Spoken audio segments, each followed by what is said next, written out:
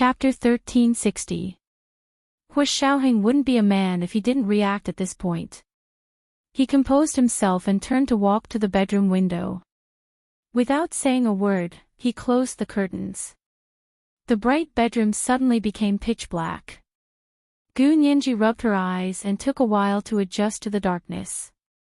Her lips curved into a silent smile.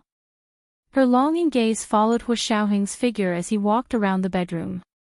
She watched him walk into the bathroom and listened to the sound of running water in the bathroom. Her heart pounded. Although she was the one who started the fire, the person who carried it out was Hu Xiaoheng. She quietly pulled up the blanket to cover her face.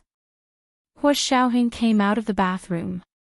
He had already taken off his casual clothes and was only wearing a black t-shirt and black boxer briefs. He strode to Gu Nianji's bed and found that she had already covered her entire body with the blanket. This little coward only cared about killing and not burying. Hu Xiaoheng quietly lifted the blanket and lay down beside her. Gu Nianji felt the bed beside her suddenly sink and even form a slanted angle. A long arm stretched out from the side, and she conveniently rolled into a warm embrace. Gu Nianji hugged his waist tightly and took a deep breath. Hu Xiaoheng's clean and refreshing aura, like the summer sun, made her deeply infatuated. Hu Xiaoheng looked down at Gu Nianji in his arms and curled his lips. He didn't need to say anything. He only needed to do what he preached. When they separated, Hu Xiaoheng looked at his watch. It had been exactly half an hour. He had to finish this quickly.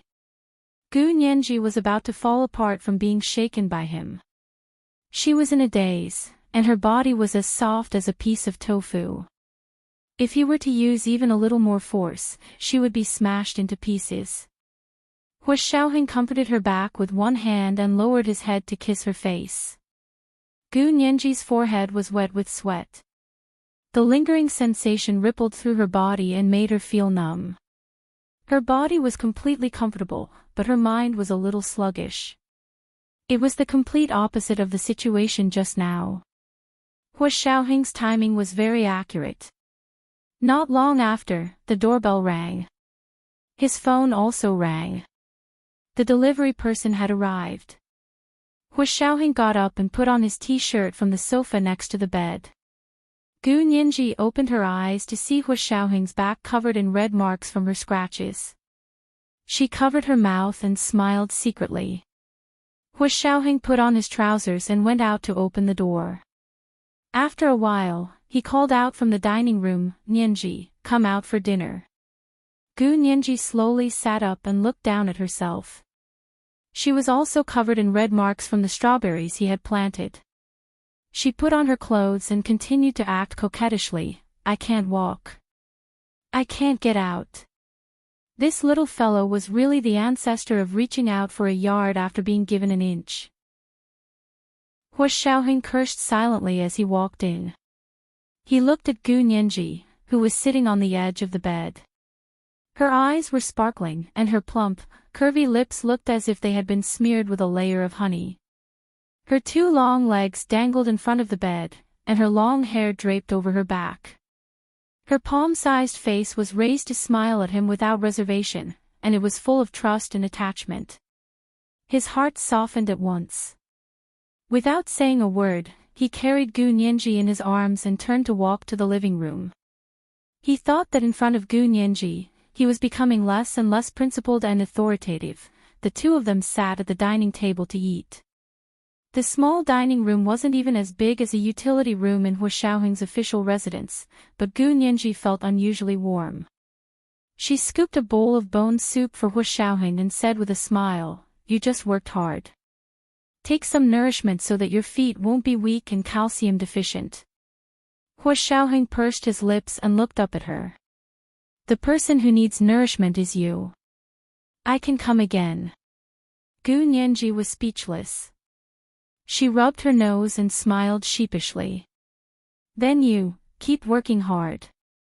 I'm afraid that if I do it again, someone will not be able to get out of bed tomorrow." Hu Xiaoheng said slowly as he returned the bone soup. "The soup here is beneficial to women. It can help with beauty. You should drink more. Really? Gu Nianji drank it without hesitation when she heard that it could also be used for beauty. The restaurant didn't send much anyway. The small stew pot only had about 2 small bowls worth of soup. However, the color of the soup was very beautiful. The soup was thick and golden in color. It looked very appetizing. The two of them stopped talking and quietly ate dinner. After the meal, Gu Nianji hugged her stomach and groaned, saying that she was full. Hua Xiaoheng ignored her and cleaned the table himself. He put the dishes in the dishwasher and washed his hands before coming out. Under the paper lamp under the lotus cover in the dining room, Gu Nianji leaned against the high-back soft chair and had actually fallen asleep. Her straight nose cast a shadow under the light, and her long eyelashes were like small fans covering her eyes that had just been vibrant. Her plump lips were slightly closed, as if she was dreaming of something good. The corners of her lips curled up. She was smiling even when she was asleep. Hua Xiaoheng's mood brightened. He walked over without a sound, bent down, and put one hand into the crook of her leg to pick her up. He carried her to the bathroom and brushed Gu Nianji's teeth and face, then wiped her hands and feet.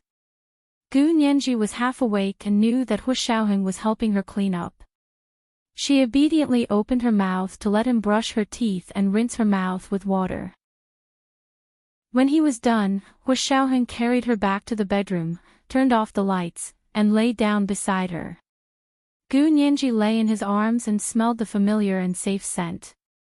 She let down all her defenses, tilted her head, and completely fell asleep. When she woke up the next morning, Gu Nianji rubbed her eyes. If she hadn't seen Hua Xiaoheng's tall figure standing in front of the window answering the phone, she would have thought that what happened last night was a dream. Because it was too beautiful, so beautiful that it was like a dream. In the dream, Hua Xiaoheng was gentle and affectionate, allowing her to do whatever she wanted. She hugged her knees and sat on the bed, smiling at Hua Xiaoheng as she quietly listened to him on the phone. The call was from the United States. After the operator understood the situation, he specifically asked Hua Xiaoheng if he wanted to answer the phone in person. When assigning the mission, Hua Xiaoheng had specifically instructed to inform him immediately if there was any news from the United States. After the Special Operations Forces in the United States received the mission submitted by the Secret Service, they immediately mobilized people to carry out the operation. In less than 12 hours, they found some useful information. Major General Hua, the situation at Columbia University has been preliminarily investigated. There is an American named Mason who set up a special scholarship at Columbia University to reward Asian students. The requirements for awarding the scholarship are basically tailor-made for a particular student. Therefore, it was only given to her. $300,000 for 4 years, including tuition and living expenses. Hua Xiaoheng nodded. Well done. Who is Mason? Have you investigated? We have. He's a member of the United States House of Representatives from Maine. What's his relationship with the Kai family? We only know that he knows Kai Xingnan and her father. The other side said carefully, at the moment, there is no direct evidence to prove that the money Mason used to set up the scholarship is directly related to Kai Sumin and Kai Xingnan. This meant that for the time being, it couldn't be proved that the scholarship was related to Kai Sumin and Kai Xingnan. Hua Xiaoheng looked out the window thoughtfully and nodded after a while. Yes, continue investigating. Can you find out the source of this congressman's income? We're working on it. This wasn't something that could be investigated in a day or two. It was already very impressive to be able to find out who set up the scholarship within 12 hours. This was because the scholarship was set up anonymously. The school usually attached great importance to this type of scholarship and did a very good job of keeping it a secret. If it weren't for the Special Operations Forces field personnel, it would probably take a lot of time just to find out about Mason. After hanging up the phone, Hua Xiaoheng turned around and saw that Gu Nianji was already awake. She was sitting on the bed, hugging her knees and looking at him. Hua Xiaoheng walked over. You're awake. Gu Nianji nodded. Were you investigating Kai Xingnan and her father on the phone just now? Gu Nianji heard Hua Xiaoheng ask about his relationship with the Kai family and why he wanted to investigate the source of a congressman's income. Hua Xiaoheng grunted and said slowly, the prosecutor of the procuratorate was arrested. The Secret Service found out that his daughter recently received a generous scholarship from Columbia University. He asked us to investigate the source of the scholarship. There's no need to say anything. It must have been Kai Xingnan. Gu Nianji almost immediately blamed Kai Xingnan. Hua Xiaoheng curled his lips and rubbed Gu Nianji's head. What's the use of knowing? You're a lawyer. You have to have evidence. I'll find the evidence. Gu Nianji smiled slyly. When the time comes to court, I'll make Kai Xingnan say it herself. Do you believe me? This was the third update of the day, chapter 1350, let her take whatever she wants. Today was Monday, so I'd like to remind everyone that there were recommendation votes and monthly votes. Good night, dear ones. Chapter 1361. Hua Xiaoheng smiled but didn't say anything. It wasn't that he didn't believe it, but he didn't want to say it himself. If he really said it, Gu Nianji's little tail would definitely be raised to the sky. Yes, one shouldn't be too proud. Get up and take a shower. I've already ordered breakfast. It'll be here soon. Hua Xiaoheng rubbed her head. Gu Nianji put on her slippers and stood up. She smiled and said, actually, it doesn't matter if the United States can't find evidence. As long as the Secret Service works hard, the arrested prosecutor will confess. When the time comes, I might not even have to go to court to skin her. Hua Xiaoheng said calmly, this concerns the child's future. This prosecutor will never confess that he has a direct connection with Kai Xingnan, let alone an indirect connection. Gu Nianji. She looked at Hua Xiaoheng with question marks in her eyes. No way. If he doesn't confess, the responsibility will be all on him, and the crime will be even greater, right? If he exposed Kai Xingnan, he might be able to do some meritorious service and reduce the punishment. People who didn't have children didn't understand their parents' mentality. Hua Xiaoheng looked down at her, then turned around and walked out of Gu Nianji's bedroom. He said, just you wait if you don't believe me. Sure enough, Gu Nianji didn't see the arrested prosecutor pull Kai Xingnan out until the day of the court appearance. He insisted that he couldn't stand Gu Nianji using the Hua family's power to bully the martyr's orphan, Luo Zhelan, and steal her property. So he was possessed and tampered with the list of prosecution lawyers who appeared in court. Then he found out that Gu Nianji had written an inquiry email to the prosecutor's office. He was so scared that he colluded with the hackers and exposed the matter. He only wanted to blow the matter up so that Hua Xiaoheng's superiors and family would persuade Gu Nianji to quit. Hua Xiaoheng's status and military rank made him the best target.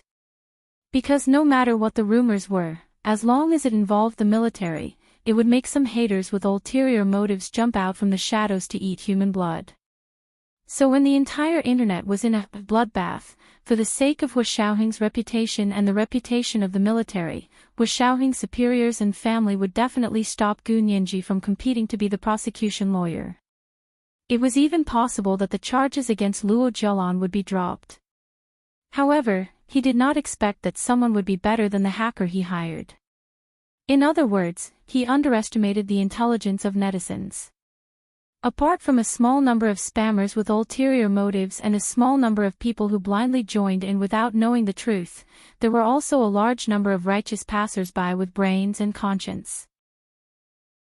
They stood up and fought against the spammers and the brain-dead, and finally turned the whole situation around. This time, the higher-ups of the military and the procuratorate did not smooth things over, as they had thought. Instead, they immediately conducted a thorough investigation. Soldiers could not infringe on the interests of the people, but the honor and reputation of soldiers could not be tarnished by people with ulterior motives. It was already the end of May when the case of the Imperial Procuratorate accused Luo Jialan of intentional homicide was heard, and the weather was gradually getting hotter. The trees beside the sidewalk in front of the Intermediate People's Court in the imperial capital provided shade, filtering layers of sunlight. At the entrance of the courthouse, Gu Nianji saw Kai Xingnan and Luo Jialan smiling. Kai Xingnan was dressed in Issey Miyake's black professional attire. With her high nose, big mouth, and deep-set eyes, she had a westernized heroic spirit and beauty.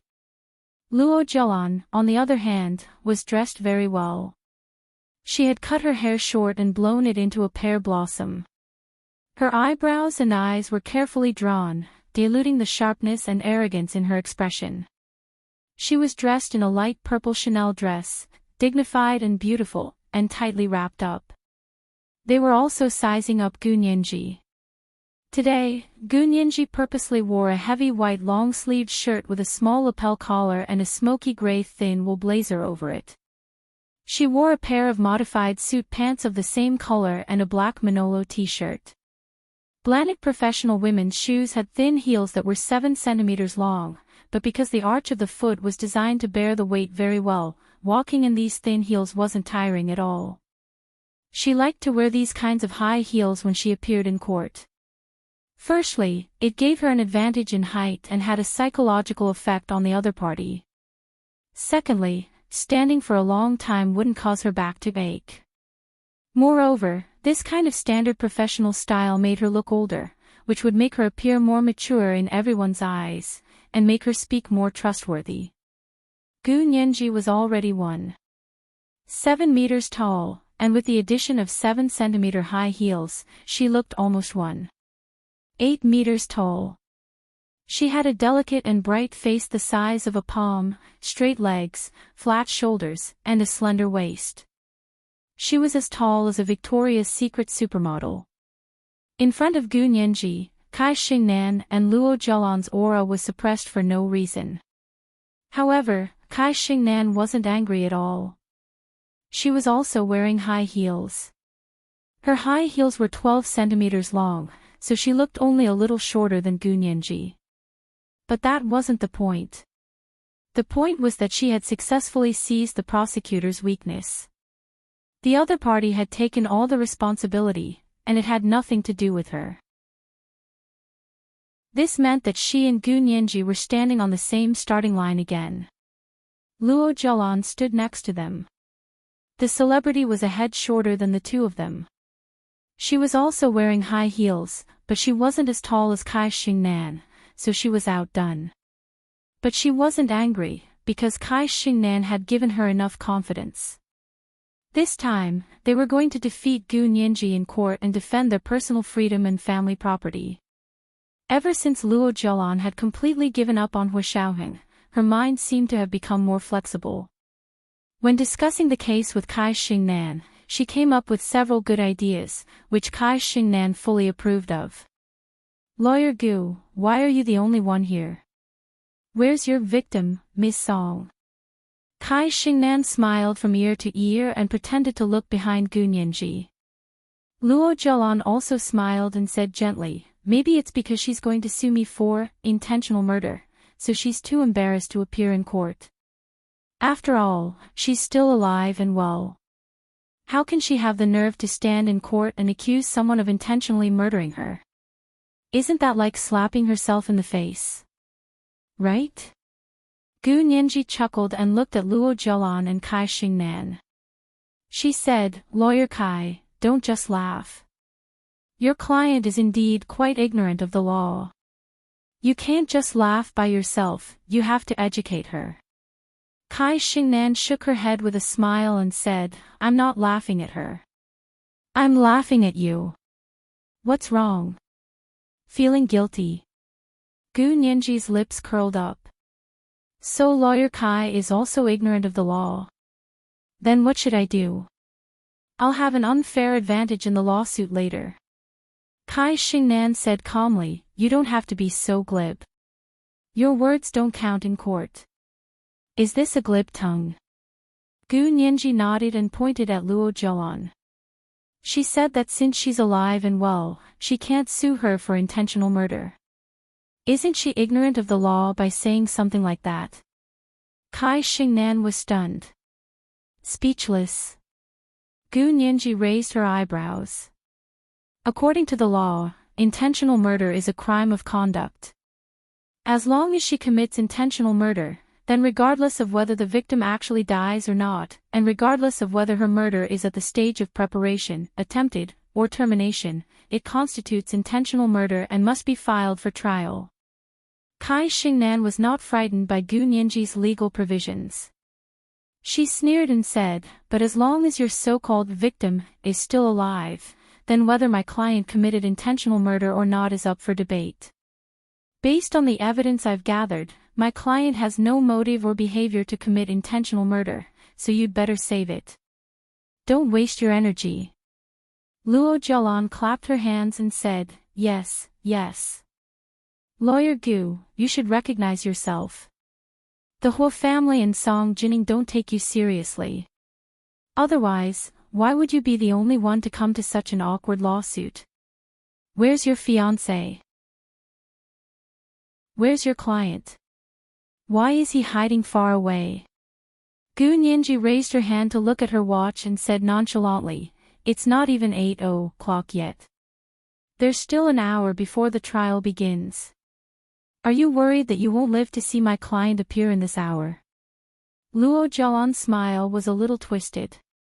"Why are you cursing me? Did I curse you?" Gu Nianji was amused. She raised her hand and casually fiddled with the diamond earring on one of her earlobes.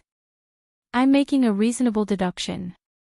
Otherwise, how can you explain why you're so eager to conclude that I'm the only one to come to this lawsuit?" Luo Jialan was anxious. "You just know how to distort other people's words." "I'm distorting." "Okay, explain. Why are you so sure that my client won't come?" Gu Nianji walked into the courthouse. "There's still an hour left. What's the hurry?" Luo Jialan was so angry that her hands and feet trembled at Gu Nianji's words that she was worried that she wouldn't live to see another hour. She said angrily to Gu Nianji's back, "If you say that again, I'll say that you're threatening my personal safety." Gu Nianji stopped in her tracks and slowly turned around. She fixed her gaze on Luo Jialan, her dark eyes extremely deep. "I'm threatening your personal safety. I'm sorry, Miss Luo, but we have to clarify such serious accusations." She looked up at the surveillance camera at the entrance of the courthouse and held her phone in her hand. "There are surveillance cameras here. Tell me clearly, when, where, and how did I threaten your personal safety?" Luo Jialan felt that Gu Nianji was afraid, so she was amused. She covered her mouth and laughed. "Ha! You have times when you're afraid. I thought you weren't afraid of anything. Idiot!" Gu Nianji cursed in a low voice. "I asked you to say it because I don't want you to die in an accident and then frame me." Luo Jialan was stunned. "No way. I was just joking. It's not that serious, is it?" She looked around, worried that there was danger nearby. Gu Nianji raised her phone in satisfaction and pointed it at Luo Jialan with a smile. "Okay, I've already recorded what you said just now. It proves that what you said just now was just a joke. If you really die in the future, I'll have a chance to prove my innocence." Luo Jialan was so angry at Gu Nianji that her face turned red and white. She clenched her fists and said angrily, "Don't be smug. I won't let you succeed in court." This is today's first update, Chapter 1351, A Chance to Prove My Innocence. I estimate that today's monthly ticket will be 5,100 by tonight. How about this? At the end of the second update at 8 p.m., I'll tell everyone if there's a third update. The monthly ticket will be 5,100 in a timely manner. Kiss, kiss. Chapter 1362. Kai Xingnan quickly looked around and thought to herself that it was fortunate that this trial was not open to the public and the media. Otherwise, if the new media had captured the scene just now and posted it on the internet, they would have lost in terms of momentum first. Jalan, don't shout. Kai Xingnan lowered her voice and pulled Luo Jalan's arm. What if there are people around who are secretly taking pictures? Luo Jalan was shocked. She quickly adjusted her expression and whispered, I'm just angry, I know. Kai Xingnan's gaze was dark as she looked in the direction where Gu Nianji's back had disappeared. She said calmly, in the law, the defendant enjoys a benefit. Off-doubt worry innocent until proven guilty. She had to prove her claim. You are innocent until she proves you guilty. Don't worry, it won't be easy for her to win this lawsuit. Luo Jialan pondered over Kai Xingnan's words and still felt a little uncomfortable. With a sullen face, she said softly, didn't you say that I'll definitely be fine? Why did it become, it's not easy for her to win? Does she still have a chance of winning? Kai Xingnan, the corners of his mouth twitched helplessly. Jialan, be more rational. I'm talking about probability. There's no absolute right or wrong, and there's no absolute win or loss. You have to be more open-minded. Now you want me to get over it. Luo Jialan was so angry that her fingers were almost poking Kai Xingnan's chest. You're a lawyer. Your accusation is to acquit me and protect my family property. I'll do my best, but you have to know that they have a lot of power. In order to make Gu Nianji the prosecution's lawyer, they didn't even hesitate to fire a prosecutor. Kai Xingnan said meaningfully, so, you must restrain yourself and not give them an opportunity to take advantage of you. Luo Jialan quickly promised, I will. Don't say those words again. Kai Xingnan turned around and walked forward. Gu Nianji is both cunning and paranoid. If you're not careful, you'll fall into her trap. Luo Jialan nodded with deep understanding. I understand. Lawyer Kai, you must pull her down. Kai Xingnan narrowed her eyes and took a deep breath. She was also looking forward to defeating Gu Nianji. As far as she knew, Gu Nianji had never lost a case since she appeared in court. Her father was so powerful, but he had also lost a few lawsuits in the past. Needless to say, Kai Xingnan had an 80% chance of winning the case and a 20% chance of losing. But overseas, her winning ratio was already heaven-defying. That was why she was able to become a partner of the second-largest law firm in the United States before the age of 30. Although her father had played a role, she was also a capable person. Otherwise, the law firm would not be a charity organization that specialized in poverty alleviation. In short, if she could defeat Gu Nianji this time, she would end Gu Nianji's undefeated record. Gu Nianji entered the courthouse and found the first courtroom where their trial would be held. Because it was a closed-door trial that was not open to the public and the media, the Imperial Capital Intermediate People's Court used the No. 1 court with the best security measures. The door of the courtroom was open, and the staff inside were already adjusting the equipment. There was a long table in front of the door, and behind the table, there were staff holding equipment to conduct safety checks. Cell phones, cameras and video cameras are not allowed in the courtroom. Laptops had to be examined by professionals from the court before they could be brought in. It was similar to the security check before boarding the plane. Gu Nianji arrived early and patiently took out her things in front of the door. The phone was placed in a transparent plastic bag and locked into the small safe behind the man. He gave Gu Nianji a number as verification to retrieve the phone. Gu Nianji didn't bring a camera or video camera. After checking the laptop, she returned it to her. She smiled at the court staff who were conducting security checks at the door and carried her pile of things into the door of the first courtroom. After more than 10 minutes, Kai Xingnan and Luo Jialan also came in. The two of them looked calm, occasionally whispering to each other like they were best friends. Gu Nianji didn't even raise her head as she focused on her preparations. Luo Jialan and Kai Xingnan sat in the dock and chatted for a while. Their nervousness was relieved, and they couldn't help but look at Gu Nianji. Seeing that she was the only one at the plaintiff's stand and there wasn't even a witness, Luo Zhelan couldn't help but want to laugh. She lowered her eyes and thought for a while. She stood up from her seat and said to Kai Xingnan, "I'll go talk to her." Kai Xingnan stopped her and said unhappily, "Don't complicate matters. We're already on opposite sides. What's the use of your words? Don't tell me she'll immediately give up suing you." Luo Zhelan raised the corners of her eyes and smiled. "How do you know it won't work if you haven't tried? Besides, would she let us off if I didn't embarrass her? It would be a waste not to say it at this time.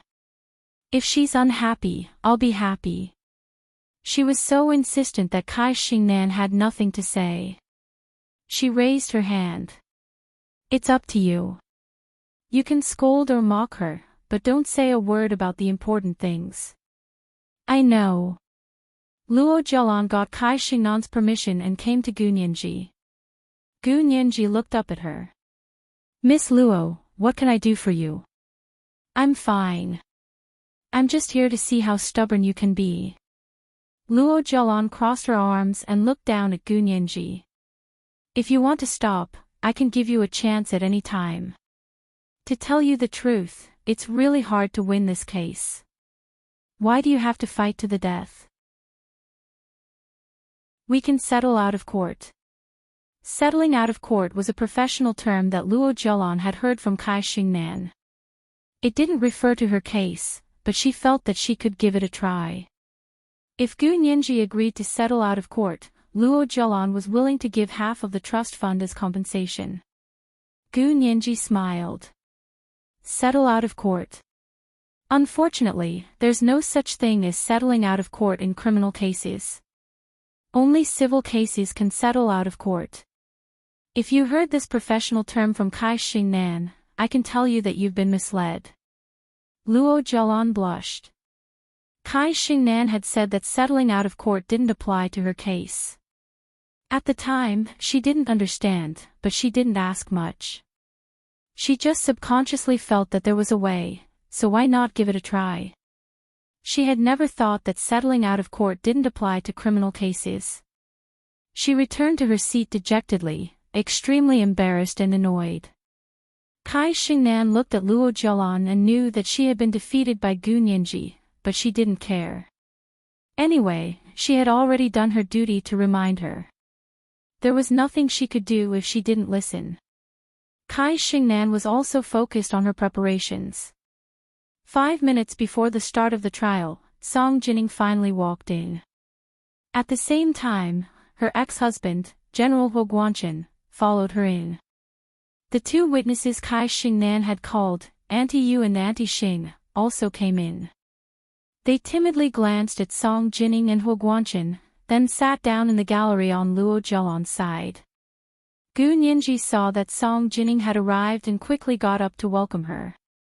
"Miss Song, please sit here." Song Jining would sit with her. Huo Guanchen was one of the witnesses. He sat in the gallery behind the plaintiff's stand, facing Auntie Xing and Auntie Yu from afar. Gu Nianji secretly gave Song Jining a thumbs up. She hadn't thought that Huo Guanchen would be willing to be a witness for Song Jining, but Song Jining told her that this was a separate matter. Huo Guanchen had to be a witness for her in this matter, so she called Huo Guanchen and it was done.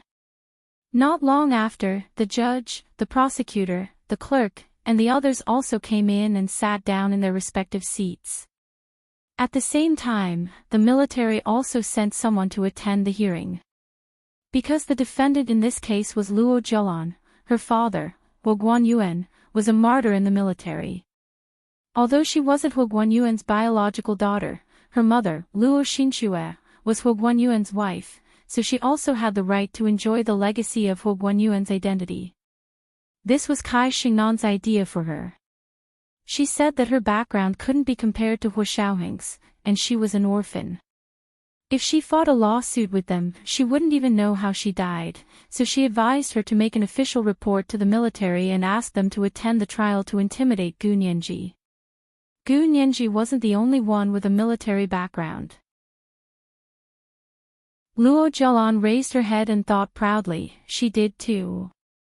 The military usually didn't care about these things, but Luo Jialan had specially written an application and even tagged their official blog. In addition, a group of internet water army was making a ruckus below.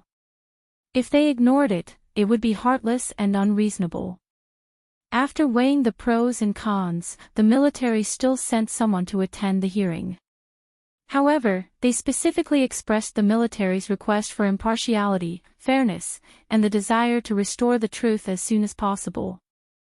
Luo Jialan looked at the 4 tall and strong soldiers sitting in the seats behind her in a standard posture. She pursed her lips and thought to herself, why did they appear at this time? What were they doing earlier? If they had come to protect her earlier, she wouldn't have been bullied so badly by the Hua family and Gu Nianji. This was today's second update, Chapter 1352, What Were You Doing Earlier? The third update was at 9 p.m., and the monthly ticket was 5,100. Chapter 1363. Luo Jialan was even more confident and sat up straighter. At that moment, the heavy door of court number 1 closed silently. It was time for the trial. The judge knocked the gavel at the head of the table and solemnly announced, the trial of the prosecutor's office accusing Luo Jialan of intentional homicide has officially begun. Now, check the identities of the plaintiff and the defendant. Because it was a felony, it was necessary to verify their identities in court. In addition to checking fingerprints and irises, they also took each other's blood for DNA testing. The latter took a longer time, but it was also one of the pieces of evidence that had to be filed. The court nurse came over and took a drop of blood from each of Luo Jialan and Song Jining and put it in a small test tube. The fingerprints match, the irises match, and the DNA test results will be released in a few days. Now, I announce that the trial has begun. Prosecutor, you can start with the briefing. The judge looked at the test report and signed his name. At the same time, he asked the prosecutor to brief the case. The prosecutor sat together with Gu Nianji and Song Jining, but he sat on the far left, Song Jining sat in the middle, and Gu Nianji sat on the far right.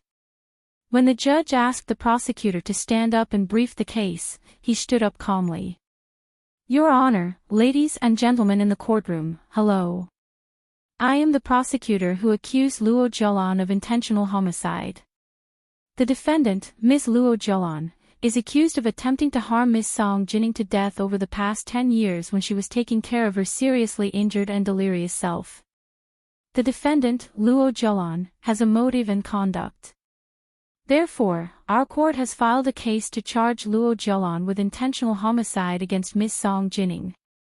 After the prosecutor's brief statement, the judge looked at Luo Jialan and Kai Xingnan, who were in the dock. Do you agree with the prosecutor's charges? Of course they didn't agree. It was just a question from the judge according to procedure.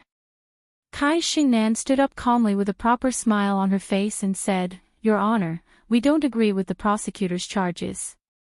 As Ms. Luo Jialan's lawyer, I want to defend Ms. Luo Jialan's innocence. The judge nodded and asked her to sit down. He then looked at the plaintiff's seat and asked, Prosecutor, what do you have to say? The prosecutor was a public official of the prosecutor's office, but for this case, the prosecutor had already sent their own prosecution lawyer, Gu Nianji.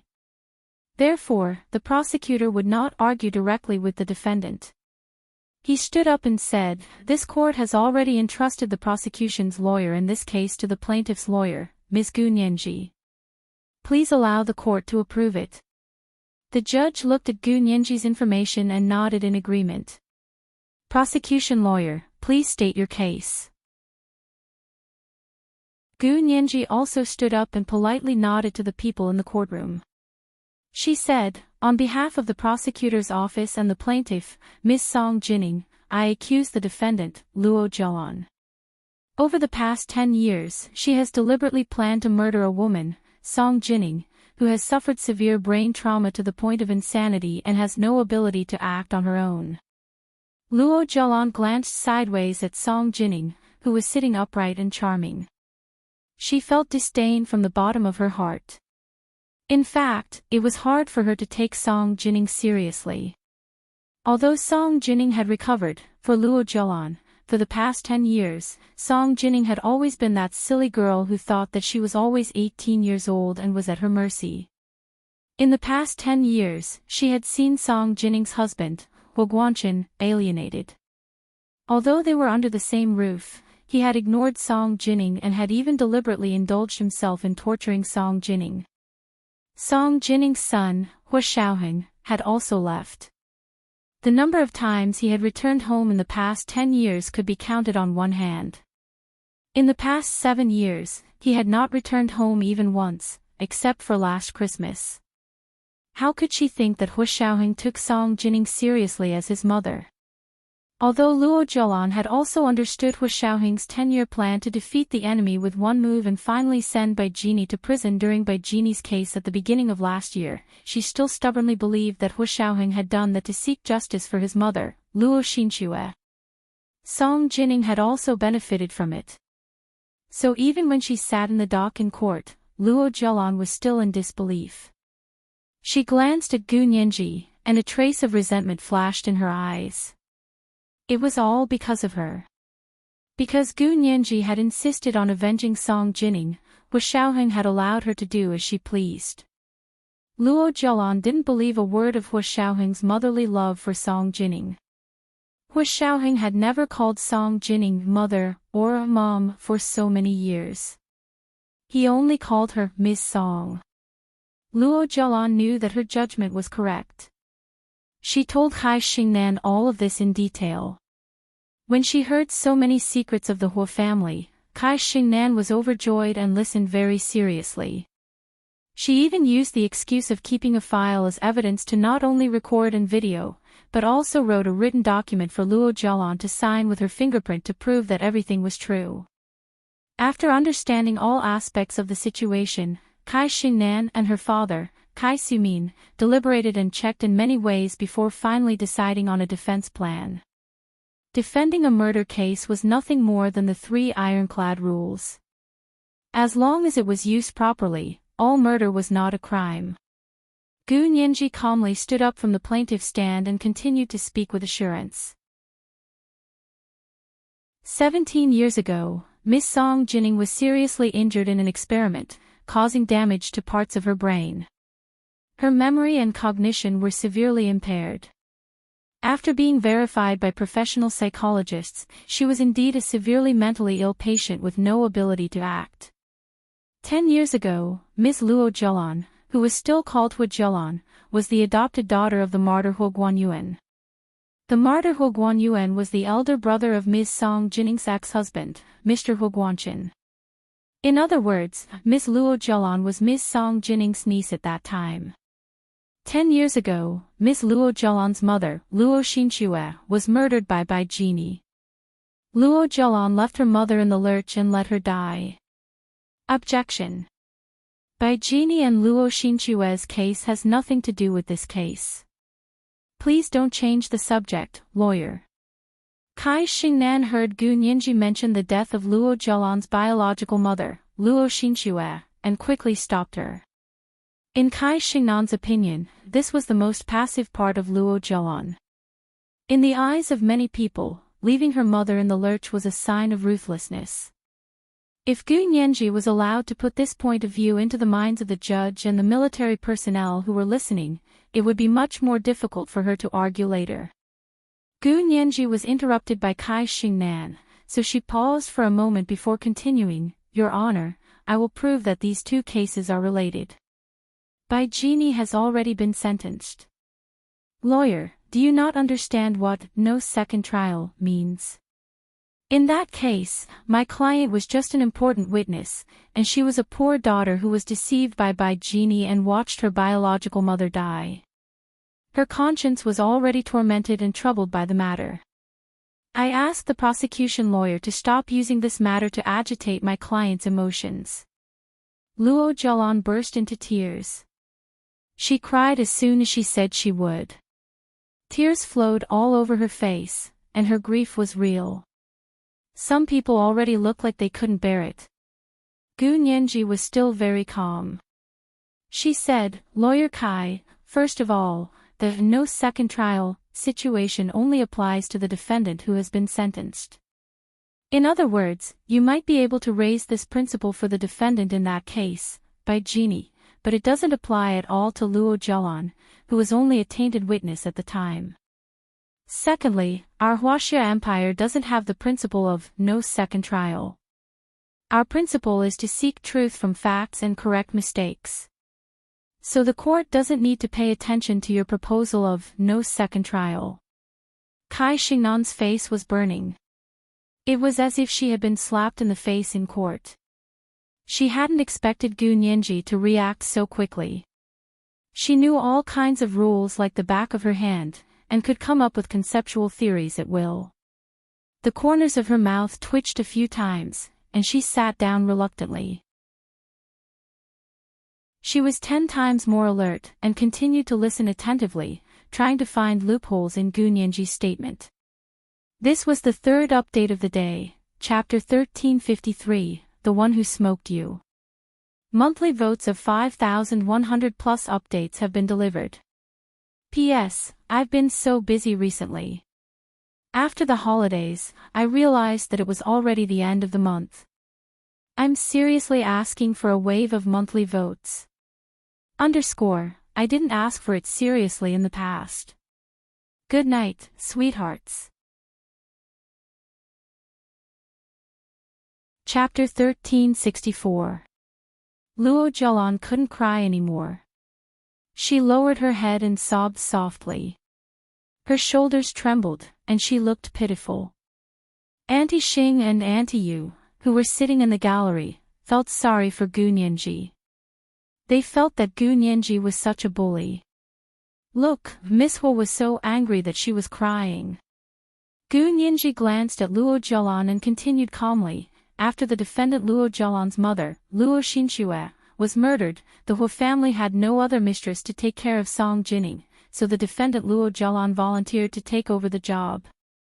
Actually, the Huo family still had the Zhang family at the time, but Huo Guangchen couldn't send his wife to the Zhang family to take care of. Therefore, in comparison, Luo Zhelan, who was 18 at the time, was the best choice.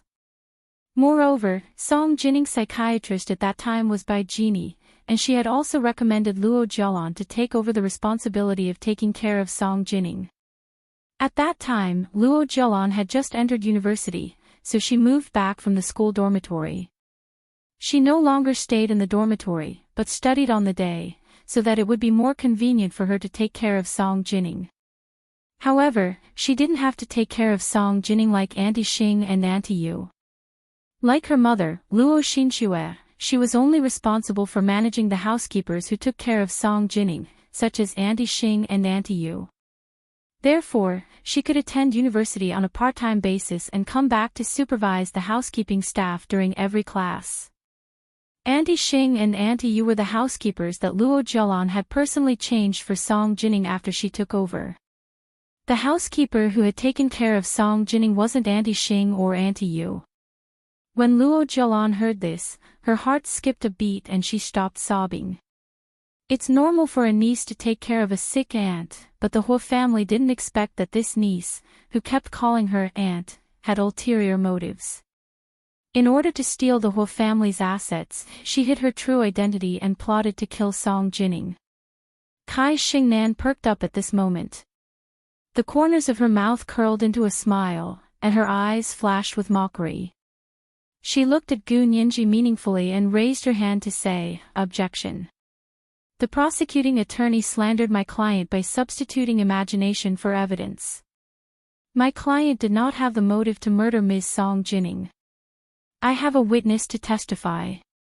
As she said this, it was time to cross-examine the witnesses on both sides. The judge nodded and said expressionlessly, "The objection is sustained. Counsel for the prosecution, please be careful with your statements. Do not get too personal." Gu Nianji pursed her lips and slowly sat down. When the judge saw that Gu Nianji didn't object, he rapped his gavel and said, "Next, the prosecution and defense will cross-examine their witnesses." Ask the witness to come forward, verify his identity, swear an oath, and then go to the next room to be summoned. Today was the first day of the trial. The prosecution had only brought one witness, Huo Guanchen. The defendant brought two witnesses, Auntie Xing and Auntie Yu. After they left the Huo family, they had been monitored by the Special Operations Forces. However, Kai Xingnan found them and persuaded them to be witnesses for Luo Zhelan. After careful consideration, they agreed. As they spoke, a few staff members came over with forms and documents to verify the identities of Huo Guanchen, Auntie Xing, and Auntie Yu. They also had to verify their fingerprints, irises, and DNA to prevent false witnesses. Moreover, lawyers from both sides had to approve these test results before they could officially testify in court.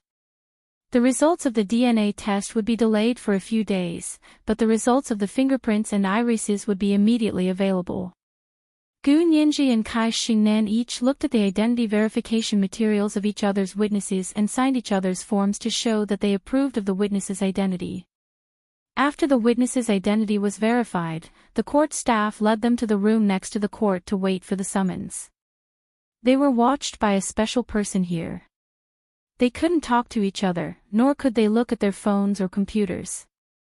Basically, they could only sit there or read some legal magazines and statutes that had been placed in the room beforehand. After the witness left, the judge once again confirmed their intentions with the prosecution and defense.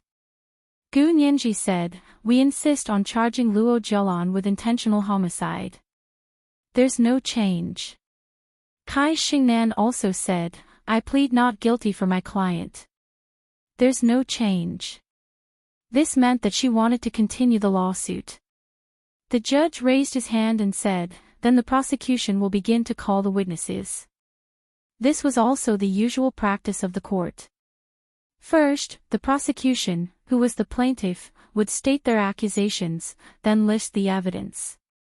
Finally, they would use logic to string the evidence together into a convincing chain of evidence to prove their accusations. Then, it would be the defense's turn to refute the prosecution's accusations. Whether it was a civil lawsuit or a criminal lawsuit, one of the most important principles in determining the burden of proof was that whoever made the claim would bear the burden of proof. For example, if one were to accuse the other party of murder, of course one would have to produce evidence to prove that the other party committed murder, not ask the other party to prove that they didn't commit murder. It was just like when one said that one's neighbor had killed someone. Whether one said it in front of a reporter in public or in private in a WeChat group, one had to produce evidence to prove that one's neighbor had indeed killed someone. One couldn't just open one's mouth and make the neighbor want to commit suicide to prove that he didn't kill someone. The onlookers couldn't assume that this person was telling the truth just because the video wasn't censored and was deleted after it was circulated all over the internet. That wouldn't do. That wasn't how the law ruled. Charging someone with murder was such a serious crime. If one couldn't produce concrete evidence or even effective clues, they could only say, "I think, I heard, I think." That wasn't an accusation. That was a rumor and slander. One had to bear legal responsibility. Gu Nianji hadn't been able to get the police and the prosecutor's office to file a case because they thought that she didn't have enough evidence to form a complete chain of evidence. When the prosecutor's office files a criminal case in court, they have to bear the burden of proof. Song Jining and Luo Zhelan's case was more complicated, and as the plaintiff's lawyer, Gu Nianji had to cooperate with the prosecutor's office to prove to them that the murder case was indeed established. After being recognized by the prosecutor's office, her evidence to the prosecutor's office would be regarded as evidence recognized by the prosecutor's office and handed over to the court. After further verification, the court would file the case and set a date for the trial. After going around in circles for so long, it wasn't until they obtained a key piece of evidence about Luo Zhelan from Baijini that the most important part of Gu Nianji's accusation was put online and separately recognized by the prosecutor's office and the court. Gu Nianji had just been criticized by the judge for being overly emotional in her statement. After sitting down, she reflected on herself and realized that she had indeed been a little emotional. Because Gu Nianji was the first to realize that Song Jining had been severely mentally abused, the shock at the time was so great that her personal emotions were inevitably mixed in. Yes, be careful. Gu Nianji stood up and nodded calmly at the judge. Your Honor, I would like to call our first witness, General Hu Guanchen. He is the ex-husband of the plaintiff, Song Jining. The judge looked down at Hu Guanchen's information and said, please call the witness to testify in court. The court staff went to the next room and called Hu Guanchen over. He wasn't wearing a military uniform. Instead, he was wearing a dark black suit and a blue tie. His hair was neatly combed, but his sideburns were already gray. There were fine lines at the corners of his eyes, and it was obvious that he was getting older. He was actually in his 50s. However, Song Jining was still beautiful and alluring. She looked to be at most 30 years old, the age when a woman was at the peak of beauty. There was still the vitality of youth and maturity, but there was a bit more of a foundation of time than pure youth, which made their beauty even more thought-provoking. If one didn't know them and only looked at the two people in the courtroom, no one would have guessed that Hu Guanchen was only 2 years older than Song Jining. Moreover, the two of them had been married for many years and had a son who was about to turn 30. Hu Guanchen stood calmly in the witness stand and swore. I swear that I'm telling the truth, and only the truth. The judge nodded and raised his hand towards Gu Nianji.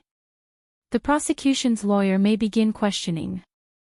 Gu Nianji bowed to the judge and walked out from behind the plaintiff's stand. She walked up to Hu Guanchen and looked him up and down. Please state your identity. Hu Guanchen said calmly, my name is Hu Guanchen, a general in the military. I'm Ms. Song Jining's ex-husband. We've been married for many years and have an adult son. The smile on Gu Nianji's lips was faintly discernible. She asked, Mr. Hu Guanchen, may I ask why Ms. Song Jining was so seriously injured that she became insane? Kai Xingnan immediately raised her hand. Objection. This question has nothing to do with this case. Gu Nianji looked at the judge. Your Honor, this question has a lot to do with this case. I will prove it. The judge looked at her for a while and nodded reluctantly. The prosecution's lawyer should try to be concise.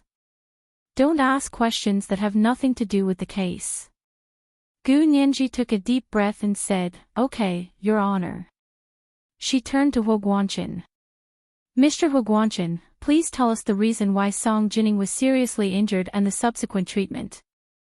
Hu Guanchen looked deeply at Song Jining and said, It was 17 years ago. Song Jining and her father, academician Song Haichuan's experiment had an accident. Her father and my older brother both died in that accident. Gu Nianji immediately interrupted him. May I ask, Mr. Hua, who is your older brother? Kai Xingnan narrowed her eyes. So this was the reason why Gu Nianji insisted on asking why Song Jining was injured. She raised her hand again decisively. Objection. The prosecution's lawyer has wasted too much time interrogating too many people who have nothing to do with this case. Before the judge could make a decision, Gu Nianji immediately retorted, Lawyer Kai, there is a cause and effect to intentional homicide. We are not accusing Luo Jialan of killing someone out of impulse. We are accusing her of deliberate intentional homicide. Of course, it is necessary to explain the cause and effect to Your Honor and all the people in the courtroom. You have repeatedly interrupted our proof of Luo Jialan's intention to kill someone. What are your intentions? May I ask if you are intentionally obstructing justice? Gu Nianji then turned to the judge. Your Honor, I request that the defendant's lawyer be limited to the number of times she objects. She has seriously interfered with the questioning between me and my witness, and is suspected of obstructing justice. The judge was also a little dissatisfied with Kai Xingnan's repeated objections. However, he did not side with Gu Nianji. Instead, he said to Kai Xingnan, "Lawyer Kai, if you have a different opinion, you can cross-examine the witness. You don't have to repeatedly interrupt the prosecution's lawyer." Kai Xingnan was pleased with herself and said with a serious face, "Okay, Your Honor, but I still have to insist that the prosecution's lawyer is too emotional and will seriously affect everyone's judgment." Gu Nianji couldn't help chuckling. "Lawyer Kai, are you worried that Your Honor doesn't have enough legal literacy and will be misled by my emotions?" Kai Xingnan's eyes widened. This was clearly sowing discord. She was too cunning. This is the first update of the day, Chapter 1354, Personal Emotions. Can you send the Major General to the top 10 of the monthly votes? There's only one place left. It seems like QAQ. I'll try my best to watch the third update. I'll release it together at the second and third updates at night. It should feel better to watch it together. The second update will be at 8:00 in the evening, and the third update will be at 9 o'clock. P.S. Thank you to the leader of Enigma Yangtze for your 10,000 Chidian coins yesterday. Mwah. Chapter 1365. Of course that's not what I meant. Lawyer Gu, don't overthink it. Kai Xingnan quickly glanced at the judge. Seeing that the judge was still calm and expressionless, her heart calmed down slightly. Gu Nianji smiled and stopped there. She stopped mocking Kai Xingnan and continued to interrogate Hu Guanchen. "Mr. Hu Guanchen, you still haven't answered me. Who is your older brother?"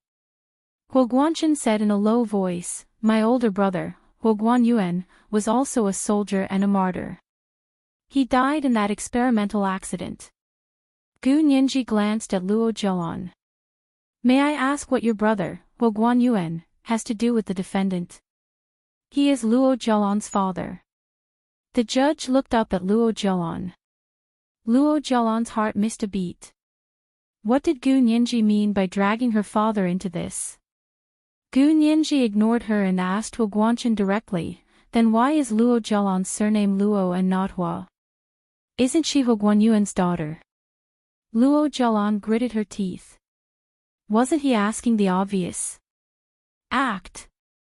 Keep pretending. Hu Guanchen replied calmly, "Her name used to be Hu Zhelan. She's always been my eldest brother's daughter and my niece. After Bai Jini's case last year, we found out that she wasn't my brother's biological daughter. This year, she moved her household registration out of the Hua family and changed her surname to her mother's, Luo Xinchue's." Gu Nianji nodded. "Do you know why?" Hu Guanchen glared at Gu Nianji and had the same thought as Luo Zhelan. Wasn't he asking the obvious? However, Gu Nianji was the prosecution's lawyer, and Hu Guanchen was the witness. Even if Gu Nianji knew about this, she couldn't say it out loud. It had to be said by a witness for it to have legal effect. Hu Guanchen frowned. After a while, he shook his head and said, "I'm sorry. I don't know why she changed her surname, nor do I know why she moved out of the Hua family's household registration. But she is already of age and has the right to do such a thing." He could guess why, but Luo Zhelan had never admitted it, and he couldn't tell her his guess as a fact. Gu Nianji looked at him deeply. "Mr. Hu Guanchen, do you really not know?" Luo Zhelan clenched her fists, and her fingernails dug into her palms. She looked at Hu Guanchen nervously, afraid that he would reveal that she wanted to fake their marriage. Although it had nothing to do with the case, it was too embarrassing. She didn't want too many people to know about it. Hu Guanchen didn't look at her, but he didn't mention it either. Gu Nianji saw that Hu Guanchen didn't say anything, but she didn't mind and continued to ask. "Mr. Hu Guanchen, you said that in that experiment accident, everyone else died, and only Madame Song Jining survived. I heard that your brother could have escaped, but in order to save Madame Song and Madame Song's father, he gave them hope of survival and left the consequences of death to himself. Is that true?" Hu Guanchen pursed his lips even more tightly. Kai Xingnan almost burst out laughing when she heard Gu Nianji's question. What kind of problem was this? Even Kai Xingnan, who had just arrived in Huaxia not long ago, knew the details of Bai Jini's lawsuit. She also knew that Huo Guanyuan had a crush on Song Jining. This matter was a sore point for Huo Guanchen, and Gu Nianji still asked him this question in public. TSK, she really didn't know how she had won all those lawsuits in the past. At that moment, Kai Xingnan even thought that Gu Nianji had won all those lawsuits because He Zhichu had helped her behind the scenes, right? This time, He Zhichu had let it go, and Gu Nianji had revealed her true colors. Kai Xingnan tilted her head and looked at Gu Nianji. Her eyes were like searchlights, and she wished she could see through Gu Nianji's appearance and see through her heart, liver, spleen, lungs, and kidneys. Gu Nianji saw that Huo Guanchen didn't speak, so she said gently, "This matter is very important. It's so important that we are seeking justice for Madame Song Jining. She has been severely mentally abused for 10 years, and the goal was to kill her right under your nose. Such a blatant provocation and blatant malice. Don't you want to seek justice for her?" Huo Guanchen couldn't refuse this request. So even though that matter was a thorn in his heart, he still spoke. When the experiment accident happened, there was surveillance video that proved that my older brother pushed Song Jining and her father, Song Haichuan, out of the experimental building. Huo Guanchen told the truth, then my older brother continued to go back to save people. Academician Song Haichuan also ignored the danger and returned to the experimental building, but was killed by the explosion at the entrance of the building. Song Jining was pushed even further. She fell to the ground and was quickly knocked out by the huge explosion that followed. It was later confirmed that the explosion still affected her brain and caused physical damage. After she woke up from her coma, she began to lose her memory. Every day, she would forget what happened the day before, and every day, she only remembered that she was 18 years old. That's why Huo Guanyuan sacrificed himself to save Song Jining and academician Song Haichuan. You just have to answer yes or no. Gu Nianji's expression was very serious. Huo Guanchen choked on her words and replied resentfully. Yes. This was irrefutable. At that time, there were many security measures around the experimental building. Not only were there security personnel and armed soldiers on duty, but there were also cameras everywhere, which recorded the situation at that time. A few cameras located far away were spared and captured the scene of Huo Guanyuan pushing Song Jining and Song Haichuan out at the entrance of the experimental building. Behind them was black smoke, flames, and mushroom clouds. May I ask who knows about Huo Guanyuan's sacrifice? Gu Nianji continued to ask. Very few people know. Gu Nianji thought about it. Specifically, does anyone know? For example, Bai Jini. For example, your father, Huo Xuanong. Huo Guanchen looked down. These two people know. Gu Nianji looked down at her information and concluded, in Bai Jini's case, Luo Zhelan also admitted that she had always known that her father wasn't missing at all. You were all lying to her and her mother. She said that her father died trying to protect that bitch. Not even his bones were left. Gu Nianji emphasized the word B*tch. From Luo Zhelan's reaction in Bai Jini's case, she hated Song Jining deeply and hated her for causing her to lose her father. This was the first fuse that Luo Zhelan intended to kill Song Jining. When Kai Xingnan heard this, she couldn't take it anymore. She stood up and said, "Objection. The prosecution lawyer is making senseless accusations. Huo Guanyuan died to save Song Jining, but that doesn't constitute a reason for my client to kill Song Jining." Gu Nianji laughed. Lawyer Kai, don't be in a hurry to object. I said that this was the first fuse. I didn't say that this was the direct reason for Luo Zhelan's killing intent. Of course, it wasn't easy to kill someone. However, a great deal of killing intent was formed from the accumulation of daily dissatisfaction. The judge was silent for a moment, then said, "Objection overruled." The prosecution lawyer continues. But, prosecution lawyer, please watch your pace. Don't talk too much about unrelated things. Gu Nianji smiled and said, "Thank you, Your Honor. I will soon prove that this matter is related to murder." The judge raised his hand and gestured for her to speak. Gu Nianji pulled up the information on her laptop and connected it to the audiovisual equipment for the court. The large projection screen on the wall on one side of the courtroom slowly descended. Gu Nianji put up the PowerPoint she had made. This was her summary of Bai Jini's case. Everyone, please take a look. This is the transcript and result of the trial where the Imperial Capital Procuratorate accused Bai Jini of intentional homicide last year. In that lawsuit, there was evidence that Luo Jialan wasn't Huo Guanyuan's biological daughter, and that she didn't help her dying mother.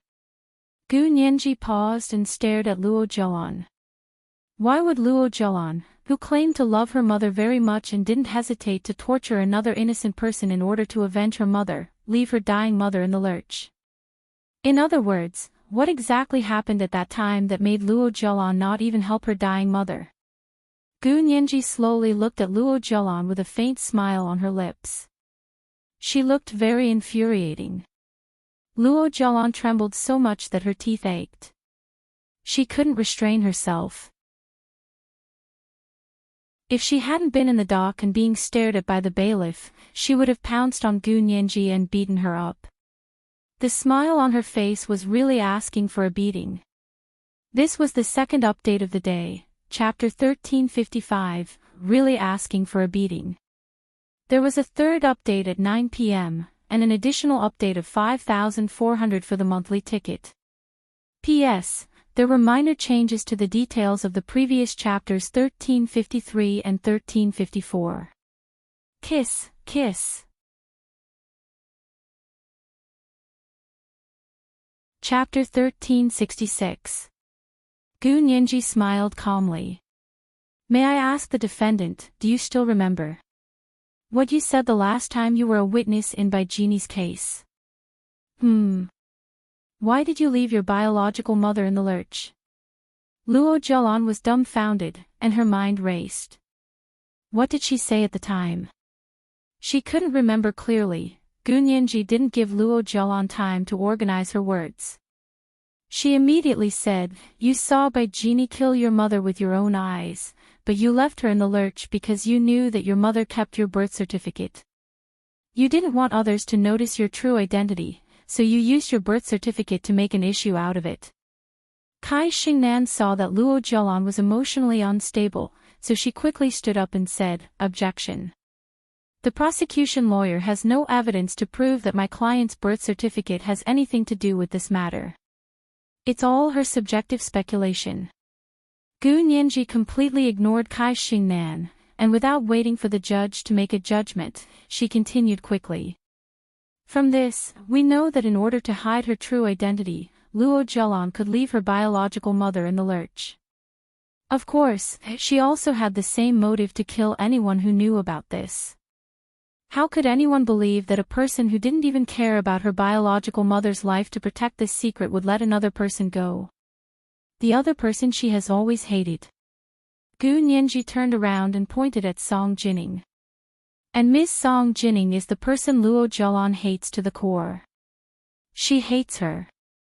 Because of Miss Song Jining, she lost her father, Huo Guanyuan.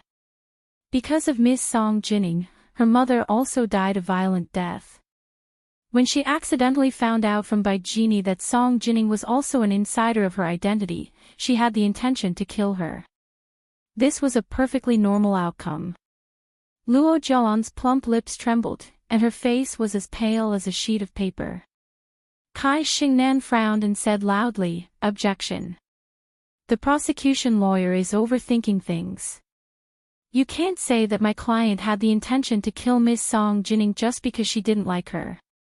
Gu Nianji raised her head and said calmly, "I'm proving that the defendant, Luo Jialan, has a criminal motive." What is a criminal motive? The motive of a crime is the internal reason for the perpetrator to commit a crime, and it is the inducement of the crime. According to the law, there are two conditions that form the motive of a crime. The first is the internal condition, which is the internal psychological factor. The second is the external condition, which is the external inducement. Generally speaking, there are three reasons for a criminal's motive: money, sex, and an antisocial personality. People die for money, and birds die for food. Killing for money is one of the most common criminal motives. Next is lust. To possess or get close to other women or men, killing is also one of the most common motives. The third is antisocial aggression. This includes more content, such as revenge, jealousy, fear, and so on. Gu Nianji looked at Luo Zhelan again, her sharp gaze heavy and cold. And Luo Zhelan has almost all of these three criminal motives. First of all, Huo Guanyuan left behind a huge trust fund. In the absence of a will, she was the first in line to inherit. If people found out that she wasn't related to Huo Guanyuan by blood, even if they were married and adopted, she would still be criticized. It was even possible that the Huo family would sue her for the inheritance. She had to put an end to this possibility and not let people know that she wasn't related to Huo Guanyuan by blood. She was asking for money. Second, the long-term hatred, uneasiness, and fear had distorted the defendant Luo Zhelan's mind. She had the psychological factor of torturing and abusing Ms. Song Jining. And when she took over the responsibility of taking care of Song Jining, she had the conditions to directly abuse and kill her. The psychological factors and external conditions are all in line, proving that the defendant Luo Zhelan had the motive to intentionally kill Ms. Song Jining. The video that Gu Nianji played of Luo Zhelan's performance at Bai Jini's last trial could be said to be solid evidence that she had the intention to kill Song Jining. In fact, when she was suing Bai Jini, there was already enough evidence to sue Luo Zhelan. However, at that time, grandfather Huo suddenly appeared to protect Luo Zhelan and even immediately took her to the Xie family's manor in Europe to relax. The subsequent case had to be temporarily put on hold. Gu Nianji now knew why grandfather Huo had done this. However, grandfather Huo couldn't even protect himself now, so it was impossible for him to save Luo Zhelan again. Moreover, the truth about Huo Guanyuan's will had already been revealed, so there was no need for grandfather Huo to protect Luo Zhelan as a shield anymore. Now that we have the motive, let's look at her criminal behavior. Gu Nianji pulled out a few other PowerPoint slides. Everyone, please take a look. This is the psychological diagnosis made by the psychiatrist on Ms. Song Jining during Bai Jini's case last year, and the professional attending doctor's diagnosis of Ms. Song Jining's physical health. From these two diagnoses, we can see that Luo Zhelan has taken care of Ms. Song Jining for 10 years, causing Ms. Song Jining's mental and physical health to decline sharply. Here's a health examination report that was produced 10 years ago. At that time, although Ms. Song Jining was also delirious, all her physical indicators were very normal, even exceeding the health of an ordinary person. And 10 years later, Ms. Song Jining's weight, heartbeat, blood pressure, and immunity all dropped to a critical state. This kind of situation doesn't need to continue for another 10 years. In another year or two, Ms. Song Jining will die due to the overall deterioration of her health. Also, for a mental patient, her mental state can greatly affect her physical condition. This has been proven by the academic community. And Song Jining's mental state, under long-term environmental pressure and psychological suggestion, is already likely to develop into depression. At this point, Gu Nianji looked at Luo Zhelan again. What is depression? Depression is the mental illness with the highest suicide rate. Luo Zhelan, you forced a mental patient who was already delirious to almost develop depression, and you still say you didn't kill someone on purpose. To kill someone on purpose, you don't have to stab a knife into the other party's body. There are plenty of knives that kill without spilling blood. Gu Nianji used the PowerPoint to show the dark and crowded style of Song Jining's small attic room. Over the years, Song Jining's food, clothing, and accommodation had been treated, as well as the way Song Jining had been taken care of in isolation from the rest of the world. All of this showed the malicious motives of the mastermind behind this. All of this was set up by you. It was all done under your instructions. And you still say you didn't want to kill Miss Song Jining. Gu Nianji was aggressive. She explained her reasoning layer by layer, and with the help of the evidence, she had unknowingly convinced many people in the courtroom. Even the judge, who had been expressionless the whole time, nodded slightly. Gu Nianji smiled slightly and nodded to the people in the courtroom.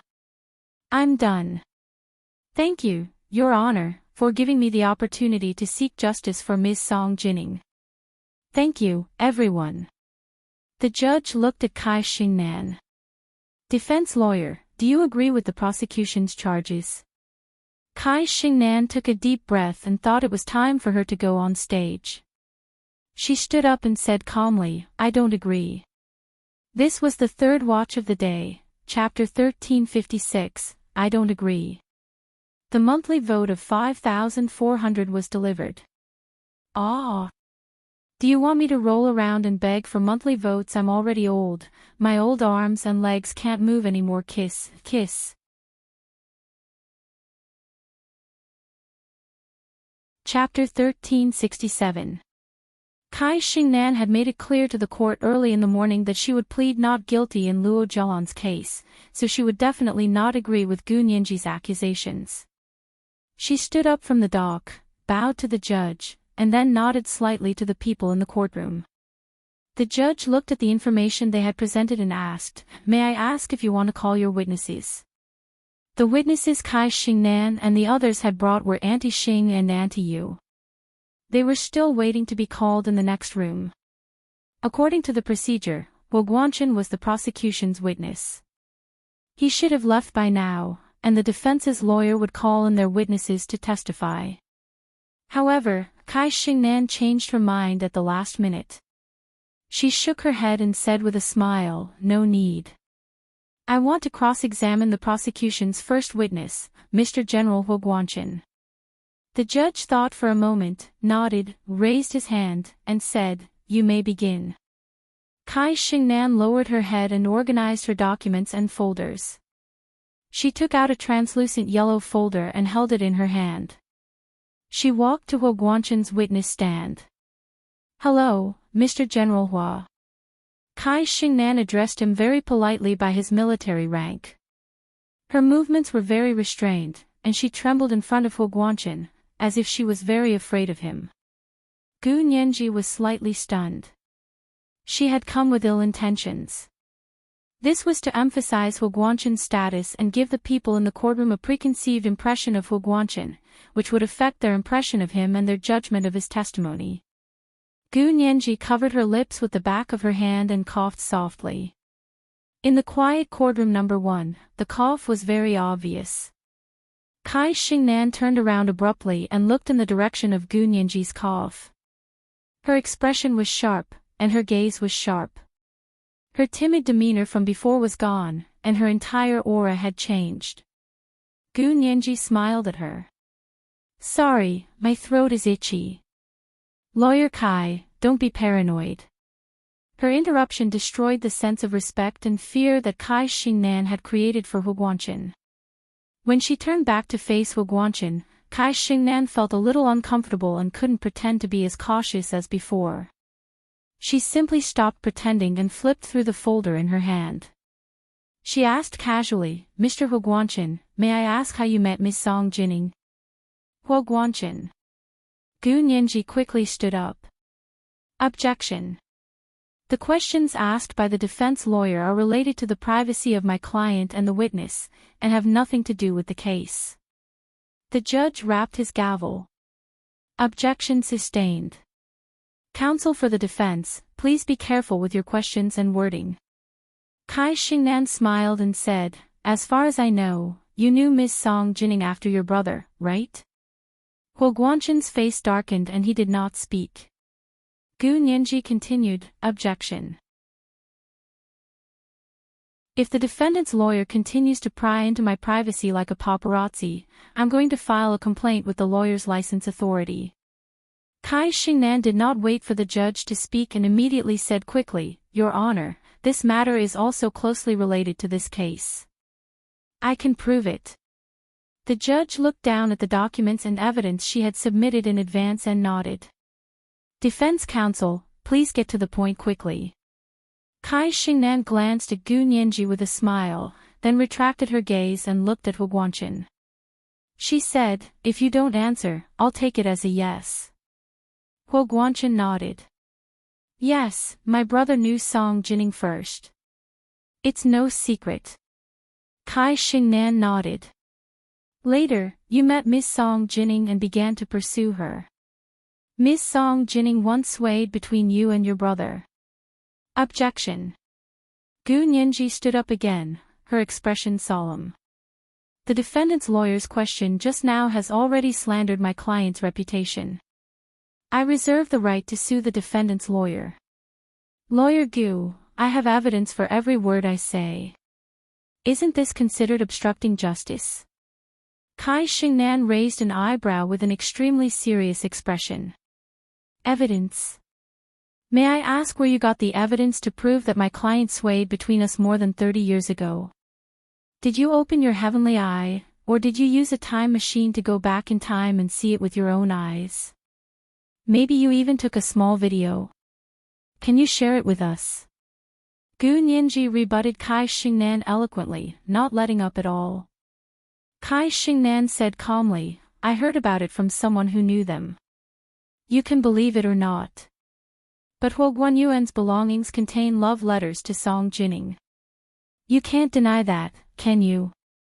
She went around in a big circle, but the main point was still the love letters that Huo Guanyuan had written to Song Jining. These love letters had been exposed during Bai Jini's case. It was obvious that Kai Xingnan was still using those love letters as an excuse. Gu Nianji smiled. "I'm sorry, I do want to deny it. Lawyer Kai didn't personally attend the trial at that time, so she probably doesn't know that I had already refuted those love letters. Because there was no header on them, it was impossible to tell who they were written to. You've blamed all of them on my client. It seems like you've been too deeply influenced by Bai Jini and Luo Jialan, because that's what they think. Is that so?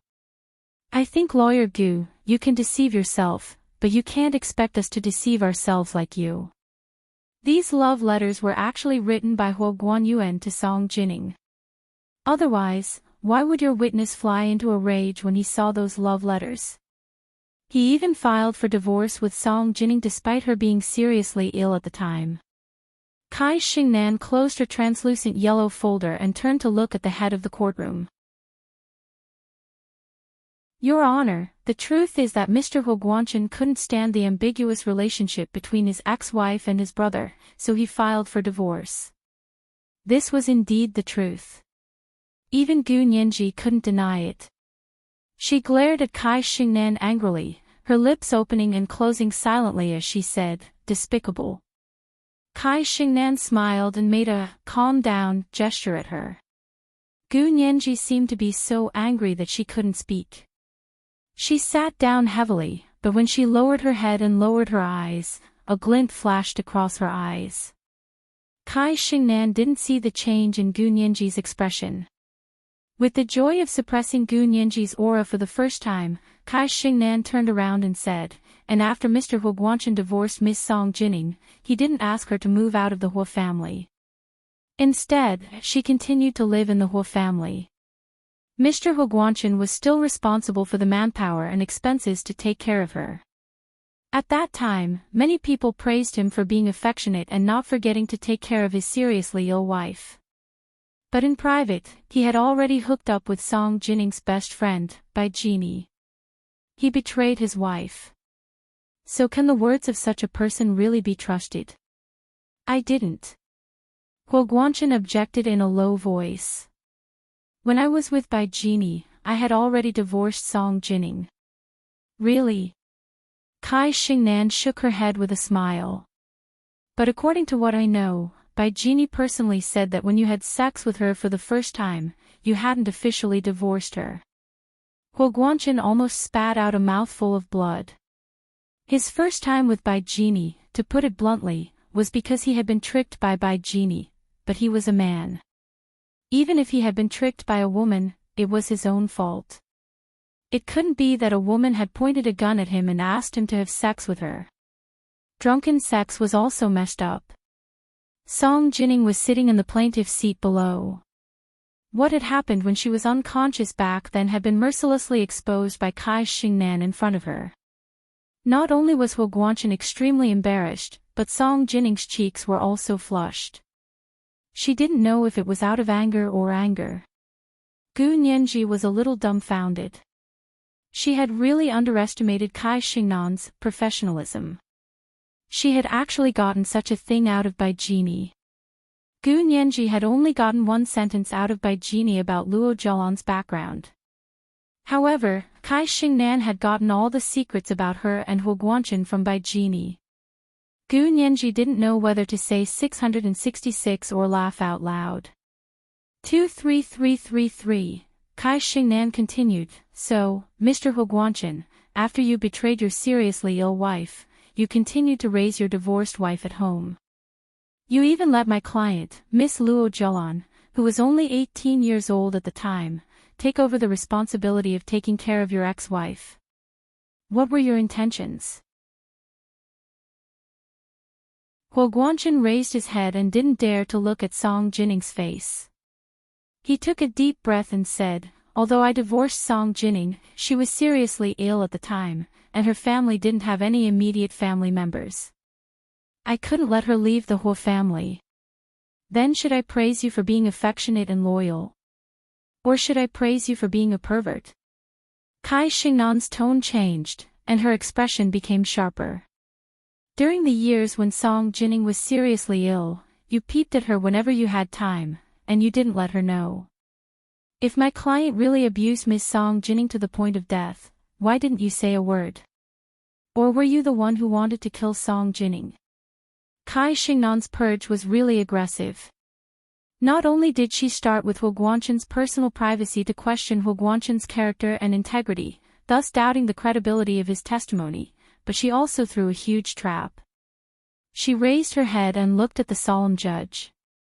"Your Honor, Mr. Huo Guanchen was jealous of his ex-wife and brother's ambiguous relationship, and he put his ex-wife, who was incapacitated, in front of him. Can I also prove that Mr. Huo Guanchen also had a motive for the crime, and even had the conditions to commit the crime, so it was also possible that he had the intention to kill? Don't forget, the motive that Lawyer Gu mentioned before, the possessiveness between a man and a woman, is also one of the most important motives for the crime." Gu Nianji's heart skipped a beat. Kai Xingnan had really taken a huge step. She had gone from questioning the witness to shifting the blame to another suspect. Moreover, she had pinned the two procedures on the same person. If she took too big a step, she could easily pull her balls, even though Kai Xingnan didn't have any balls. Gu Nianji stood up calmly and said, "Objection. Even according to the defendant's lawyer, it can only prove that Mr. Huo Guanchen loved Ms. Song Jining deeply. If he really wanted her life, he could have kicked her out of the Huo family after the divorce and ignored her. I guarantee that Song Jining wouldn't have survived the winter at that time. Since he could have taken Song Jining's life so easily and clearly without any legal responsibility, why did he have to spend money, effort, and energy to visit her so often?" Gu Nianji retorted without hesitation, although in the eyes of the defendant's lawyer, Mr. Huo Guanchen didn't go to visit his seriously ill ex-wife, but peeping. TSK, as expected, the world you see is the way you see it." Gu Nianji chuckled. "Lawyer Kai, your reasoning is too much." Kai Xingnan blushed a little. She was a little too impatient. She quickly retracted her gaze. "Okay, even if Huo Guanchen didn't have the intention to kill, everyone heard him lie in court. May I ask, Your Honor, what will happen if the witness lies in court and hides important things?" This was the first update of the day, Chapter 1357, Menacing. Cute little corgi military dog stands with its paws folded, all beautiful sisters and handsome brothers, can you cast a few monthly votes for my little master? Without monthly votes, there won't be any dog food QAQ, author June. I will work hard for little Corgi's dog food QAQ. They will be released at the same time. The second update will be at 8 p.m., and the third update will be added at 9 p.m. Mwah.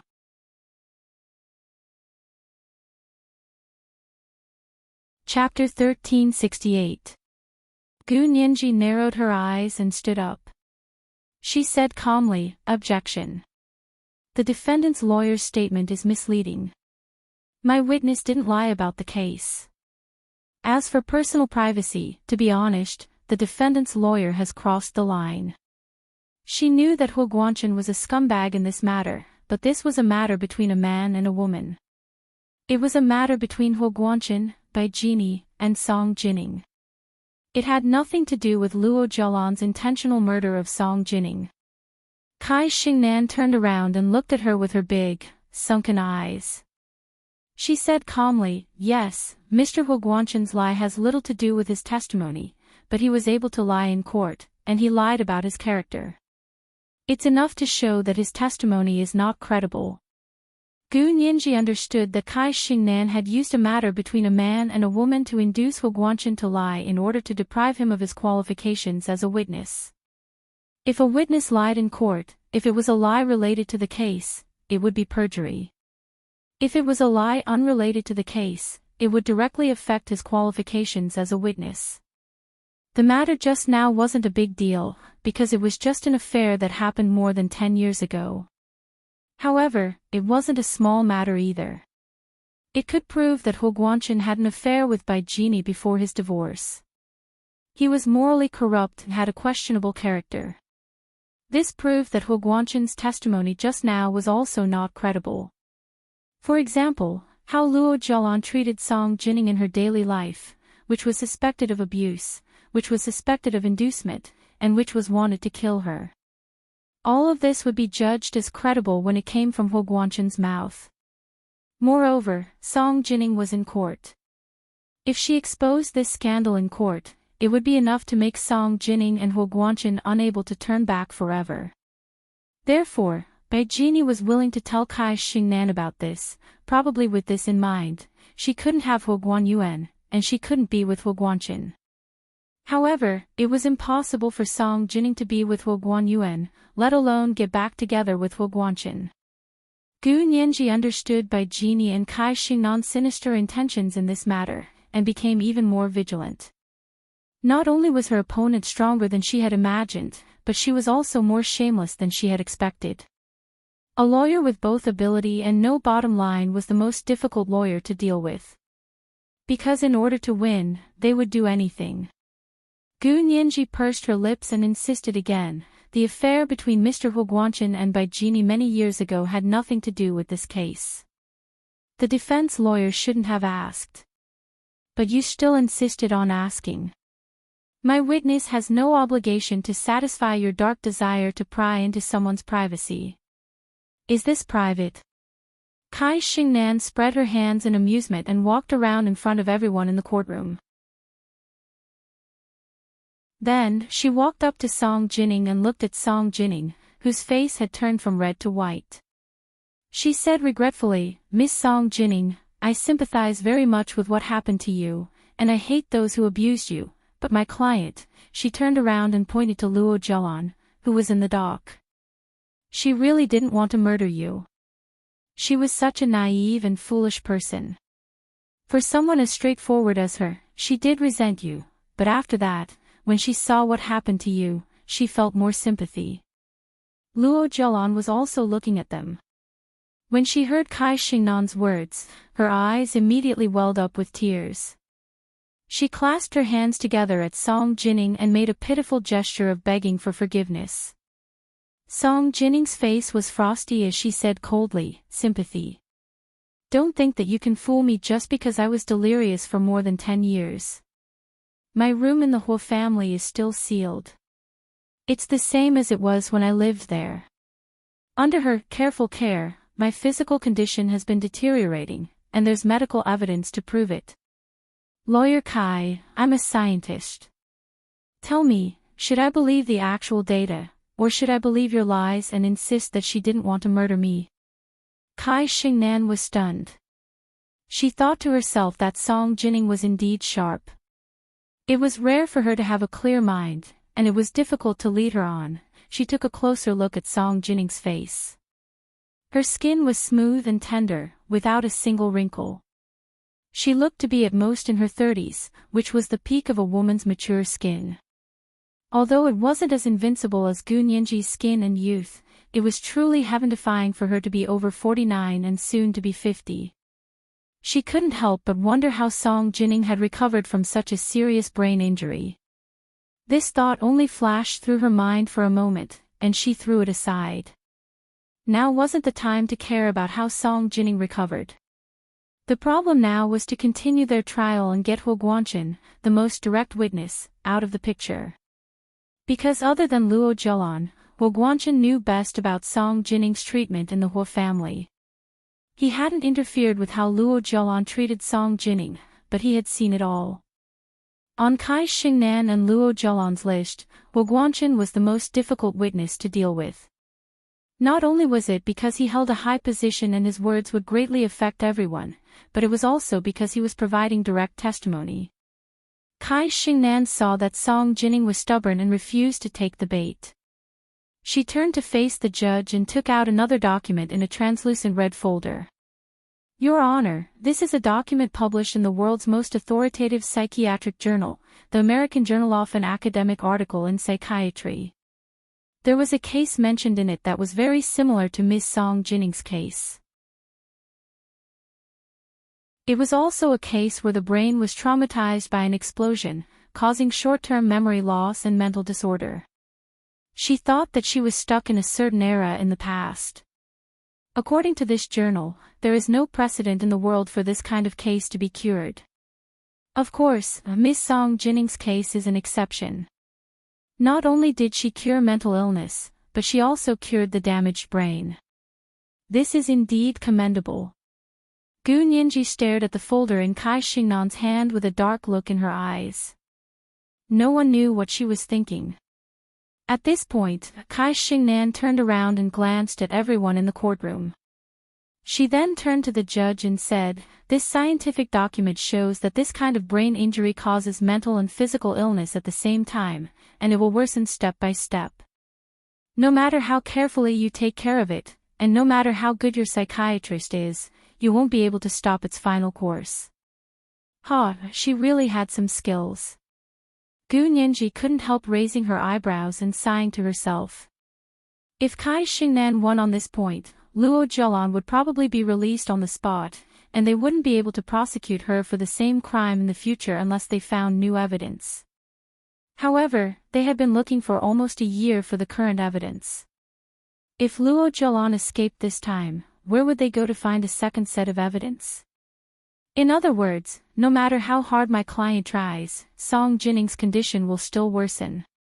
If that's the case, how can the prosecution lawyer prove that Ms. Song Jining blamed the deterioration of Ms. Song Jining's physical condition on my client's intentional mental abuse? We won't take the blame for this. First get rid of the witness, then get rid of the evidence. Logically, Luo Zhelan's charge of intentional murder would not be established. Kai Xingnan's maneuver could be said to be very impressive. If the two of them weren't on opposite sides, Gu Nianji would have called Kai Xingnan. This was the second update of the day, Chapter 1358, Honest, Simple, and Stupid. Cute little corgi continues to bow its paws in front of its arms. All beautiful sisters and handsome brothers, can you cast a few monthly votes for my little master? If you don't have monthly votes, you won't have any dog food to eat. QAQ. The third update of the monthly votes will be added at 9 p.m. P.S. First line, honest, simple, and stupid. Second line. Looking for the second line. Mwah.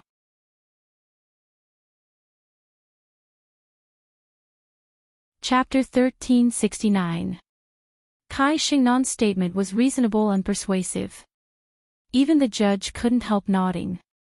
He asked Gu Nianji kindly, "Counsel for the prosecution, do you agree?" Of course, Gu Nianji couldn't agree either. Gu Nianji's mind raced as she slowly stood up and said, "The defendant's lawyer has presented a new piece of evidence. Let me ask the defendant's lawyer, is the case listed in this journal exactly the same as my client's case?" Gu Nianji emphasized, "Exactly the same," to remind everyone not to be misled by something that looked right, but was actually wrong. Kai Xingnan's heart skipped a beat. She smiled and said, "Of course it's exactly the same. I can show everyone the comparison chart made by the expert." She returned to the dock, turned on her laptop, and connected it to the large projector in the courtroom. Soon, a comparison chart appeared on the snow-white projection screen in the courtroom. It was comparing the case in the literature with Song Jinning's case. "Everyone, please take a look. The description of the case here is 80% similar to Song Jinning's description. It can be concluded that, wait." Gu Nianji raised her hand and called for a pause. "Let me ask the defense lawyer again, who made this comparison chart?" "An expert." "May I ask who the expert witness is?" Anything that could be brought to court had to stand up to scrutiny. In addition to ordinary witnesses, expert witnesses were also very important. Moreover, expert witnesses didn't have to avoid the cross-examination like ordinary witnesses. They could sit in the courtroom from beginning to end and listen to the entire trial. However, in court number 1, there was only one ordinary witness, Huo Guanchen. There was no expert witness. Kai Xingnan smiled and said, "Of course it's an expert, but he's very busy and doesn't have time to appear in court. However, he signed a certificate for me to prove that he provided this evidence." Kai Xingnan circulated the expert's signature to everyone in the courtroom. Gu Nianji also looked at the signature, then returned the certificate to Kai Xingnan. She continued to look up at the comparison of the cases on the big screen. When she saw the last comparison frame, Gu Nianji's eyes narrowed. "Defense lawyer, can 80% similarity prove that it's the same disease?"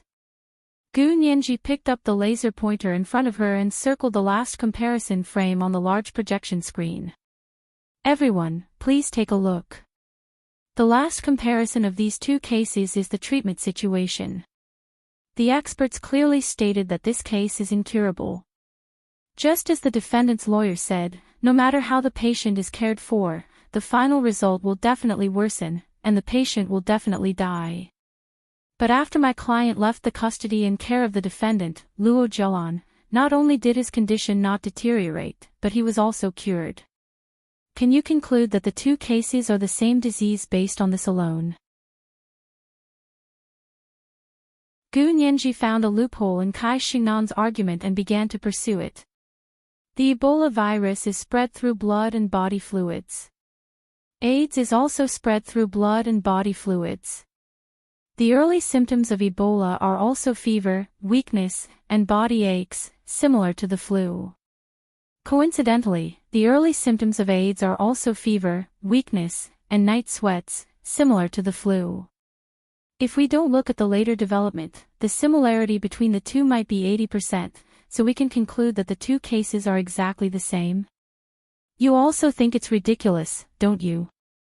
Gu Nianji also glanced at everyone in the courtroom and continued with a smile, "I would like to ask the expert witness invited by the defendant's lawyer about this question. How did he come to the conclusion that the two causes of the disease are 80% similar, and that they are the same disease?" Kai Xingnan quickly looked at her expert testimony and immediately retorted, "Please don't add to the drama. My expert witness didn't say that the two diseases are the same disease." Gu Nianji was waiting for her to say this. She immediately said, "Since it can't be proved that the two diseases are the same disease, then it means that the defendant, Luo Zhelan, is still suspected of trying to mentally abuse my client to death.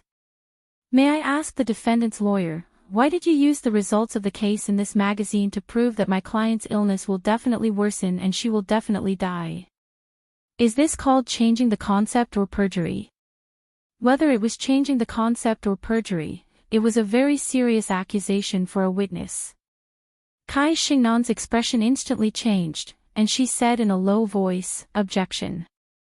My expert witness didn't say such a thing. Your expert witness didn't say such a thing, so it must be the defendant's lawyer. Lawyer Kai, if you said such a thing, then the person suspected of perjury is you. Gu Nianji walked up to Kai Xingnan and stood in front of her. Her big eyes were as black jade, and she smiled slightly.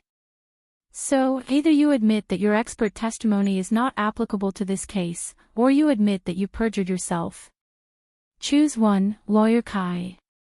A trace of embarrassment flashed across Kai Xingnan's eyes, but she quickly calmed down and said nonchalantly, this testimony is just circumstantial evidence. If the prosecution doesn't like it, then it won't be used as evidence in this case. The testimony that she had spent a lot of money to get the psychiatrist to make had been invalidated just like that. Kai Xingnan felt that it was a pity, but at this time, it was the clearest choice to make. Gu Nianji nodded and said approvingly, the defendant's lawyer is quick to see the opportunity and is able to correct his mistakes. Nothing is better than that. Kai Xingnan's face twitched twice, and she almost vomited blood at Gu Nianji's words. This path wasn't going to work, but it didn't matter. She still had another way. Kai Xingnan quickly composed herself and said to the judge, Your Honor, I still want to call my two witnesses. Please allow the prosecution's witness to leave. The judge agreed to her request and knocked the gavel to let Hu Guanchen leave. At the same time, he asked the bailiff to bring in one of the defendant's two witnesses, Andy Xing. Andy Xing was a domestic helper who had come to the Hu family after Luo Zhelan took over taking care of Song Jining. She had a professional certificate to take care of mental patients, and was considered very popular in the domestic service industry. When she arrived at the witness stand in court number 1 and stood still, Andy Xing once again swore that she was telling the truth, and that she would only tell the truth.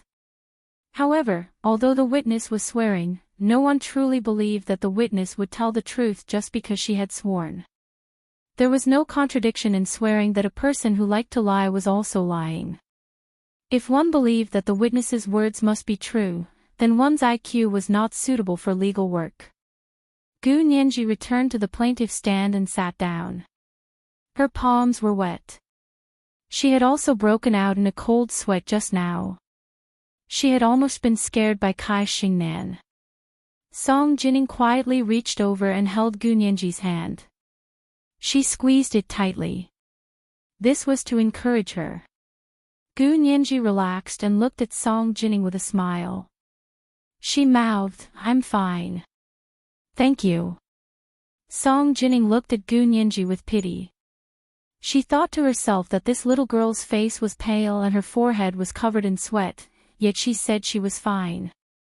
It wasn't easy to be a defense lawyer. If she didn't keep her guard up, she would be knocked down by the other party at any moment.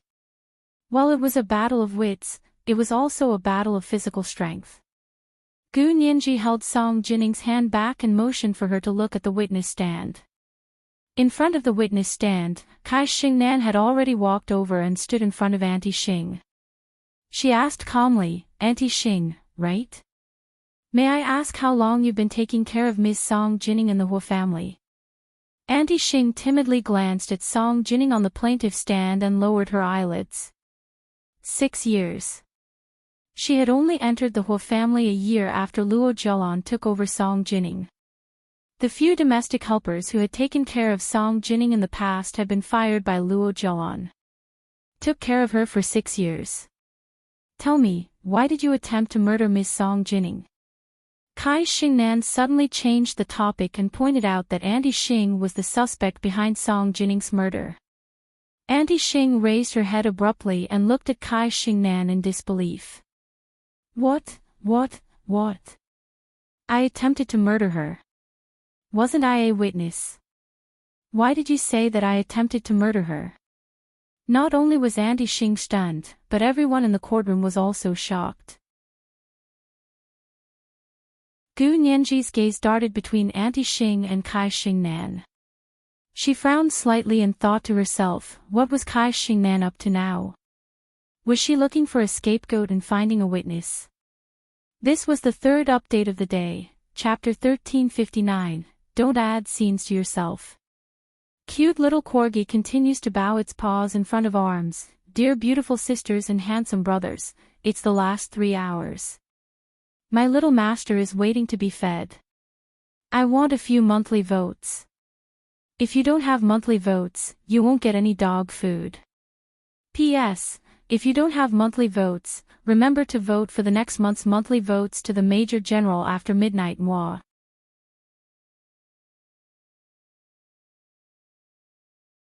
Chapter 1370. All eyes in the courtroom focused on Kai Xingnan again. Her expression was serious as she looked straight at Auntie Xing.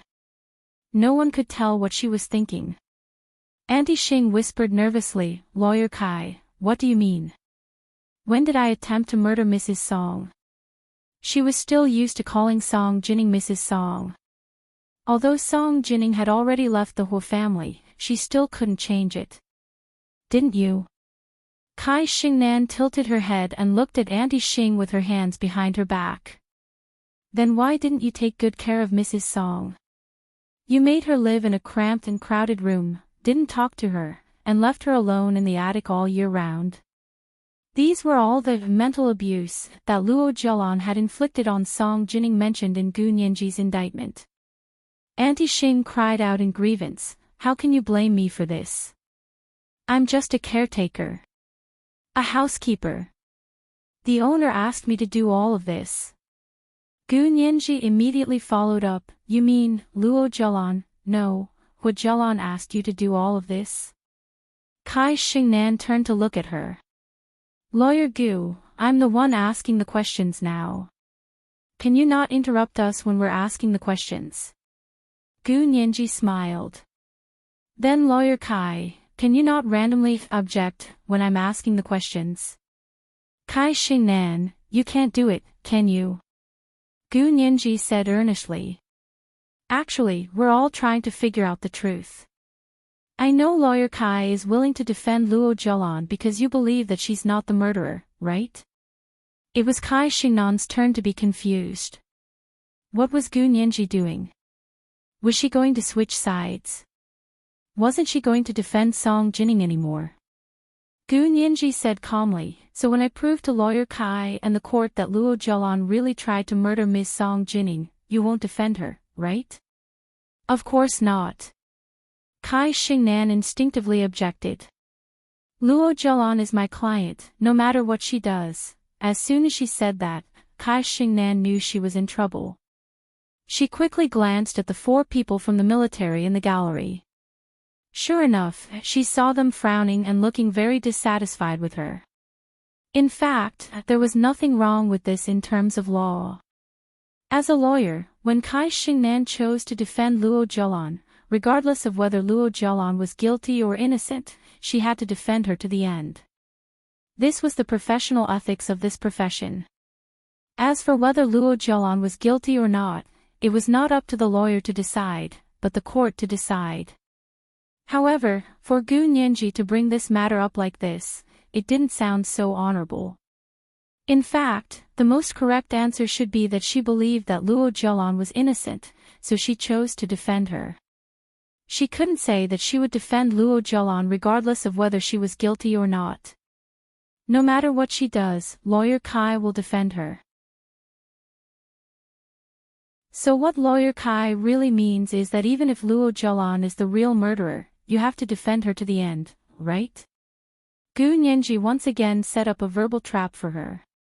Gu Nianji had set a verbal trap for her just like that. Kai Xingnan composed herself and forcefully pulled her thoughts back from Gu Nianji's interruption. She turned around and continued to ask Auntie Xing, "Auntie Xing, you just said that the master asked you to do it. May I ask who the master you're talking about is? Is this person in court?" Kai Xingnan turned her body to the side and no longer stood in front of Auntie Xing. Auntie Xing's gaze slid over to Luo Zhelan. Kai Xingnan followed her gaze. "Did Luo Zhelan, no, Miss Hu Zhelan ask her to do this?"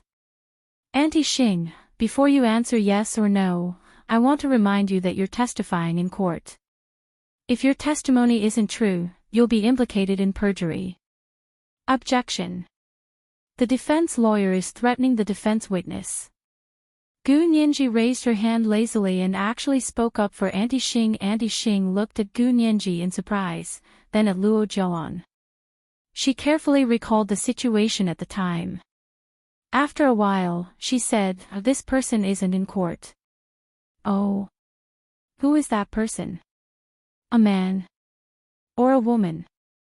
The smile on Kai Xingnan's lips was faintly discernible. Her attitude softened, and her tone could be said to be very persuasive. Gu Nianji frowned. Could it be that Kai Xingnan's goal wasn't to blame Auntie Xing for the murder, but to still target Hu Guanqin? To be honest, Gu Nianji didn't believe that Hu Guanqin had the intention to kill Song Jining. Yes, Hu Guanqin was a scumbag. What he did to his seriously ill wife was simply inhumane. But that didn't mean that he wanted Song Jining's life. If Kai Xingnan still wanted to use Hu Guanqin as a scapegoat, Gu Nianji wanted to see what other concrete evidence Kai Xingnan had. Gu Nianji had already denied that Hu Guanqin was the murderer and refuted Kai Xingnan's evidence. If Kai Xingnan wanted to drag Hu Guanqin in again, she would need new evidence. Gu Nianji looked at Kai Xingnan and Auntie Xing even more intently. However, Auntie Xing actually said, "It's Miss Bai. It's Bai Genie who has already been sentenced." "Did she ask you to do this?" Kai Xingnan's interest was piqued. "Tell me specifically, what did she ask you to do?" Auntie Xing said honestly, "Miss Bai said that Mrs. Song would forget what happened the day before every day, so she had to be given more familiar things to be placed by her side to help her recover her memory. So this was the reason why her room was getting more crowded and there were more things in her room. Also, Miss Bai said that Mrs. Song's brain was seriously injured. She's afraid of light and noise, so we usually don't dare to talk to her. So this was the reason why they didn't talk to her, left her alone in the attic, and gave her cold treatment." Gu Nianji cursed silently as she listened, but she was also very surprised. So the real target of Kai Xingnan's shifting the blame was Bai Genie. It had to be said that Kai Xingnan's target was quite accurate. Gu Nianji's heart was filled with mixed emotions as she silently looked in Kai Xingnan's direction. If what Auntie Xing said was true, then Luo Zhelan could really be acquitted. This was because Bai Genie was indeed Song Jining's attending psychiatrist at the time. Last year, before she was convicted, Gu Nianji had mocked her for practicing medicine without a license and being a deceitful Mongolian doctor. Therefore, these arrangements were all made by Bai Genie. Luo Zhelan, like Auntie Xing and Auntie Yu, only obeyed. Then Luo Zhelan's suspicions were almost completely cleared. Gu Nianji looked at Luo Zhelan with a complicated expression. Suddenly, she noticed that Luo Zhelan had raised her head and quickly glanced in her direction. Then, Luo Zhelan raised the corners of her lips and revealed a half-smile. This provocative expression was like a bucket of cold water poured over Gu Nianji's head, causing her to suddenly wake up. No, there was one part of Kai Xingnan's question that was ambiguous. Not only had it misled Auntie Xing, but it had also misled everyone in the courtroom. Even someone as vigilant as Gu Nianji had almost been fooled. Gu Nianji recalled how high and mighty Bai Genie had once been. It was hard for her to imagine that she would speak to Auntie Xing and Auntie Yu like this. In an instant, Gu Nianji had already thought of Kai Xingnan's sloppiness and prepared what she was going to ask. At that moment, Kai Xingnan smiled widely and said to the judge, "Your Honor, you can see that this has nothing to do with my client. It was purely Bai Genie's doing. Bai Genie was already convicted of murdering Luo Xinchua last year. In my opinion, we still missed one of her charges, which was attempting to murder Ms. Song Jining. And my client is completely innocent," Kai Xingnan said firmly. She ended her questioning of Auntie Xing and said, "Your Honor, I would like to call in the next witness." Gu Nianji raised her hand and said calmly, "Wait. Your Honor, I have something to ask Auntie Xing." Kai Xingnan had already cross-examined the prosecution witness, Hu Guanqin. Now it was Gu Nianji's turn to cross-examine the defense witness, Auntie Xing. The judge nodded in approval. The prosecution lawyer may begin questioning. Gu Nianji walked to the witness stand and asked only one question, Auntie Xing, what you said just now was Miss Bai's instructions. May I ask, did Miss Bai personally tell you these words? Gu Nianji emphasized the word personally. She explained, I asked if she said it herself. What I meant was, like we are now, face to face, talking to you, and telling you how to take care of Song Jining. Kai Xingnan's heart skipped a beat, and she quickly said, Bai Jini is responsible for Ms. Song Jining's physical condition. Of course they listened to Bai Jini. What's wrong with that? She didn't believe that Gu Nianji could see through the language barrier she had set up. Gu Nianji didn't look at her. She only stared at Auntie Xing, not letting go of any opportunity for her to exchange glances with Kai Xingnan. Auntie Xing, please think carefully. In what way did Bai Jini ask you to take care of Ms. Song like this? Gu Nianji pointed out again. Auntie Xing's eyes flickered, and she didn't dare to speak.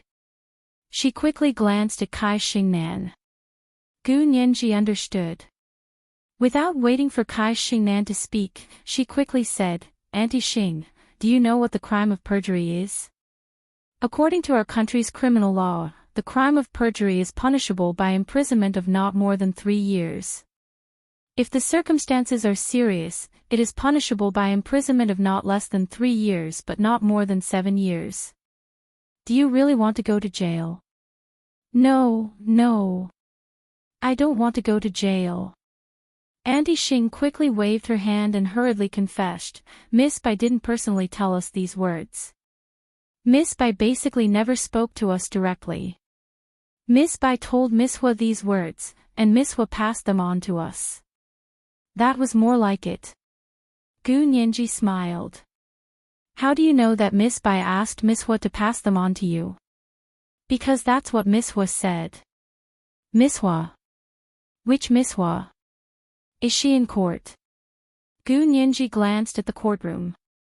Auntie Xing stretched out her finger and pointed timidly at Luo Zhelan, who was sitting in the dock. It's her. She's in charge of me and Auntie Yu. She's the one who ordered us to do everything, but she said that it was all Miss Bai's medical advice. She and Auntie Yu were both people with professional licenses to take care of special mental patients, and they attached great importance to the word medical advice. In that case, Luo Zhelan actually ordered you to do all of this directly, right?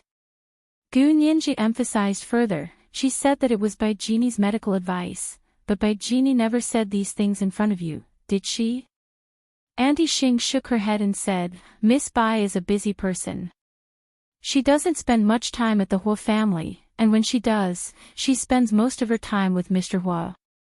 When she talks to Mrs. Song, she chases us out, and the two of them talk in the room. Gu Nianji nodded. This was probably when Bai Jini was trying to get information, trust, and handwriting out of the mentally ill Song Jining. Therefore, although Luo Zhelan was the mastermind in the murder of Song Jining, and even if Bai Jini wasn't an accomplice, she was at least an accomplice. Gu Nianji turned to look at Kai Xingnan, pointed at Luo Zhelan, and said to her, Lawyer Kai, the truth is out now. Your client used medical advice as an excuse to commit murder. The evidence is conclusive and irrefutable. This was the first update of the day, Chapter 1360, Irrefutable. It was December again, the end of the month, when the monthly tickets were doubled. A certain Han had always had mixed feelings about the double monthly tickets. Let's just get used to it. Double monthly tickets, 3 updates every day. The second update at 1 p.m., the third update at 8 p.m. I'll try my best to update. Can you guys vote for the Major General? Thank you.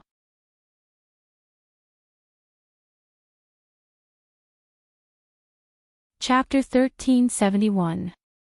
Kai Xingnan couldn't help sneering. Lawyer Gu, can't you hear what I'm saying? Auntie Xing made it very clear that my client was only relaying Bai Jini's medical advice. How did it become my client's fault when it came to you? In order to slander my client, you are willing to go to any lengths. I'm willing to do anything. Gu Nianji couldn't help but laugh. This is really a case of the thief calling the thief. She turned around and walked to her plaintiff's stand. Without looking back, she said, "If you insist that Luo Jialan was only relaying Bai Jini's medical advice, please show me the evidence." Medical advice, not a doctor's verbal advice. Medical advice requires a prescription to be considered a medical advice. Although Bai Jini didn't have the qualifications to practice as a psychiatrist, she still kept Song Jinning's medical records over the years, and even had her own prescriptions. These were all evidence that had been exposed during Bai Jini's trial for murdering Luo Xinxue. Gu Nianji dared to insist that Bai Jini hadn't said these medical advice because she had read all the case reports and prescriptions that Bai Jini had left behind. Moreover, Gu Nianji had a photographic memory, and all the materials she had seen were stored in her mind.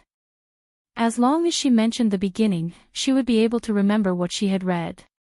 Made Song Jinning's room more and more cramped, didn't talk to her, and left her alone in the attic all year round. Gu Nianji remembered very clearly that Bai Jini's medical reports and prescriptions had never included these items. Therefore, she concluded that Luo Jialan had used Bai Jini's name to direct Auntie Xing and Auntie Yu to send Song Jinning to her death step by step.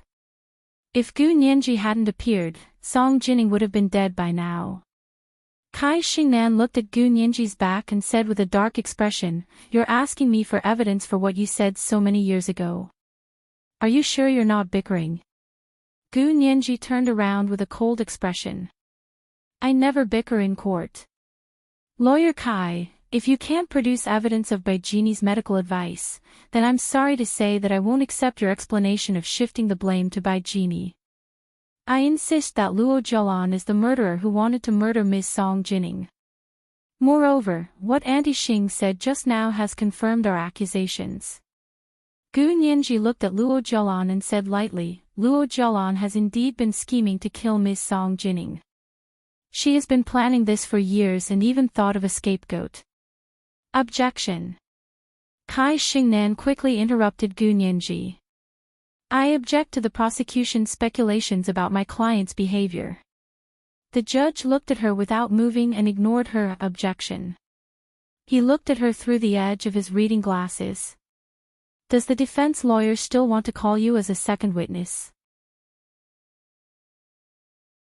This meant that she didn't agree with Kai Xingnan's objection. Kai Xingnan felt aggrieved. She gritted her teeth and said, "Yes." Soon, Auntie Xing was taken away and Auntie Yu was brought in. Auntie Yu and Auntie Xing had always been inseparable from the Huo family, and they spoke almost the same words.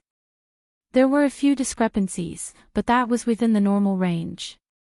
Because if the two of them really said the same things, then they must have colluded.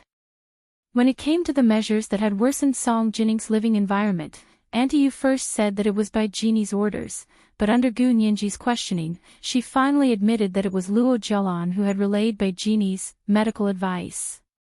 After Auntie Yu's testimony, she was taken out of courtroom number 1. Gu Nianji glanced at the judge and stood up to summarize her statement. By now, the situation is very clear. Luo Jialan did indeed intend to kill Song Jinning.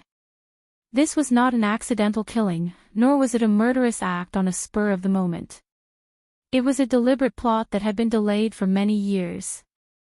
I request the court to give a fair trial and give my client a belated justice. The judge nodded and looked coldly at Kai Xingnan and Luo Jialan. Do you have any new witnesses or evidence? If not, I think the court can already pass the sentence. Kai Xingnan and Luo Jialan didn't say a word. Gu Nianji became nervous. Her large and dark eyes looked in the direction of Kai Xingnan and Luo Jialan. There was a glimmer of light in her eyes, like a lonely tinder, burning stubbornly. It shouldn't be like this, she thought to herself that Kai Xingnan shouldn't only have these two tricks up her sleeve. She must have more tricks up her sleeve. Sure enough, Kai Xingnan and Luo Jialan exchanged a look, as if they had made up their mind. She raised her head and said, "Your Honor, we still have new witnesses and evidence. We will submit them to the court immediately." The judge clasped his hands and looked at her expressionlessly for a moment before saying, "Sure. However, your client is a suspect of intentional homicide. According to the rules, after the first trial, she needs to be detained and guarded." Luo Jialan was shocked. Was this going to convict her and restrict her freedom? She looked at Kai Xingnan in panic and begged in a low voice, "Lawyer Kai, please help me. I don't want to be locked up." She didn't want to be convicted even more. Kai Xingnan had no choice. After the first round of trial, they hadn't expected Gu Nianji to counter their moves and overturn the first two plans they had drawn up in the blink of an eye. They were forced to come up with a third plan. This was also the last plan. If this plan didn't work, Kai Xingnan shook her head and refused to think further. It would definitely work. This was the ultimate plan they had prepared for Gu Nianji. Kai Xingnan pursed her lips. Her gaze swept past Gu Nianji's face and landed on Song Jining, who was sitting next to Gu Nianji. From her peerlessly beautiful face, she could vaguely see Hua Xiaoheng's handsome outline. Kai Xingnan closed her eyes and said to the judge, "May I ask how much the court's bail is? You can go to the office next door to complete the formalities." The judge didn't say how much the bail was. He closed the file and knocked on the gavel. "The first trial is over. When the defendant's lawyer submits new evidence, we will choose a day to retry the case." Kai Xingnan and Luo Jialan left court number 1 with sullen faces and went to the office next door to pay the bail. Gu Nianji and Song Jining walked out of the courthouse together. Huo Guanchen stood in front of a military vehicle in front of the courthouse, waiting for them silently. He had a cigarette in his hand, and his expression was solemn as he stood straight. Seeing them come out, Huo Guanchen threw the cigarette in his hand into the trash can under the tree and walked up to them. "Jining, I'll take you back." He looked at Song Jining and said apologetically.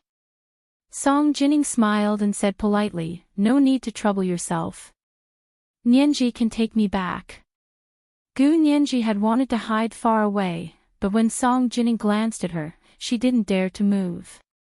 She obediently stood by the side and became a cute third wheel. Huo Guanchen glanced at Gu Nianji and said kindly, "Nianji, it's all thanks to you today. If you're free on the weekends, come home with Xiaoheng more often." Gu Nianji had never heard such a pleasant tone from Huo Guanchen, so she was shocked.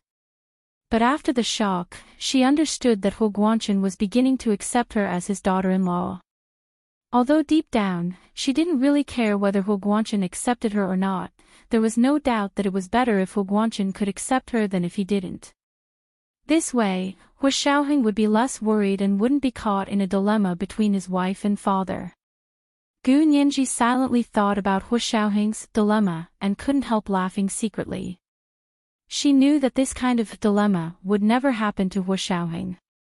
If Huo Guanchen didn't accept Gu Nianji, Hua Xiaoheng would never return to that home again. Gu Nianji knew that he had the confidence to do so. She smiled at Huo Guanchen. "Okay, I'll go back with Hua Xiao when I'm free." Huo Guanchen smiled at her and looked at Song Jining again. Song Jining also smiled politely and didn't keep him at arm's length. However, her distant and polite attitude made him feel worse than scolding, beating, or even rejecting him. Scolding, beating, and rejecting him actually meant that he still had a place in her heart. Now that she wasn't even angry, it was enough to show that the last bit of warmth she had for him had disappeared without a trace. The three of them stood awkwardly in front of the military vehicle in front of the courthouse. That was until a car horn broke the strange silence between them. Gu Nianji looked in the direction of the horn and saw that it was Hua Xiaoheng's car. She immediately sighed in relief and quickly said, "Hua Xiao is here." Huo Guanchen and Song Jining looked up at the same time. Hua Xiaoheng pushed open the car door and got out. He walked up to the three of them and nodded to Hua Guanchen. "You're here." He then asked Song Jining, "Do you want me to take you back?" Song Jining quickly agreed and politely bid farewell to Hua Guanchen. "We'll be leaving first. Goodbye." She got into Hua Xiaoheng's car without looking back. Gu Nianji said to Hua Xiaoheng, "I drove too. It's in the parking lot." Hua Xiaoheng reached out to her. "Give me the car keys." Gu Nianji took out the car keys and placed them in Hua Xiaoheng's palm. Hua Xiaoheng turned around and said to the car, "Xiao Yi, go drive Nianji's car away. I'll send you the address." Hua Xiaoheng's car door opened again, and a tall, beautiful woman pushed the door open and got out. She had long wavy hair, and the ends of her hair were dyed burgundy, which made her skin look especially fair and delicate. Her figure was so busty that it was against the rules. Gu Nianji's eyes widened. Ah, where did this beautiful lady come from? She had never seen her before. Xiao Yi took Gu Nianji's car keys from Hua Xiaoheng and smiled at Gu Nianji. "Okay, Chief." He then asked Gu Nianji, "Miss Gu, is your car in the courthouse parking lot?" Gu Nianji nodded and pointed her in the direction of the parking lot as she watched Xiao Yi walk gracefully towards the parking lot. "Hua Xiao, is this your new hire?" Gu Nianji asked curiously as Hua Xiaoheng shoved her into the car. Hua Xiaoheng buckled her seatbelt and said casually, "It's not a new recruit. She has been training abroad and returned to the country a few days ago. She just returned from her vacation." "Oh." Gu Nianji ignored it when she heard that it was Hua Xiaoheng's subordinate. She looked at Song Jining, who was sitting on the other side of her, and asked in a low voice, "Miss Song, how are you? Are you tired? Do you want some water?" Song Jining leaned against the car door and pondered. "Nianji, can I not appear in court next time?" This is today's second chapter, chapter 1361, Pretty Girl. It's the last month of 2017, please vote. It's 8:00 in the evening.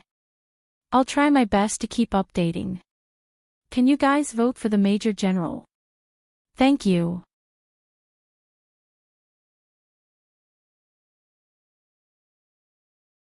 Chapter 1372. Gu Nianji heard Song Jining say that she didn't want to appear in court anymore, so she didn't insist. She knew that this kind of thing wasn't something that ordinary people could handle, so she quickly said, "Are you not feeling well?" "It's okay, you don't have to go next time.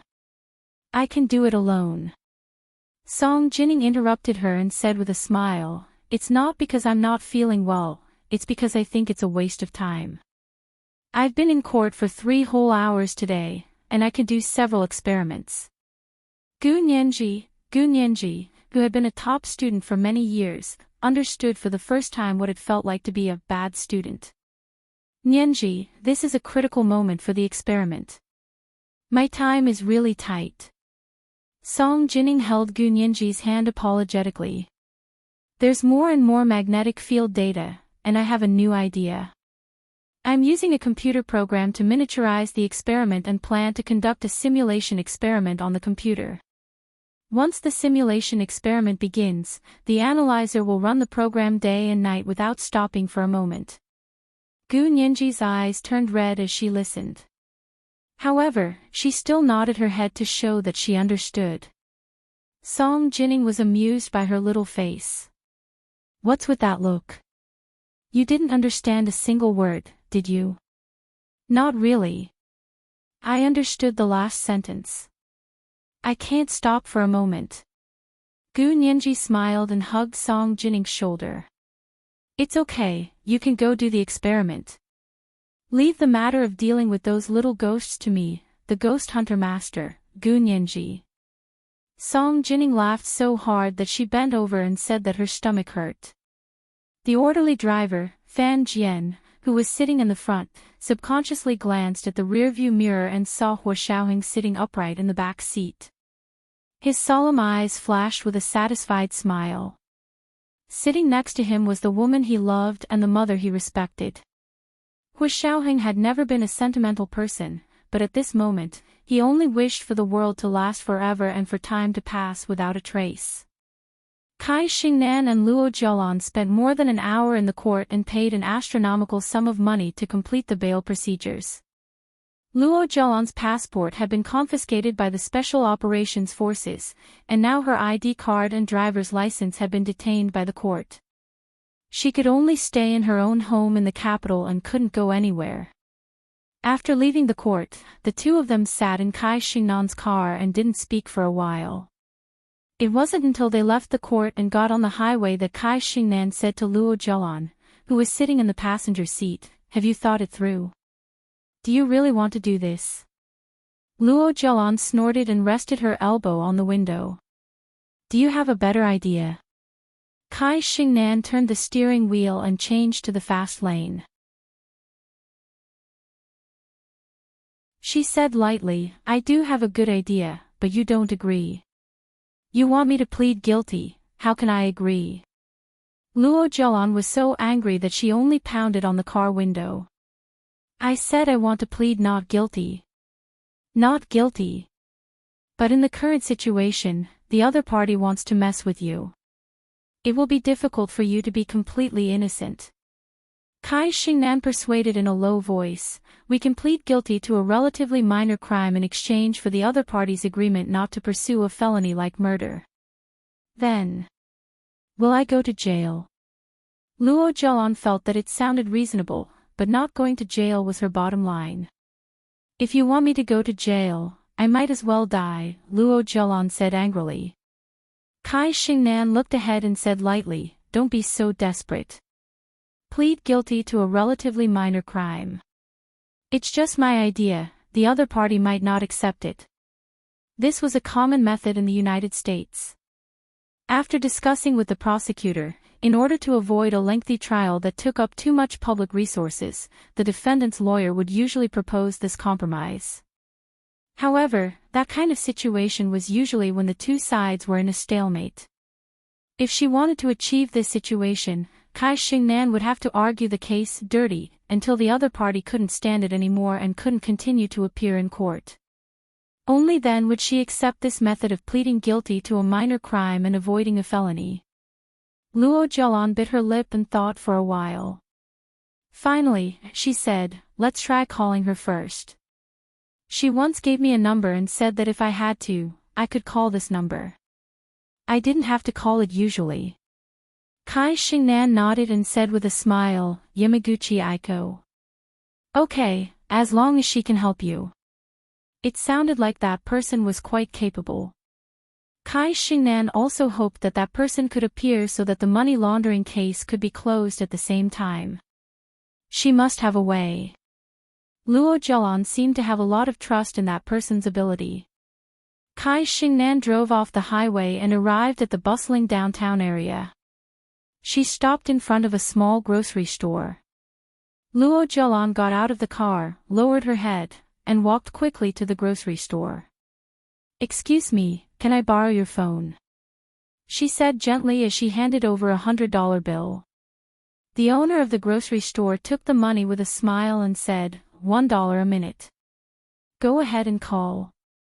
Luo Jialan didn't mind. She walked over, picked up the microphone, and started dialing. She had memorized the number a long time ago, but she had never dialed it because she trusted Yamaguchi Aiko, because she had never been forced to do so before. This time, she really had no choice, but no matter how she dialed, there was only a mechanical female voice reminding her that the number didn't exist. It was the same result dozens of times in a row. The string in Luo Jialan's mind finally snapped. She returned to Cai Xingnan's car in a daze, covered her face with her hands, and cried hysterically. "She lied to me. She lied to me. She was really using me." Cai Xingnan sighed softly and handed her a tissue. "Don't cry, it's not like we don't have a way. As long as you're willing." Luo Jialan had no choice. She grabbed Kai Xingnan's hand like she was grabbing onto the last straw. She sobbed and said, "I'll listen to you. I'll listen to you. Then plead guilty to a misdemeanor and avoid a felony." Kai Xingnan made up her mind. "But this way, you won't be able to be with Hu Xiaoheng anymore. Is it worth it?" Luo Jialan thought about it and finally let out a long sigh. "Lawyer Kai, can you communicate with him? Just say that as long as he agrees to leave Gu Nianji and drop the complaint, not only will I not charge him, but I'll also treat the trust fund as my dowry and share it with him." The final plan that she and Kai Xingnan had come up with was a devastating blow to Hu Xiaoheng. Kai Xingnan laughed. "I'll communicate with Gu Nianji.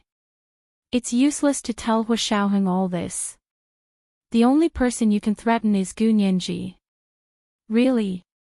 Luo Jialan thought about it, then smiled and nodded. "That's true. Then tell Gu Nianji. As long as she voluntarily breaks off the engagement with Xiaoheng, I won't press this charge. Whether she wants to protect Hu Xiaoheng's reputation, or if she's greedy and refuses to let go of a rich family, it'll probably be clear at a glance." The two of them drove away. After disappearing from the small road in front of the grocery store, an ordinary-looking man walked into the grocery store and looked at the grocery store owner's phone records. After finding the time and number of times Luo Jialan had called, the man sent an encrypted text message to his colleagues. The target dialed from phone number XXXXXXX at XXO, clock XX minute XX second. Check with the phone company to see what number was called. After Hu Xiaoheng sent Song Jining back to the Institute of High Energy Physics, he asked Gu Nianji, "Where are you going?" "I'm going back to Hepingli." Gu Nianji shook Hu Xiaoheng's hand. "There's still a tough battle to fight. I need to prepare the information." Hu Xiaoheng actually wanted her to go back to the official residence with him, but when he saw the dark circles under her eyes, he reached out his thumb and gently wiped the dark circles under her eyes. He nodded lightly. "Go back and have a good rest. Is there any food at home?" Gu Nianji pursed her lips and smiled sheepishly. "I'll order takeout." Hu Xiaoheng shook his head. "Let's go together. I'll get someone to deliver something." He called the orderlies at his official residence and asked them to deliver rice, noodles, oil, eggs, vegetables, mushrooms, and shrimp to Gu Nianji, as well as home-cooked dishes such as fresh fish, scallops, ham, green beans, beef, and pork. After returning, Gu Nianji went to the bathroom to take a shower. Hu Xiaoheng waited for a while, and when everything was delivered, he went to the kitchen to cook for her. The meal was ready, but Gu Nianji still hadn't come out. "Nianji." Hu Xiaoheng called out a few times, but no one responded. His heart tightened, and he rushed to the bedroom. He kicked open the bathroom door, only to see Gu Nianji asleep in the bathtub. Under the clear water, her seductive body was faintly discernible, and rose petals were floating on the surface of the water. Hu Xiaoheng relaxed and picked her up from the bathtub with a smile. He wiped her dry before waking her up. While the two of them were eating, Hu Xiaoheng received a call from his subordinate. "Major General Hua, after Luo Jialan came out of the court today, she went to a very remote grocery store and made a phone call. She called the same number dozens of times." Hu Xiaoheng put down his chopsticks and asked expressionlessly. "What number? Who is the other party?" "It's an invalid number." No one picked up. This is the third update of the day, Chapter 1362, Invalid Number. It's the last month of 2017, asking for monthly votes. I'll try my best to keep updating. Can you guys vote for the Major General? Thank you.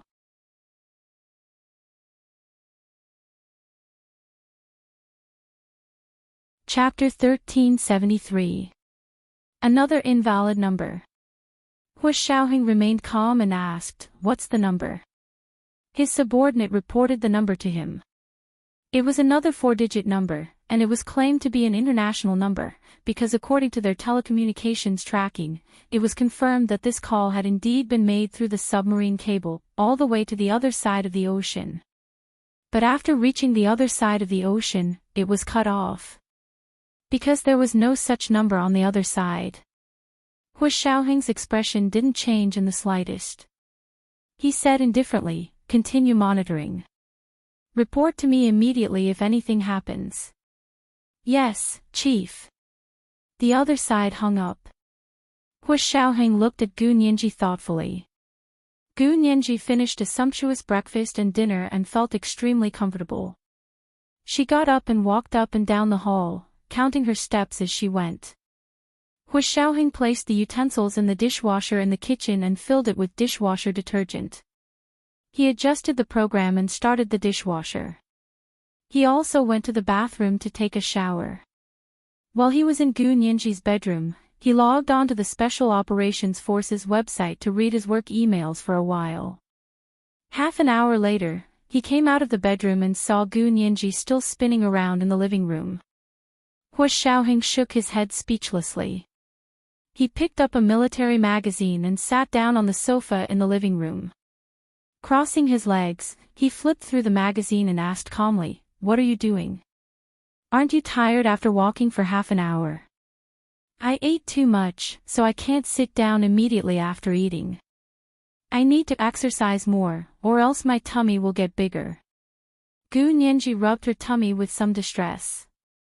"I seem to have put on some weight recently." Hu Xiaoheng glanced at her waist. His Adam's apple bobbed up and down as he said, "It's okay." She looked at the magazine in front of her. The black words and colorful pictures swayed in front of her, but she couldn't bear to look at them. After a while, Hu Xiaoheng put down the military magazine in his hand and walked to the window. He crossed his arms and leaned against the windowsill.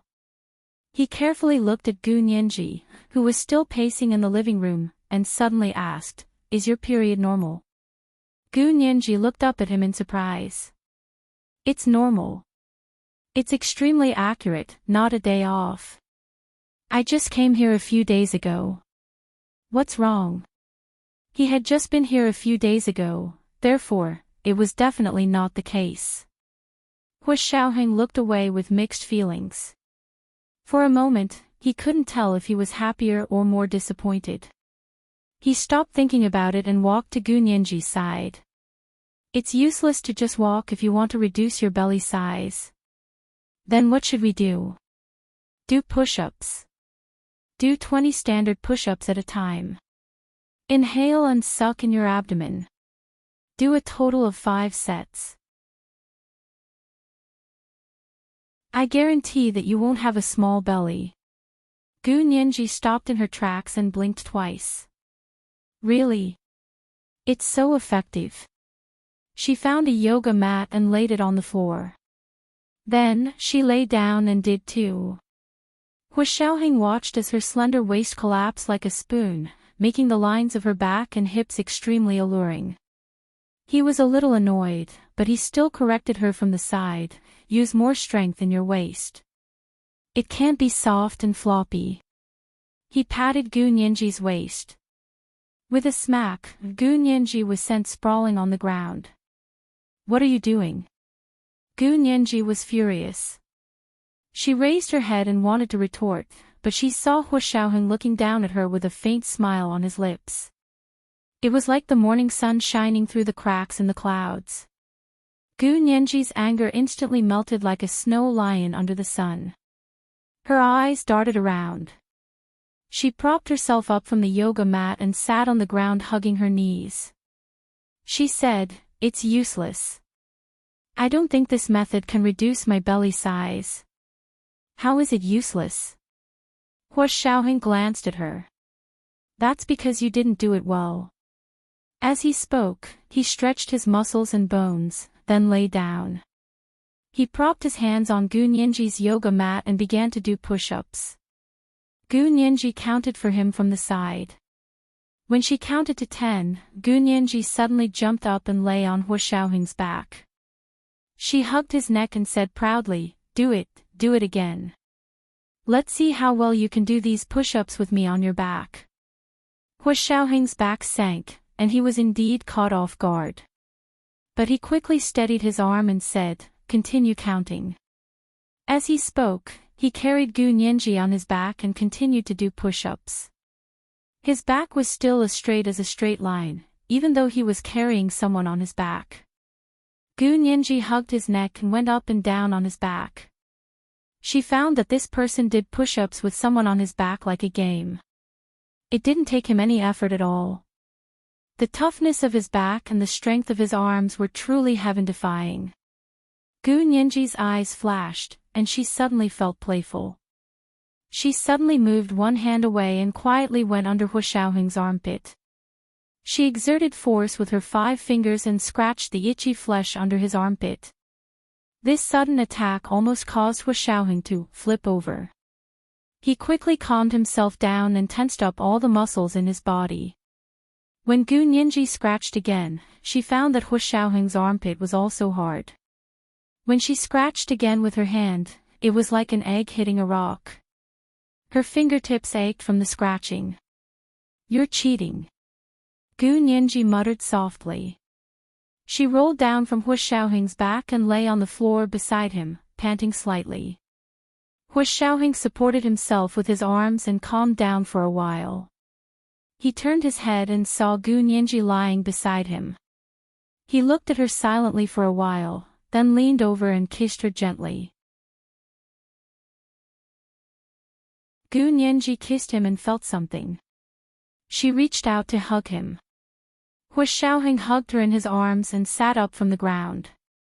He let her lie on his lap and leaned her upper body against the crook of his arm. He held her head and kissed her deeply again. The next morning, Hua Xiaoheng woke up very early. After going out for morning exercise, he bought 2 breakfasts and walked back with them. Xiao Yi stood at the door at the bottom of the building waiting for him with a smile. "Ha! You're here." Hua Xiaoheng greeted her. Xiao Yi handed Gu Nianji's car keys back to Hua Xiaoheng. Hua Xiaoheng took the car keys and asked her, "Why did you only deliver the keys today?" Xiao Yi whispered. "You were at Miss Gu's house yesterday. I was afraid to disturb you." After she drove Gu Nianji's car over yesterday, she had wanted to wait for Hua Xiaoheng to leave before delivering the keys. She didn't want to disturb the two of them. She didn't expect Hua Xiaoheng to go in and not come out until this morning.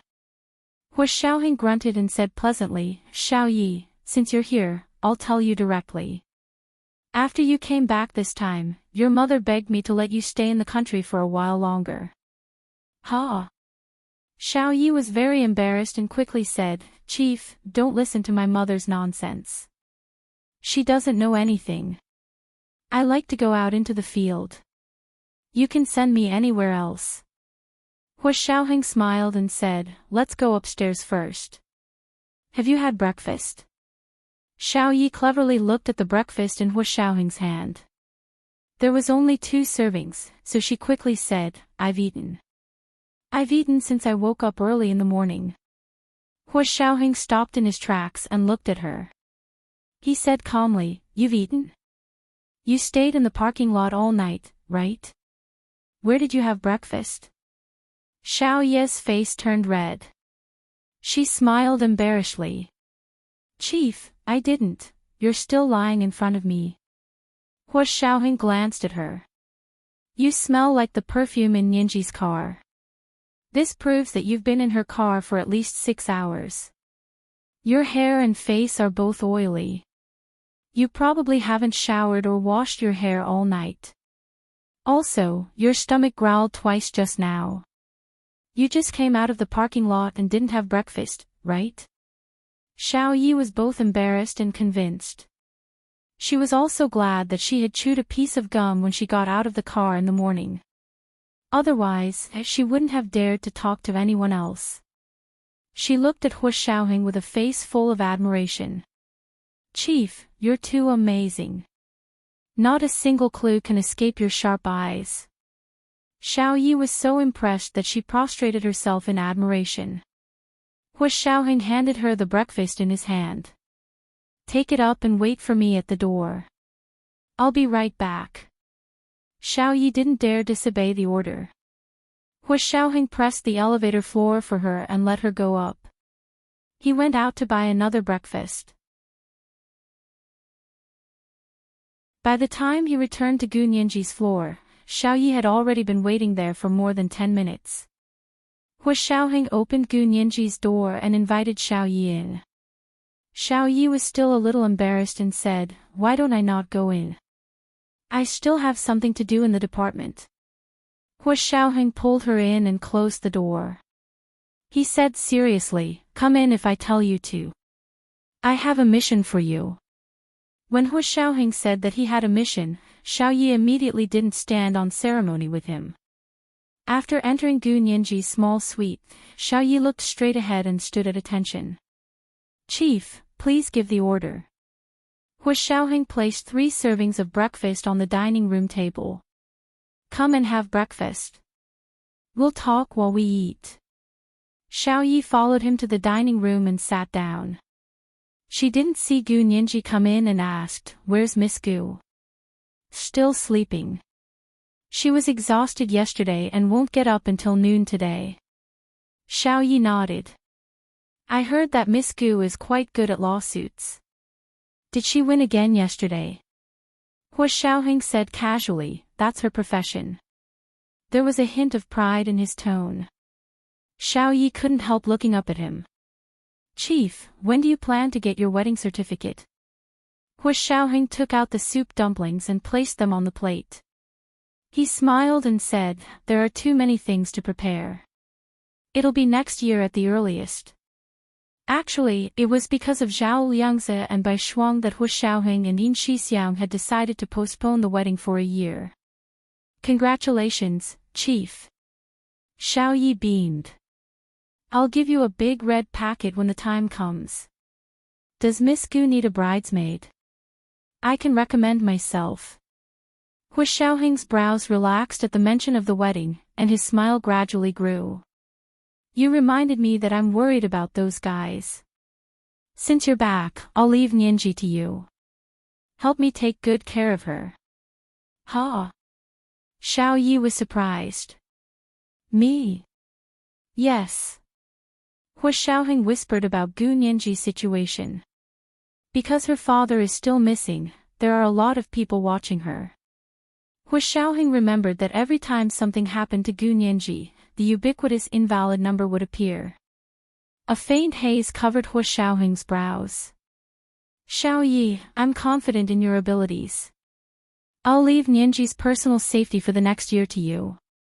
Xiao Yi listened attentively and was very sympathetic to Gu Nianji's predicament. She quickly said, "Don't worry, Chief. I promise to complete the mission." Gu Nianji actually had a lot of security guards around her, but Hu Xiaoheng was still worried. He had always wanted to find her another personal bodyguard. A man definitely wouldn't do, and there wasn't a suitable woman for the time being. It wasn't until Xiao Yi returned that he was relieved to hand Gu Nianji over to her. "I'll tell Nianji later that you'll follow her and be her personal assistant to the public." Hu Xiaoheng quickly asked the Special Operations Forces to make another set of identity documents for Xiao Yi. "This place is too small. I'll ask Nianji to move to the apartment on the 3rd Ring Road. It's bigger there, so you can follow her in."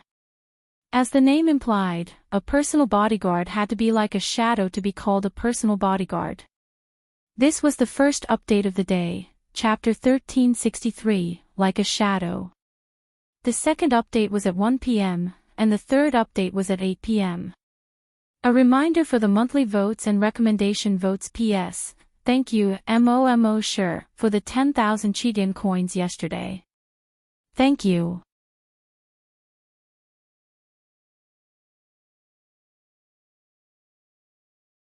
Chapter 1374. Yes, Chief. Xiao Yi nodded seriously. "I will use my life to protect Miss Gu's safety." Hu Xiaoheng looked at Xiao Yi and said lightly, "I believe in you." She was one of the best female field agents in the Special Operations Forces. Not only was she outstanding, but she was also quick-witted and had a kind and loyal personality. Now that she had returned to the team, she could be put to good use. After they finished talking about work, they started to eat breakfast. After breakfast, Xiao Yi went back to pack her things and prepared to be Gu Nianji's personal assistant. Of course, her real identity was actually her personal bodyguard. Hu Xiaoheng took out his computer and worked in the living room while waiting for Gu Nianji to wake up. Gu Nianji slept until noon. When he woke up, he saw that the room was filled with sunlight. He squinted his eyes and slowly sat up. The room was quiet. The thick, dark green curtains were pulled open, leaving only a layer of white gauze inside. The sunlight shone through the layer of white gauze. Gu Nianji assumed that Hu Xiaoheng had already gone back, so she casually put on her robe and walked to the bathroom. Hu Xiaoheng heard the noise from outside and opened the bedroom door to see Gu Nianji in her nightgown. She turned around and stared at him blankly. Hu Xiaoheng's Adam's apple bobbed up and down as he said hoarsely, "Get dressed." Only then did Gu Nianji realize what was going on. She let out a low cry and quickly fastened the strap of her robe. She whispered, "You're still here. Okay." Hu Xiaoheng turned around. "I'll heat up the xilongbao and porridge for you this morning." Gu Nianji smiled and said, "That's great. I just wanted to eat. I don't want to have a proper lunch." She went to the bathroom to wash up, then took a shower and washed her hair before coming out to eat. Hu Xiaoheng had already started eating lunch at the dining table. In front of Gu Nianji was a bowl of plain porridge, a plate of steamed dumplings with tofu skin, shrimp and vermicelli filling, and milk. Gu Nianji sat down and quietly finished everything in front of her. Hu Xiaoheng had also finished his lunch. As he cleaned up the cutlery, he said, "Pack your things later. I'll send you to the apartment on the 3rd Ring Road." Gu Nianji looked up in surprise. "Why? I'm living well here." Hu Xiaoheng didn't hide it from her and said honestly, "I'm worried about you living here alone. Do you still remember the invalid number that Luo Jialan contacted yesterday?" Gu Nianji frowned slightly. "The 4-digit international number?" "Yes." Like Gu Nianji, Hu Xiaoheng also had a beast-like instinct for danger. He said, "Either you come with me to the official residence, or you move to the apartment on the 3rd Ring Road. You can't live here alone anymore." He couldn't be here with her every day. It was unrealistic. Gu Nianji thought about it and said reluctantly, "I'm currently in a lawsuit with Kai Xingnan and Luo Jialan. It's not suitable for me to stay at your official residence for a long time. Then we'll go to the San Juan apartment." Hu Xiaoheng decided for her. "I found you a personal assistant. She will stay with you while I am away. Otherwise, I won't be at ease." Gu Nianji was even more surprised and amused. "Personal assistant? Seriously? Hu Xiao, I just started working. Why would I need a personal assistant? People will gossip about me behind my back. You still care about other people gossiping?" Hu Xiaoheng was amused. "She's called a personal assistant, but she's actually a personal bodyguard I found for you to protect your safety." Gu Nianji, "Hu Xiao, I'm very safe here. Don't you think I need a personal bodyguard? Besides, haven't you given me enough security personnel?" Gu Nianji sat on Hu Xiaoheng's lap and acted coquettishly. "I already have no personal freedom. Do you still want me to have no personal privacy? Compared to your life, none of that is important." Hu Xiaoheng kissed her lips. "Be good. When I find out about that invalid number, I'll remove your personal bodyguard, okay?" Gu Nianji rolled her eyes. "Hu Xiaoheng, is the personal bodyguard you found for me a man or a woman?" "Of course it's a woman." Hu Xiaoheng didn't think much of it. "Do you think I can let a man live with you every day?" "But Brother Xiong and Brother Zhe used to live with me." Gu Nianji poked Hua Xiaoheng's iron-hard chest with her finger and said unhappily, "What do you mean? You were still young at that time, and I trusted Big Xiong and Little Zay." Hua Xiaoheng held her messy finger. "But now Big Xiong and Little Zay both have their missions and can't leave.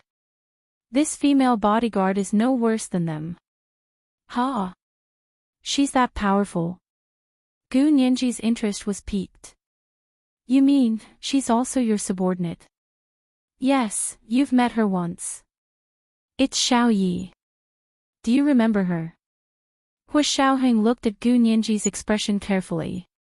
Gu Nianji immediately remembered the pretty girl she saw yesterday. "Ha! No way. It's her. How powerful is she? Is she as powerful as Miss Lena from Russia?" Among the people Gu Nianji had met, other than Hua Xiaoheng, she admired the Russian KGB woman the most. Hua Xiaoheng's expression was a little strange. "You mean Lena?" "Yeah, it's such a pity. Why did she die?" Gu Nianji rested her head gently on Hua Xiaoheng's chest and wrapped her arms around his waist. "It's too dangerous for you guys to do this." Hua Xiaoheng hugged her and gently rested his chin on the top of her head. After a while, he said, "She's very powerful as Lena from Russia." Gu Nianji looked up in surprise. "That means she's even more powerful than Miss Lena." Hua Xiaoheng couldn't keep up with her train of thought. Gu Nianji smiled and pinched Hua Xiaoheng's face with her hands. She pulled them apart and said, "Because she's prettier than Lena. That's why you're stronger than her." Hua Xiaoheng was speechless. Hua Xiaoheng patted Gu Nianji's back and asked her to come down. "Let's go and pack. If I don't go to your place for the next few days, Xiao Yi will stay with you." Gu Nianji thought about it and decided it was just like having a roommate. There was nothing wrong with that. She and Ma Qiqi lived happily on campus. "Okay." Gu Nianji agreed. "I'll go pack. Fortunately, summer is coming, and the clothes are thin and easy to clean up." However, although the clothes were thin, there were more sets. Gu Nianji casually took out 4 large suitcases of clothes. Hua Xiaoheng didn't say anything. He helped her carry the suitcases into the car and sent her to the apartment on Sanhuan Road, which was more private and safer than here. Gu Nianji stood at the door of the high-end apartment on Sanhuan Road and looked up. "Gu Yanran's apartment is upstairs." Hua Xiaoheng said lightly, "She bought it with the Gu family's money. It doesn't belong to her anymore." Gu Nianji would be able to take over all of the Gu family's assets once the announcement of Gu Xiangwen's death expired. However, Gu Nianji didn't feel happy at all. Her head drooped as she followed Hua Xiaoheng in silently. Hua Xiaoheng rubbed her head. "Don't be unhappy. Your father definitely wouldn't want you to be like this." Gu Nianji closed her eyes and took a deep breath. She nodded heavily. "Okay, I understand." Hua Xiaoheng had already sent someone to clean the apartment. Gu Nianji took out the clothes and daily necessities she had brought with her suitcase and placed them in the closet and bathroom. At that moment, Hua Xiaoheng received a call from General Ji asking him to go to the military for an impromptu meeting. He called Yin Shixiang and asked him to buy some groceries from the special supply store in the military compound. Yin Shixiang quickly agreed and bought some vegetables, fruits, seafood, and meat that Gu Nianji liked. He drove to Gu Nianji's apartment on Sanhuan Road. The doorbell rang. Gu Nianji thought it was Xiao Yi. She looked through the peephole and saw that it was Yin Shixiang. She opened the door happily and said, "Brother Xiong. Why are you here?" Yin Shixiang was carrying 2 big bags of things. He smiled and said, "Major General Hua ordered me to come.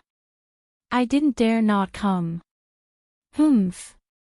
As expected, when you have a fiancé, you threw me, your good friend, aside." Gu Nianji pretended to be angry. Yin Shixiang knew that she was joking. He smiled and freed a hand to flick her forehead. All right, stop fooling around. Major General Hua asked me to buy groceries to cook for you. Where's the kitchen? I'll go wash the vegetables. Gu Nianji pointed in the direction of the kitchen and followed Yin Shixiang to ask questions. Brother Xiong, did you know that Major General Hua found me a personal assistant called Xiao Yi? Xiao Yi. Yin Shixiang turned around and narrowed his eyes at her. Is she our colleague? Gu Nianji nodded. Yes, I just met her yesterday. She's so beautiful. But Major General Hua said that she's even more powerful than the Russian woman from the KGB. I really don't believe it. She couldn't bear to hurt him in front of Hua Xiaoheng just now. Yin Shixiang couldn't help laughing. Don't doubt me. She's just that powerful. Really? Gu Nianji's big eyes widened even more. Her pupils were big and round, and they were very pure black. The whites of her eyes were slightly blue, and she looked unconsciously charming when she looked at people. Let me tell you something. She used to have a nickname in our base. She was called Night Owl. You should know how powerful she is now, right? Among a group of smart and powerful men from the Special Operations Forces, it was really unusual for a woman like Xiao Yi to have the nickname Night Owl. Gu Nianji was convinced and praised her from the side, but Yin Shixiang began to mutter. He had sent the famous Night Owl of the Special Operations Forces to be Gu Nianji's personal assistant. Could it be that Gu Nianji's situation was even more dangerous than before? As Yin Shixiang washed and cut the vegetables, he nagged at Gu Nianji, you have to be careful these days. Don't run around alone. Since you've given Night Owl to be your personal assistant, don't be too naughty. Remember to be obedient and take her with you wherever you go. Do I have to take her with me to the Special Operations Forces headquarters? Gu Nianji deliberately argued with Yin Shixiang. You have to ask Major General Hua about that. I don't have the final say. Yin Shixiang glanced at her slyly. He quickly finished cutting the vegetables and began to cook. You go out first. I'm going to cook. Can't I watch from the side? I want to learn too. No. Yin Shixiang didn't even turn his head. I'm afraid that if you stand by the side, these flames will recognize you and want to greet you and play games. He was talking about the last time she had cooked at Hua Xiaoheng's official residence and almost burned down the kitchen. Gu Nianji was so angry that she pinched Yin Shixiang's arm. Brother Xiong, you're so mean. I'm going to complain to Chi-Chi. Forget it. If you tell Chi-Chi, Chi-Chi will definitely advise you to cherish your life and stay away from the kitchen. Yin Shixiang said with a mischievous smile. Go out, go out. I'll be done soon. Gu Nianji walked towards the kitchen door, looking back 3 times at every step. She suddenly remembered something and asked, Brother Xiong, does that Night Owl know how to cook? Yes, our colleagues in the Special Operations Forces are all good at cooking. This was the second update of the day, Chapter 1364, That's How Amazing. 8 p.m., the third update. A reminder for the monthly votes and recommendation votes. Thank you.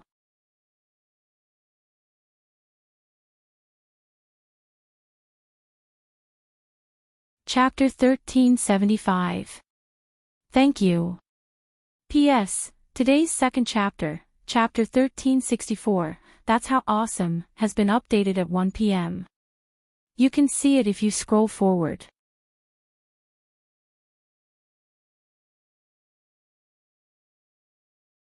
Chapter 1376. Gu Nianji was overjoyed. Miss Xiao Yi was not only beautiful, she could fight and cause trouble, but she was also a good cook. She had taken advantage of her. In the evening, Xiao Yi carried a travel bag to the entrance of Gu Nianji's apartment complex. When she asked the property management to call Gu Nianji, Gu Nianji personally went down to pick her up. At the entrance of the apartment complex, a reserved woman wearing big black-rimmed glasses and a rubber band to tie her black hair behind her head appeared in front of Gu Nianji. Her skin was relatively fair, but it wasn't the kind of tender white that she had seen yesterday. Instead, it was a cold porcelain white without a trace of blood. Her lips were also pale, and her big black-rimmed glasses covered her bright eyes. Her thick bangs covered her perfectly shaped forehead, and her entire attractiveness was severely reduced. Gu Nianji was stunned for a moment and asked tentatively, "You're Xiaoyi?" It's me. Miss Gu, why did you come to pick me up personally?" "I'll go in myself," Xiaoyi said quickly. She even had an accent. "Was this cosplay?" "Miss Xiao, nice to meet you." Gu Nianji quickly came back to her senses and extended her hand warmly. Xiaoyi smiled and shook her hand. "Miss Gu, you're too polite. It's my honor to be your personal assistant." She was polite and her smile was even a little flattering. Her body was slightly bent and her legs were bent. She looked a little shorter than Gu Nianji. She looked like a little assistant who was at the mercy of others. Gu Nianji's heart was filled with admiration. She had grown up in the Special Operations Forces base and was very familiar with them. She knew that these Special Operations Forces members were all either best actors or best actresses. Real actors were nothing compared to them. Because actors couldn't act well, at most they wouldn't be popular and wouldn't be able to act. And if they couldn't act well, they would die. Just like Xiaoyi in front of her. When she saw her yesterday, she was still a fashionable and unfashionable woman. When she saw her again a day later, if Hu Xiaoheng hadn't told her in advance, she wouldn't have been able to connect her with the beautiful lady from yesterday. "Come with me." Gu Nianji turned around and walked towards her apartment building. When she arrived at her floor, Gu Nianji opened the door and said to Xiaoyi, "Make yourself at home." "How can I do that?" Xiaoyi smiled even more obsequiously. She carried her travel bag and followed Gu Nianji to the guest room to settle down. Yin Shixiang cooked for Gu Nianji and waited for her to finish eating before he chatted with her. When Xiaoyi arrived, he stood up and said with a smile, "Yi Xiao, long time no see." Xiaoyi straightened her back and rolled her eyes. "Who is this gentleman?" "I don't know him." "Ha ha ha ha. Of course not. I don't know you either." "Where did this village girl come from?" "Nianji, where did you find this clown?" Yin Shixiang winked and picked up his car keys. "I'm leaving, you guys have fun." After Yin Shixiang left, only Gu Nianji and Xiaoyi were left in the empty apartment. Gu Nianji was very curious about Xiaoyi, but she knew that she shouldn't ask about things that she shouldn't. She could only pretend as if nothing had happened and knock on the door of Xiaoyi's guest room. "Miss Xiao, have you had dinner?" Xiaoyi opened the door and smiled at Gu Nianji. "You don't have to call me Miss Xiao. Just call me Xiaoyi." Gu Nianji was embarrassed. "Can I call you by your real name?" "Sure, not many people know anyway." Xiaoyi smiled good-naturedly. "Just remember that I'm your personal assistant. Don't worry about me, and don't stand on ceremony." At the mention of dinner, Xiaoyi's eyes flashed. "Have you had dinner?" Gu Nianji shook her head, but said, "I had lunch late, so I'm not hungry now." "I'm worried that you're hungry." She pointed to the kitchen and said, "There's rice and vegetables there. If you're hungry, go make your own food." Xiaoyi pursed her lips into a smile and whispered, "Got it, Miss Gu. You can tell me what you want to eat. Don't go to the kitchen yourself." Gu Nianji's eyes widened. You know too. How terrible. Had her reputation as a kitchen killer spread so far? Didn't Xiaoyi just come back from abroad? Gu Nianji was indignant. Xiao Yi looked at Gu Nianji's little face and thought it was especially cute. Thinking of her situation, even she couldn't help feeling pity for this little girl. Know what? I don't know anything. Xiao Yi made a zipping motion over her mouth with her hand to show that she was tight-lipped and wouldn't talk nonsense. Gu Nianji teased her with a smile. What are you doing? Those who don't know you might think you're a zipper. As a veteran field agent of the Special Operations Forces, wasn't it a piece of cake for Xiao Yi to deal with a little girl like Gu Nianji? She quickly got along with Gu Nianji, and after an hour, they became best friends. The two of them chatted until their mouths were dry before Gu Nianji went back to her room to drink some water and eat some snacks. Xiao Yi stayed with Gu Nianji just like that. Gu Nianji had nothing to do recently, so she was mainly preparing for Song Jinning's lawsuit against Luo Zhaoan. The court hadn't sent any news about the second trial, so Gu Nianji was getting a little impatient. The key was that she wouldn't be able to return to work in the Senate until this matter was settled. Fortunately, Xiao Yi accompanied her. The two of them went out for a run in the morning for morning exercise. After breakfast, they either played games together or went shopping. They had a very comfortable time. Playing games with Xiao Yi was the best. Her heaven-defying hand speed helped Gu Nianji win without doing anything. Soon, she went from stubborn bronze to the strongest king. That day, Gu Nianji finished playing games and rubbed her fingers. She planned to take a shower and go to bed early. She planned to go to the court tomorrow and ask what was going on. It had been almost a week. Had Kai Xingnan submitted their new evidence? She pushed open her door and walked out. She knocked on the door of Xiao Ye's room and said, "Xiao Yi, I want to go to bed early today. I won't play games with you anymore." Xiao Yi opened the door and said with a smile, "You're sleeping so early today." The two of them had been playing almost until dawn these past few days. "Yes, I've been up for a few days. I really can't take it anymore. I have to go to bed early today." Gu Nianji nodded. "Xiao Yi, you should go to bed early too. It's been hard on you these past few days." "How is this hard?" "It's like I'm on vacation now." Xiao Yi tilted her head and smiled. "Hurry up and go to bed. The dark circles under your eyes are all coming out."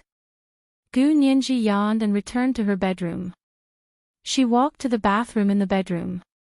At that moment, her phone rang. Gu Nianji subconsciously looked at her watch. It was only 8:00 in the evening. Had she gone to bed too early? She walked over and picked up the phone. It was He Jichu calling. She quickly swiped it open and picked it up. "Professor He."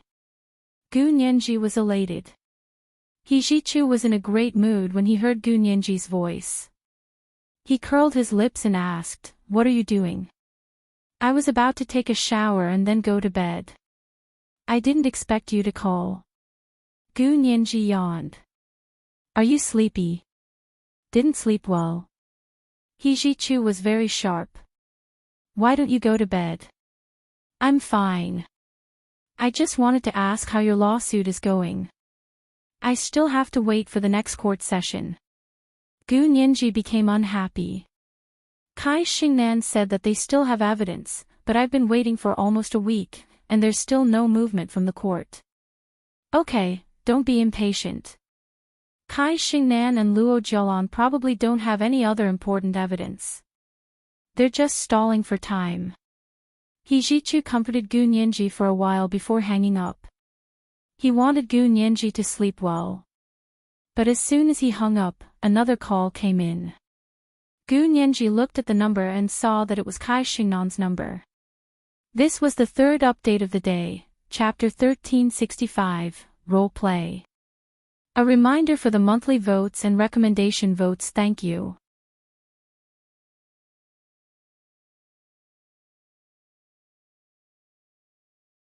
Chapter 1377. Why was Kai Xingnan looking for her so late at night?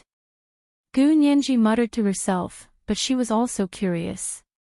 She picked up the phone anyway. Hello, who is this? She pretended not to know whose number it was. Kai Xingnan paused and said pleasantly, Lawyer Gu. I'm Kai Xingnan. I represent my client and want to talk to you about pleading guilty. Kai Xingnan immediately said, plead guilty. Gu Nianji, who had wanted to hang up the phone immediately, instantly became wide awake. What did you say? Your client wants to plead guilty. Why are you looking for me instead of the court? Gu Nianji sat at her desk and turned on her laptop. She was no longer in a hurry to go to sleep. Kai Xingnan seemed to laugh and said, pleading guilty, of course it's a misdemeanor. Lawyer Gu, are you not familiar with this kind of operation? I'm really not familiar with it. Gu Nianji smiled. I'm not practicing in the United States, so I don't know how you operate. Kai Xingnan heard the faint mockery in Gu Nianji's words, so she chuckled nonchalantly and said, now you can understand. After a few seconds, Kai Xingnan's voice deepened. Before you agree or object, I want to tell you something. Before we talk about this, I want you to turn off all recording and monitoring devices and turn on the software that blocks the monitoring. Don't blame me for not reminding you. If you don't do this, you'll regret it. Gu Nianji was baffled. Are you threatening me? Sorry, I never accept threats. Do whatever you want, I'm hanging up. You really don't mind. Even if this matter will ruin your fiancé's reputation, you don't care. Gu Nianji's finger almost pressed the stop button. She paused, raised the phone to her ear, and said in a flat voice, what did you say? Turn off the recording and surveillance equipment and block all surveillance software. I'll tell you. Believe me, I don't want your fiancé's reputation to be ruined either, but if I have no other choice, I have no choice. After all, he's not my fiancé. It's not my place to protect him. Kai Xingnan shrugged and made a victory sign to Luo Zhelan, who was listening in front of her. Luo Zhelan pursed her lips and smiled. There was a strange excitement and stimulation in her heart. Gu Nianji hesitated for a second, then decisively turned off the recording device and turned on the monitoring software on her phone. This was a small app that she had specially written after discovering that He Zhichu had hacked into her phone. This little app referenced He Zhichu's techniques and used reverse programming logic to analyze it. The final product was unbelievably powerful. Gu Nianji didn't tell anyone. She didn't want to block other people's surveillance. She just wanted to maintain some privacy when she needed it. Just like now. To be on the safe side, she said to Kai Xingnan, send me your location. I want to know if you're lying to me. Kai Xingnan didn't suspect anything and shared her location. Gu Nianji hacked into Kai Xingnan's phone through the back door of the location-sharing app and included her phone in her little app that blocked surveillance. This would ensure that no one on Kai Xingnan's side knew what they had said. This was Kai Xingnan's home. Although there were surveillance cameras around Luo Zhelan, it wasn't enough to send them to Kai Xingnan's home. Therefore, as long as Luo Zhelan didn't use her phone, the people monitoring the Special Operations Forces wouldn't know about their phone call. Gu Nianji checked repeatedly to make sure that no one else could eavesdrop on their conversation before saying, if it's such an important topic, what about you? Will it be monitored? Kai Xingnan smiled. Of course not. I've checked this place many times. Other than this phone, I don't even have the internet in my room. Gu Nianji nodded. Tell me, what's the big deal? Okay. Kai Xingnan glanced at Luo Zhelan and saw that her face was flushed with excitement. She looked away in disdain and said to Gu Nianji, my client gave me a new piece of evidence. Before we hand it over to the court, I think I should communicate it with you. What new evidence? Didn't you just say it had something to do with my fiancé? Gu Nianji frowned. Are you lying to me? Of course not. Kai Xingnan stood up, turned off the hands-free, and put on her Bluetooth headset. She said to Gu Nianji, "My client told me something that happened 12 years ago." Gu Nianji, are you telling a story? Why are you keeping me guessing? Hurry up and make it short. Gu Nianji was getting impatient. My patience is limited. Okay, then I'll make it short. Kai Xingnan walked slowly to the window and looked at the night view outside. The night in the mountains was pitch black, and only the starry sky was extremely bright. She looked up at the night sky and said lightly, 12 years ago, on the eve of your fiancé's enlistment, he was drunk and violated my client. That year, my client was only 16 years old. Gu Nianji's mind buzzed, as if a nuclear bomb had exploded in her mind. A mushroom cloud filled the sky, blotting out the sun and almost causing her consciousness to go into shock. After a long while, Gu Nianji stood up angrily and gritted her teeth. Kai Xingnan. Don't be too despicable. How dare you make up such a rumor? Where's the witness? Where's the physical evidence? Don't think that you can violate me just because you say so. Show me the evidence. My client clearly stated the time, place, people, and the entanglement between the two of them after the incident. Also, Kai Xingnan deliberately paused for a moment, like a cat playing with a mouse. She enjoyed Gu Nianji's unspeakable anxiety, hatred, and anger, then said, also, my client still has evidence, physical evidence. It must be fake. Gu Nianji denied the authenticity of the evidence without hesitation. I never had any expectations for Luo Zhaolan's character, and now I have no expectations for your professional integrity, Lawyer Kai. Lawyer Gu, you haven't even seen the evidence. How can you deny it immediately? Kai Xingnan crossed her arms and looked down at a tightly sealed dress on the windowsill. Through the translucent plastic seal, she could clearly see that the dress was red with white flowers. It was made of silk, but there were lumps of sticky filth on it that were visible to the naked eye. Really? Then tell me, what kind of evidence did you fake? I don't know if it was fake or not. Kai Xingnan turned around and sat on the windowsill with a smile on her face. I have a silk dress that's been sealed in plastic. There are visible semen spots on it. You don't need me to tell you who it is, do you? Gu Nianji was so angry that she almost laughed. Tell Luo Zhaolan that she wants to learn from Lewinsky. My fiancé isn't a zipper ton either, so you guys can save it. If you have the ability, hand the evidence over to the court and let the court test the DNA. I don't believe that lousy dress has anything to do with my fiancé. Lawyer Gu, why are you so sure? Kai Xingnan asked curiously. As far as I know, you only met your fiancé 7 years ago, but Luo Zhaolan has known your fiancé for almost a lifetime. Yes, if Luo Zhaolan only plans to live until she's 28, then she has indeed known my fiancé for a lifetime. Gu Nianji said sarcastically, I won't be threatened by you. I believe in my fiancé's character. And if this dress was real, you would have handed it over to the court a long time ago. You wouldn't have waited until now to make a deal with me. I'm not that stupid. If you want to threaten me, think of another way. Kai Xingnan secretly praised Gu Nianji's quick-wittedness, but if Gu Nianji really thought so, she was indeed too naive.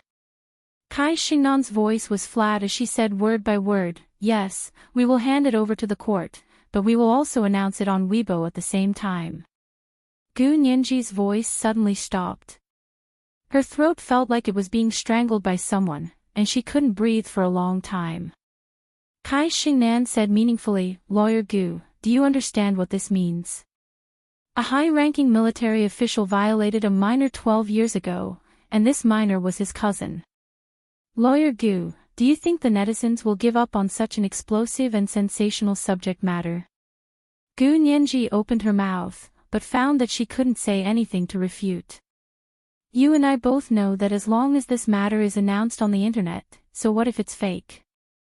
Kai Xingnan scoffed. Most people are brainless. There are also many people who want the world to be in chaos and are afraid that this society isn't dark enough. They will only immediately believe such sensational topics and give you more and darker inside stories. Then, they will chase after you to prove it yourself. As for what the truth is it important to them?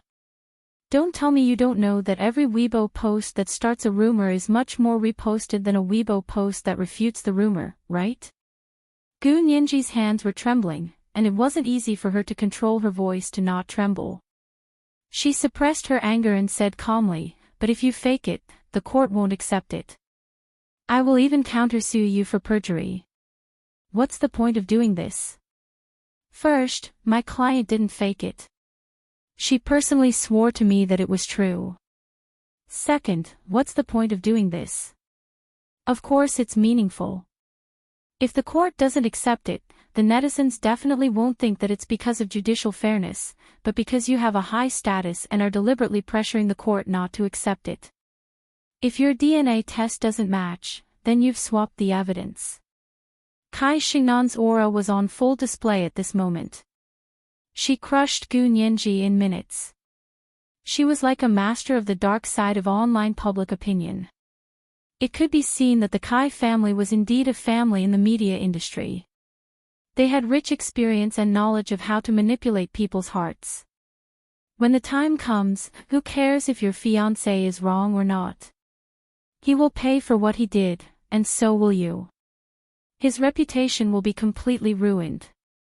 I don't think your organization will be willing to let such a person stay in the organization, so his career will be ruined. Gu Nianji, think about it carefully. Do you really want this to happen to your fiancé? I admit that my client did go a little overboard when it came to Song Jining. But she really had no intention of killing her. Moreover, she said that she had always resented your fiancé for violating her, so she vented her anger on his mother. Kai Xingnan spoke very carefully and wasn't afraid that Gu Nianji would record her. She pushed everything onto Luo Zhelan and relayed it all from Luo Zhelan.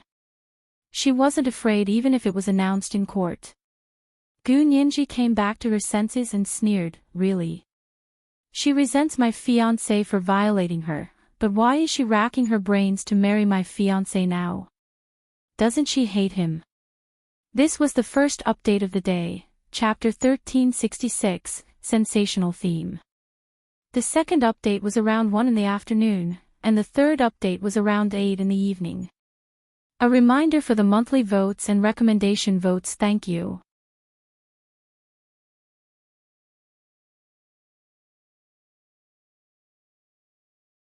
Chapter 1378. Yes, but you've also heard of love born from hate and Stockholm Syndrome, right? Kai Xingnan raised her chin proudly. Otherwise, why would she ask me to call you and talk about admitting to a misdemeanor? This is an exchange, and everyone can win. If she really hated your fiancé, she would have already gone on Weibo. Gu Nianji's face was as dark as water. She didn't believe a word about the dress. No matter who the dirty thing on the dress belonged to, it had nothing to do with Hu Xiaoheng. That was how she unconditionally believed in the man she loved. But just as Kai Xingnan had said, if they really wanted to splash this basin of dirty water on Weibo, it wouldn't just be a basin of dirty water, but a whole Pacific Ocean of dirty water. Hu Xiaoheng wouldn't be able to clear his name even if he wanted to. It was undeniable that Luo Zhelan's rumor did have her unique internal logic. According to the court's information, 75% of cases where minors were violated were committed by acquaintances. They were all their relatives, direct and collateral, friends, and neighbors. Therefore, many people would believe Luo Zhelan's words without hesitation, because she had indeed poked at many people's sore spots. People who specialized in using other people's sympathy and pain to spread rumors were especially hateful. Because not only were they draining the sympathy of passers-by, but they were also blocking the way for the real victims to seek justice. They were even more hateful than the child in The Boy Who Cried Wolf. Because the child had only harmed himself, but this kind of rumor hurt not only the innocent, but also the real victims, as well as the people's confidence in social justice. However, the current law was far from punishing people for spreading rumors, which led to such things happening one after another. Because the cost of spreading rumors was too low, the benefits were huge. This was the reality that made people feel helpless. Gu Nianji took a deep breath and thought about the consequences carefully. She almost shuddered. She heard herself say slowly, "Let me think about it. I can't accept this evidence all of a sudden. I understand. When I first heard it, I was also very shocked. But my client says this is the last thing she can rely on. If even this doesn't work, she doesn't want to live anymore." Kai Xingnan seemed to be very easy to talk to. She pretended to be tolerant and said, "How about this, I'll give you one night. I'll call you at 8:00 tomorrow morning after I've thought about it. I won't wait after the expiration date. If Luo Zhelan really committed suicide after that, then this hat would properly fall on Hua Xiaoheng's head." Gu Nianji was furious when she heard that. She wanted to slap her in the face. It was such an important matter, but he only gave her one night to think about it. It was like he was doing her a favor. Did he really think that she had 3 heads and 6 arms and was omnipotent? Wasn't it obvious that he wanted her to submit? But Gu Nianji was such a person. She was like a spring. The harder you pressed, the greater the rebound. Therefore, even though Kai Xingnan had only given her one night, Gu Nianji had no intention of surrendering. She pretended to be alarmed and said, "How can one night be enough? Give me at least 3 days. 3 days. Sorry, I said one night, one night. When you were in a hurry to sue my client for intentional homicide, you didn't give us any leeway." Kai Xingnan hung up the phone and blocked Gu Nianji temporarily so that Gu Nianji couldn't harass her at night. Anyway, she could just release Gu Nianji's number at 8:00 tomorrow morning and call her. Luo Zhelan looked at Kai Xingnan with a smile and gave her a thumbs up. "Lawyer Kai, you really crushed me just now. You're too kind." "I was just doing my job as a lawyer," Kai Xingnan said, pretending to be modest. She looked down at the plastic dress beside her hand and asked curiously, "Is this true?" Luo Zhelan giggled. "What do you think? If it's true, you should have taken it out to Grandfather Hua long ago and asked Major General Hua to marry you." Kai Xingnan shook her head. "Although I'm your lawyer, I have to say that this is too risky. What if the other party is blind and insists on going to court? What will you do?" Kai Xingnan had long felt that if this was true, no matter who had violated Luo Zhelan, she wouldn't have endured it for 12 years and only taken out the dress now.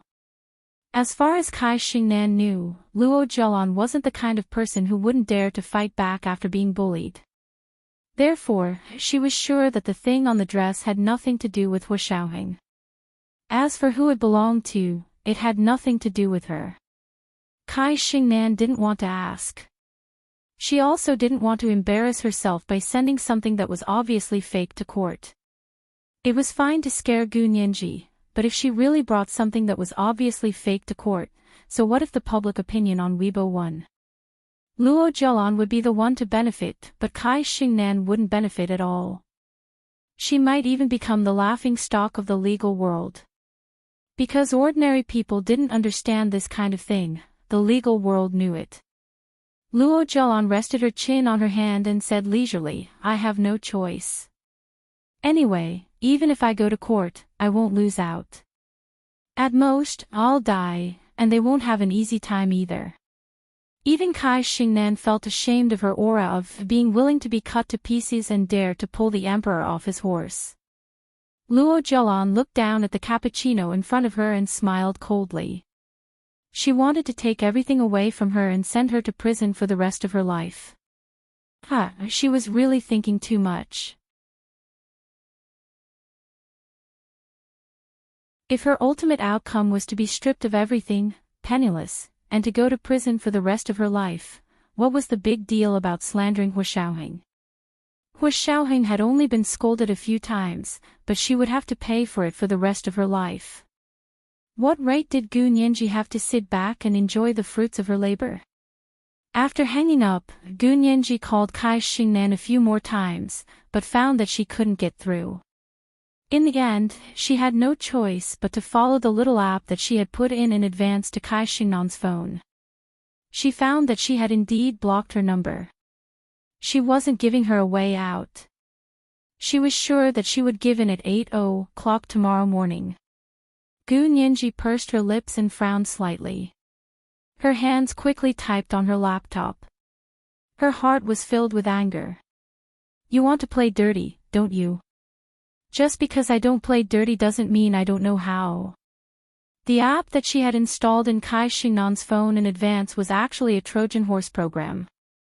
She used this program to not only control Kai Xingnan's phone, but also follow the address book in her phone and found her father, Kai Sumin's private number.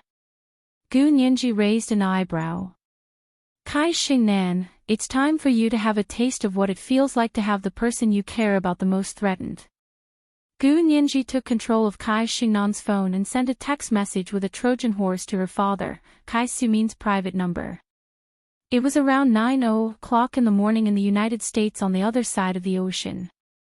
Kai Sumin held a cup of coffee in his hand and entered his office to prepare for the day's work. When he heard his phone ring, he took it out and saw that it was a text message from his daughter, Kai Xingnan. There was nothing in the text message. It only said that she missed him a lot. Kai Sumin laughed and shook his head. His daughter had always been very independent and rarely acted coquettishly like this. He swiped open his phone and also replied with a text message, "Daddy misses you too." He then put away his personal phone and picked up his work phone. He began to look at emails, text messages, and private messages. As soon as Kai Sumin swiped open his phone and clicked on the text message reply, Gu Nianji's Trojan Horse app entered Kai Sumin's phone and quickly took control of his phone. Kai Sumin happened to not look at his personal phone much during the day at work, so he gave Gu Nianji plenty of time to work. After flipping through Kai Sumin's phone, Gu Nianji's horizons were broadened. She had actually discovered the contact information of Senator Mason. This was the Maine congressman who had set up a private scholarship at Columbia University in the United States and only given it to the daughter of the prosecutor. Previously, Hua Xiaoheng and the others had investigated in many ways, but they couldn't find any personal dealings between Kai Sumin and Mason. There was no trace of any financial dealings. Gu Nianji looked at Kai Sumin's phone for a while, but she couldn't see any contact between him and Mason that wasn't official business. Time passed minute by minute, and soon it was 11:00 in the morning. Xiao Yi came out of her room and went to the kitchen to get some water. She was a little surprised to see light peeking out from under Gu Nianji's bedroom door. She knocked on Gu Nianji's door. "Miss Gu, are you still awake?" She had said she was sleepy at around 8:00, but it was already 11:00 and she still hadn't slept. Gu Nianji raised her voice in the bedroom and said, "I have something to do. Xiao Yi, you go to sleep first." Xiao Yi saw that she was fine, so she didn't ask any more questions and went back to her bedroom to sleep alone. Gu Nianji wasn't sleepy at all. Her eyes were bright as she followed Kai Sumin's phone and hacked into Representative Mason's private phone. These people all had many phones, but the public phone numbers were the same as public accounts. Many of them weren't even managed by them themselves. Only their private phone numbers were truly useful numbers. However, this kind of private phone number was usually not known by very close friends and family. Therefore, while the field personnel of the Special Operations Forces were still working hard to find evidence, Gu Nianji had already beaten them to it. This time, Gu Nianji realized that she had seen something incredible. She saw a few electronic boarding passes that she hadn't been able to delete completely in the trash can of Mason's phone mailbox.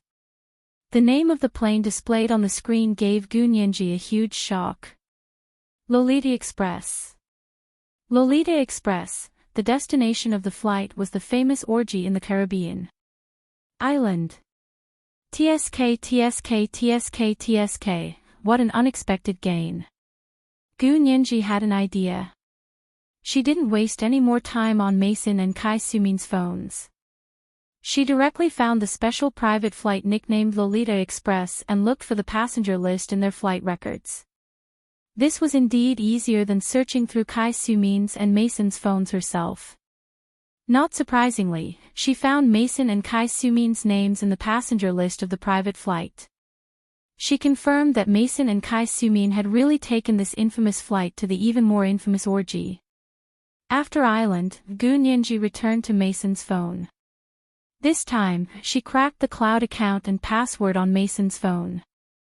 After logging into the cloud account, Gu Nianji looked at the unsightly photos and videos, as well as the evidence of financial transactions that would be difficult for ordinary people to find. She smiled coldly. This was the second update of the day, Chapter 1367, The greater the pressure, the greater the backlash. The third update was around 8 p.m. A reminder for the monthly votes and recommendation votes. Thank you.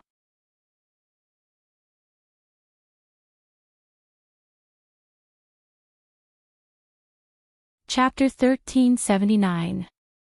Without another word, Gu Nianji encrypted all of the information and sent it back to her encrypted email. Kai Sumin, on the other hand, was even more cautious. Gu Nianji hacked into his cloud account and found that it was empty. It seemed that Kai Sumin was indeed very careful and didn't believe in these advanced technologies. However, it was useless no matter how careful he was. He had stupid teammates, such as the senator named Mason. She couldn't find any evidence on Kai Sumin's watch, but Mason was piling up mountains to fill in the sea. Gu Nianji then returned to Kai Xingnan's phone and erased all traces on her phone, especially the text message Kai Sumin had replied to her. She then logged into her encrypted email and looked through the photos and videos one by one. She quickly found photos of Mason with Kai Sumin and a Caucasian girl, as well as an R-rated video. Mason and the Caucasian girl were the subjects of the photo, while Kai Sumin watched with a smile on his face. He was even filming with his phone. From the analysis of this scene, there should be a fourth person at the scene, and that person must have filmed the entire video. Gu Nianji didn't care who the fourth person was. She was only happy that she had also discovered Kai Sumin's weakness. Wasn't Kai Sumin a famous lawyer in the United States? He had once helped the former president win a tough battle and thwarted the grand jury's efforts. If the American public saw these photos, videos, and their senator's ugly behavior, it would set off a political storm. Gu Nianji's face darkened. After making a copy of the evidence, she first sent it to Kai Xingnan's email. By the time she finished sending the email, it was already 5 in the morning. Gu Nianji almost didn't sleep all night. She was so sleepy that she yawned. She went to the bathroom to wash her face and brush her teeth again before going back to the bed and falling asleep. Kai Xingnan's alarm was set for 7 in the morning. She planned to wake up early and enjoy Gu Nianji's silly appearance of crying and begging in front of her. Sitting up in bed, the first thing Kai Xingnan did was pick up her phone to read the news. She swiped open her phone and found that Gu Nianji had sent her several text messages. Kai Xingnan, didn't she blacklist her? How could she still send her text messages? Kai Xingnan was confused and quickly looked at her blacklist, but she didn't see Gu Nianji's name. So her hand slipped last night and didn't blacklist Gu Nianji. Kai Xingnan had just woken up and was still a little confused. She shook her head and opened Gu Nianji's text message. Pictures started to appear on her phone. Kai Xingnan rolled off the bed in surprise. These photos, how did Gu Nianji get these photos? It can't be true, it can't be. Was it photoshopped? Kai Xingnan was flustered. Her hands and feet were trembling, her entire body was trembling, and her lips were trembling so much that she couldn't speak clearly. She muttered to herself for a while, then dialed her father, Kai Sumin's number. When Kai Xingnan called, it was already 7:00 in the morning. It was 7 o'clock at night on the east coast of the United States. Most people would have gotten off work and gone home by now. Kai Sumin often worked overtime. At this time, he only made a cup of coffee, then continued to throw himself into work. He heard his personal phone ring again. He picked it up and saw that it was Kai Xingnan calling. He quickly picked it up and said with a smile, "Xingnan, what's wrong? What's the matter?" Kai Xingnan hesitated for a moment, then bit her lip and said, "Daddy, have you ever sat in the Lolita Express, been to Orgy Island?" Before Kai Sumin answered, he was obviously stunned for a moment before he denied it. "Of course not, why?" If it were anyone else, they would probably believe Kai Sumin's words. But Kai Xingnan wasn't anyone else. She knew her father very well. The obvious pause before Kai Sumin denied it made Kai Xingnan understand that these photos definitely weren't photoshopped. It was obvious. Why would Gu Nianji use such a despicable method to lie to her? After all, she had just used Hua Xiaoheng to threaten her. Thinking of this, Kai Xingnan suddenly understood. So Gu Nianji was taking revenge on her. "Xingnan, what's the matter?" Kai Sumin saw that Kai Xingnan hadn't spoken for a long time, so he remembered that she had asked about Lolita. He felt a little uncomfortable about the express incident. He had taken that private plane and been to that island, but he had followed Mason to see the world purely out of curiosity. Kai Xingnan came back to her senses and forced herself to say, "It's nothing, Daddy. I just miss you." This matched the text message that Gu Nianji had sent before. Kai Sumin didn't doubt it at all. He smiled and said, "Daddy misses you too. When I'm done here, I'll come back to China to accompany you." Kai Xingnan nodded and chatted for a while before hanging up. She sat alone on the carpet in front of the bed, holding her phone and scrolling through the photos and videos that Gu Nianji had sent her. She despised Gu Nianji very much. It had to be said that this person's methods were too sinister and vicious. She didn't think her father was wrong. This was his privacy, and he had gone to the Caribbean island of Orgy, which was not governed by American law. He hadn't done anything illegal. She only hated the person who used these photos to threaten him. But she also knew that no matter where Gu Nianji had gotten these photos, they were a fatal threat to them. This wasn't like Luo Zhelan's false testimony. The things in Gu Nianji's hands were real evidence that could withstand the examination of computer image experts. And these things were definitely real. Her father's attitude just now said everything. Kai Xingnan stood up with a pale face. Her body trembled as she looked ahead blankly. She imagined the outcome of these photos and videos being published online. She was so upset that she was about to vomit blood. She rushed into the bathroom and screamed at the big mirror in the bathroom for a few minutes before she calmed herself down. She had no choice but to admit defeat. She wasn't as vicious or cunning as her. She couldn't beat Gu Nianji. Kai Xingnan had never expected that Gu Nianji would be better at playing dirty than her. Thinking back to how she had created public opinion on Weibo and inexplicably failed, Kai Xingnan finally realized that there was a computer expert in Gu Nianji's team. At this time, she still didn't know that the real computer expert was Gu Nianji herself. She only thought that just like how she had found Hacker Mike to help her, Gu Nianji must have her own hacker helper. At this point, the only thing Kai Xingnan wanted to protect was her father's reputation. Luo Zhelan was no longer in Kai Xingnan's consideration. If these photos were to be leaked, not only would her father's reputation be ruined, but his lawyer's license might also be revoked. That would be a big joke. Her father definitely wouldn't be able to take such a blow. Kai Xingnan washed her face with cold water, changed her clothes, and called Gu Nianji. Gu Nianji, on the other hand, was sleeping soundly. She turned off her phone and couldn't hear Kai Xingnan's call at all. Kai Xingnan had no choice but to call her over and over again. She called from 7 in the morning until 10 in the morning before Gu Nianji woke up. She lazily took out her phone from under the pillow, turned it on, and swiped it open. Almost 100 missed calls popped up.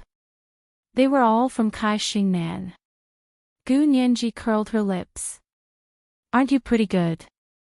You're not waiting for me." Gu Nianji stretched lazily before picking up the phone.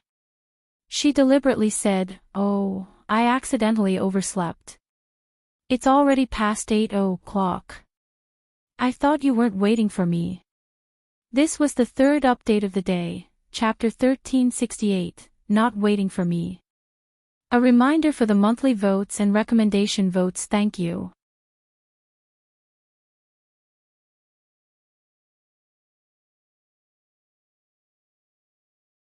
Chapter 1380. This was a return of Kai Xingnan's earlier taunting of Gu Nianji. Kai Xingnan's mouth was filled with bitterness as if she was chewing on a piece of Chinese gold thread. However, she didn't dare to show any dissatisfaction with the photos on her phone flashing in front of her eyes. "Miss Gu, what exactly do you want?"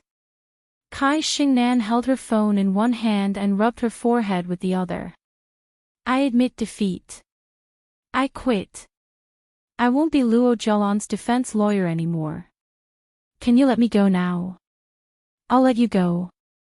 Gu Nianji sat up from the bed and chuckled. "That's not what you said yesterday." Kai Xingnan's face was burning.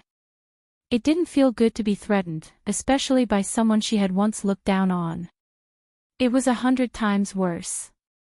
But what could she do?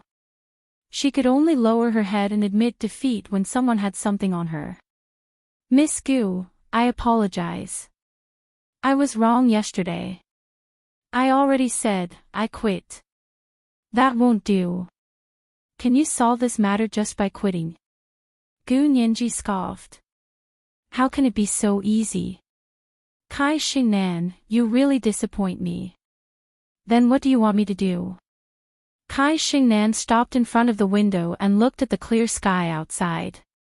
She actually felt that the sunlight was too dazzling, so she used the back of her hand to block her eyes. "Do you still need me to teach you that?" Gu Nianji's voice turned cold. "I don't want to pursue the matter of whether Luo Zhelan came up with this move herself or whether someone suggested it. I just want this matter to be resolved satisfactorily. If even the slightest bit of my people gets involved, I won't hold back." Kai Xingnan could tell from Gu Nianji's words that Hu Xiaoheng was completely stripped of everything. She wasn't even allowed to mention his name. She knew how important Hu Xiaoheng was in Gu Nianji's heart. In order to protect her fiancé, Gu Nianji was willing to take the risk and do dirty work. Kai Xingnan said expressionlessly, "Then what guarantee do I have? I'll help you settle this matter. What if you don't keep your promise?" Gu Nianji smiled. "I sent you photos and videos using my own account. If I don't keep my promise, you can just sue me with this. I'm also a person who cares about my reputation. I won't be so stupid as to take out something that I obtained through dishonest means to kill 1,000 enemies and injure 800 of my own men." Kai Xingnan looked at her phone and came back to her senses. Gu Nianji didn't hide the origins of these things at all. This was probably the condition of the exchange. Kai Xingnan didn't believe in swearing, but she believed in this kind of evidence that could be used as evidence in court. Gu Nianji used her phone to send these photos that she had obtained through improper means to threaten Kai Xingnan. If Kai Xingnan wanted to sue, she would do so. Of course, Kai Xingnan wouldn't be so stupid as to actually sue Gu Nianji in court. As long as Gu Nianji didn't make these photos and videos public, Kai Xingnan didn't have to perish together with her. Therefore, the two of them reached a compromise and balance on this matter. No one was afraid that the other party would really spill the beans. Because that would be the outcome of a life and death struggle. This was not what they wanted. Kai Xingnan was relieved. She thought for a moment and said, the thing on that dress wasn't Major General Hua's. Luo Jialan admitted it herself. If you want to go for a DNA test, it will be accurate. You don't need to tell me that. Gu Nianji flicked her fingernails and made a pft sound. She said casually, don't avoid the important and dwell on the trivial. I don't need to teach you what to do. Kai Xingnan had been hoping for a fluke before, but now it was completely gone. She nodded. I understand. After this case is over, I'll go back to the United States and never come back. There were too many capable people in the Huaxia Empire. She'd better go back to the United States and spend her time there. I don't care what you do, but Luo Jialan's matter must be put to an end at the root. Gu Nianji restrained her expression. I don't want to see any more innocent people involved in this matter. I'll think of a way, Kai Xingnan said meaningfully. Luo Jialan's hero pool is very deep. I can't find out which man the thing on that dress belongs to for the time being. Luo Jialan's hero pool was very deep. Gu Nianji was stunned for a moment, then she understood, and her face instantly turned red. Kai Xingnan was indeed a famous lawyer from the United States. She had a unique style of dirty talk. After ending the call with Gu Nianji, Kai Xingnan was alone in the study, thinking about how to solve this matter. Luo Jialan had gone berserk, and had almost caused her to fail miserably. The anger that Kai Xingnan had accumulated over Gu Nianji was all vented on Luo Jialan. As Luo Jialan's lawyer, it was too easy for Kai Xingnan to mess with her. She first called Luo Jialan and asked her to come to her villa in Yushan to talk about the new evidence that was to be submitted to the court today. Luo Jialan drove over happily. When she arrived at Kai Xingnan's study, she saw Kai Xingnan sitting behind the desk with a serious expression. She sat down in front of her with a smile and said, Lawyer Kai, why do you look like that? Who owes you money? Kai Xingnan didn't smile. She placed the plastic half-length skirt that was used as evidence on the desk and said, Miss Luo, let me ask you again. Does the thing on this skirt really belong to Gu Nianji's fiancé, the prosecution's lawyer? Luo Jialan raised her eyebrows in surprise. What's wrong? What happened? The evidence submitted to the court can't just be about your accusations, but also logical proof.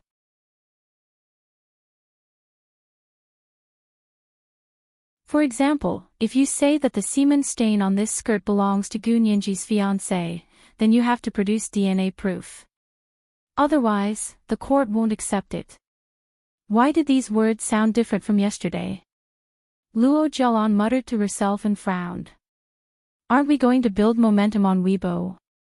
Why do we need to test the DNA? But if you don't hand it over to the court, how will the court start another trial? Kai Xingnan tapped her finger on the desk. If there's no new evidence, the court won't try it again, and the verdict will be based on the results of the last trial. Do you really want to go to jail? Of course not. Luo Jialan quickly shook her head and said anxiously, Lawyer Kai, you have to help me.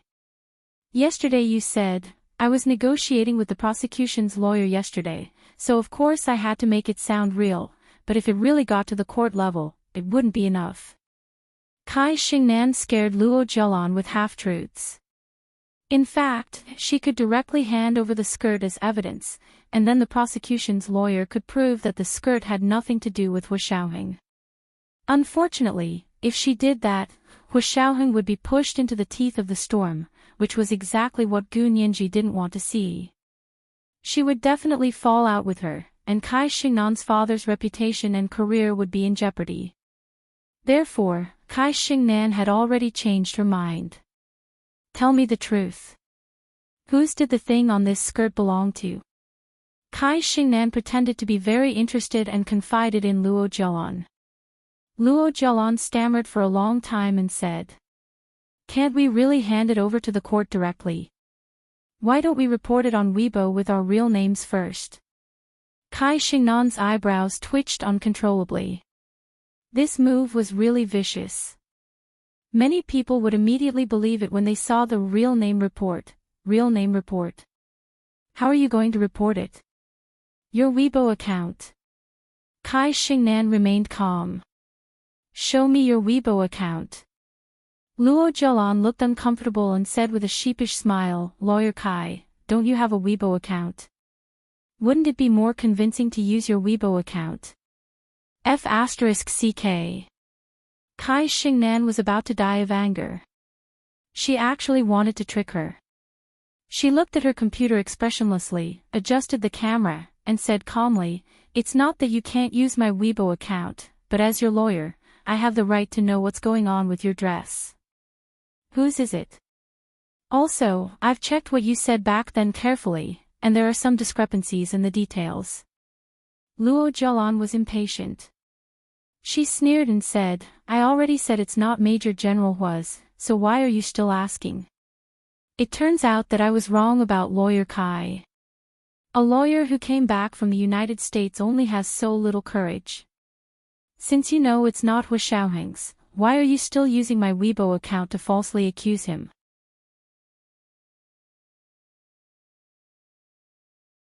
When Kai Xingnan recorded what she wanted, she immediately turned hostile. Luo Zhelan, is there anyone who would screw over their lawyer like this? Luo Zhelan was slightly stunned.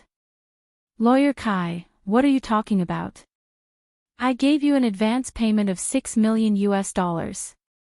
Kai Xingnan stood up with a swoosh and said with a sullen face, you can't humiliate my professionalism and professional ethics. My professionalism and professional ethics are priceless. Luo Zhelan also stood up and said blankly, Lawyer Kai, I don't understand what you mean. Kai Xingnan looked up at Luo Zhelan and calmed down. Miss Luo, in view of what you just said, I can no longer be your lawyer.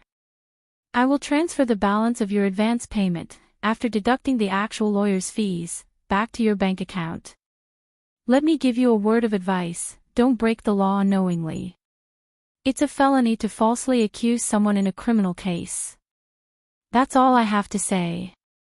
I hope you can get back on the right path.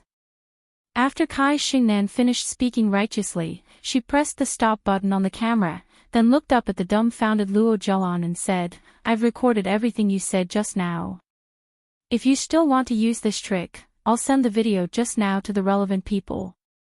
Only then did Luo Zhelan realize that she had been tricked by Kai Xingnan, and she immediately lost her temper. Kai Xingnan. You've gone too far. How dare you set me up? I'm going to file a complaint.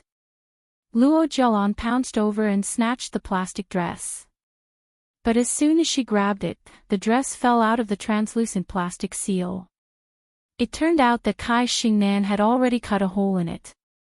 And on Kai Xingnan's desk, there was an inkstone filled with freshly ground ink. The dress fell right on top of the inkstone. The red dress with white flowers was immediately stained with large patches of ink. Luo Zhelan's hands were also stained with ink. It was wet, black, and sticky. She subconsciously rubbed her hands on the dress, and the entire dress was instantly smeared to the point that it was unsightly. Looking at the dress again, even if there were semen spots, it was so dirty that it was hard to believe that it was evidence of a crime.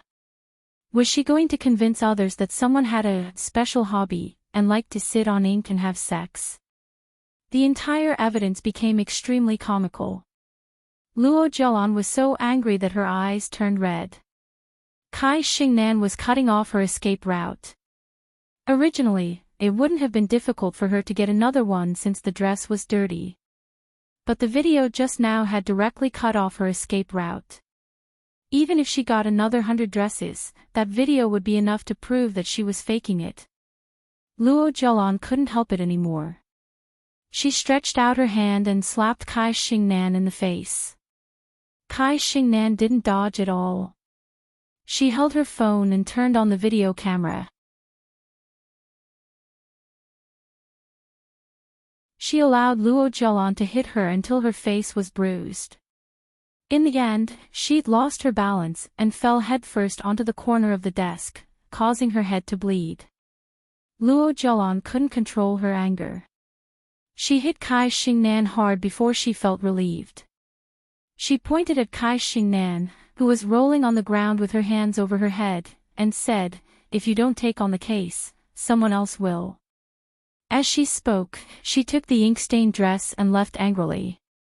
Kai Xingnan raised her head from the ground and glanced at Luo Jialan's back with disdain.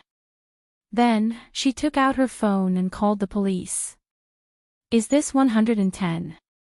I was beaten up by my client just now. I can't move now. Please save me." This was the first update of the day, Chapter 1369, Falling Out. The second update was around 1:00 in the afternoon, and the third update was around 8:00 in the evening. Reminders of the monthly votes and recommendation votes today was Monday, especially the recommendation votes. Thank you.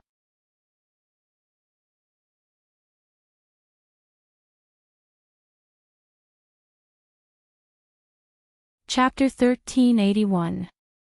Luo Jialan was driving on the highway, on her way home. Several police cars with flashing lights caught up from behind and forced her car to stop by the side of the road. "What's wrong? We're not speeding, are we?" Luo Jialan was baffled and asked the driver in front of her. The driver said that it was indeed within the speed limit.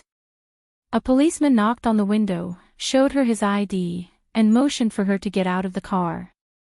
He said, "Ms. Luo Jialan." She nodded. "It's me. What's your name? Which police district is he from?" "I wasn't speeding." "Why did you stop my car?" "I want to lodge a complaint." The policeman shook his head helplessly and said, "Ms. Luo Jialan, we just received a report that you are suspected of being involved in a personal injury case. Please go back and assist us in the investigation." "What? Are you looking for the wrong person? How could I have anything to do with a personal injury case?" Luo Jialan was furious. Just as she was about to say, "I want to find my lawyer," she suddenly thought of Kai Xingnan. Just now, she was flustered and exasperated, so she did hit Kai Xingnan. In fact, she only wanted to slap her in the face at first, but Kai Xingnan didn't fight back, so the more she hit her, the more excited she became. She thought that Kai Xingnan was in the wrong, so she let her hit and scold her. Luo Jialan's eyes flickered and she suddenly asked, "Who called the police? I have the right to know who is falsely accusing me. I don't know if it's a false accusation." "It was your lawyer, Kai Xingnan, who called the police. She has already gone to the hospital to have her injuries examined. Come back with us first to record a statement." "It's really her." "You don't know, she..." Luo Jialan suddenly couldn't continue. How was she going to tell the police? Was it because she forced Kai Xingnan to use perjury to frame someone else and was rejected by Kai Xingnan, so she became angry out of humiliation and beat her up? But then again, Kai Xingnan didn't look like someone who would compromise. Luo Jialan's face was wooden. She finally understood that she had been tricked by Kai Xingnan. "Wait a minute, I need to call my lawyer." Luo Jialan took out her phone. The police officer next to him teased, "Your lawyer? Didn't you just put your lawyer in the hospital?" "I've already fired her." "I have a new lawyer," Luo Jialan said as she found a name on her phone and immediately dialed it. "Lawyer Jean. Would it be possible for you to come here? I need a lawyer right now." "Yes, I'm Luo Jialan." "Advance payment." "Okay, no problem, I'll transfer it to you right away." Without saying anything, Luo Jialan transferred 100,000 yuan to Jean Wani's law firm bank account. Compared to Kai Xingnan, Jean Wani really had a conscience. After receiving the money, the contract would be established. The formal agency contract could be signed later. Jean Wani immediately drove to the police station that Luo Jialan mentioned. At this time, Luo Jialan had already been brought to the police station. She refused to speak until her lawyer arrived. When Jean Wani came in, she saw Luo Jialan curled up on a hardwood chair in the corner with a pale face. Jean Wani had met Luo Jialan once before. She knew that her name was Hu Jialan, but she didn't know why she suddenly changed her name to Luo Jialan. "Miss Luo, what can I do for you?" Jean Wani smiled and sat next to Luo Jialan. Luo Jialan told her the whole story and emphasized with a bitter face, "I was just angry. She suddenly let go and didn't want to be my lawyer anymore. I was so angry, so I patted her twice, but she actually called the police." Jean Wani was very familiar with the name Kai Xingnan. When she found out that Luo Jialan had actually hit Kai Xingnan, Jean Wani's expression immediately changed. It wasn't that she couldn't defend Luo Jialan, but that Luo Jialan had hit a lawyer, which had offended almost all the lawyers. Also, Kai Xingnan had a good reputation, and she was especially good at socializing. She was quite popular among the major law firms in the capital. Her father was also an important figure in the American legal world. With such an identity, status, and profession, Luo Jialan still dared to hit her. Not only did she dare to hit her, but she also didn't care after hitting her. This was too much. Jean Wani's heart skipped a beat, and she said, "Miss Luo, don't get agitated. I'll call Lawyer Kai and ask him what's going on." Jean Wani was now a big lawyer, and she was no longer the little lawyer who had a sense of justice that she used to be. She had learned to be cautious, to compromise, and to see through the appearance to see the essence. She asked for Kai Xingnan's number from Luo Jialan, walked to a corner of the room, and began to call Kai Xingnan. The phone rang several times before Kai Xingnan picked it up. It was an unfamiliar number. Kai Xingnan asked weakly, "May I know who this is?" Jean Wani paused, then said with a smile, "Are you lawyer Kai Xingnan?" "I'm Jean Wani, and I'm also a lawyer. Miss Luo Jialan wants me to be her lawyer. I'd like to ask, how are your injuries?" Kai Xingnan's voice turned cold. "I just finished examining the injuries. They've already reached the scope of minor injuries stipulated in the criminal law. If that's what you want to know. The requirements for minor injuries stipulated in the criminal law were actually very strict. The bruises and swelling caused by ordinary beatings were actually not considered minor injuries. There were strict legal standards for determining minor injuries." "Ha! Is it really that serious?" Jean Wani was stunned. "They were all beaten by Miss Luo." Kai Xingnan grunted in agreement and sent the video of Luo Jialan hitting her to Jean Wani. Then, she scanned the doctor's injury report for her. Jean Wani saw such a line on the doctor's injury report at a glance.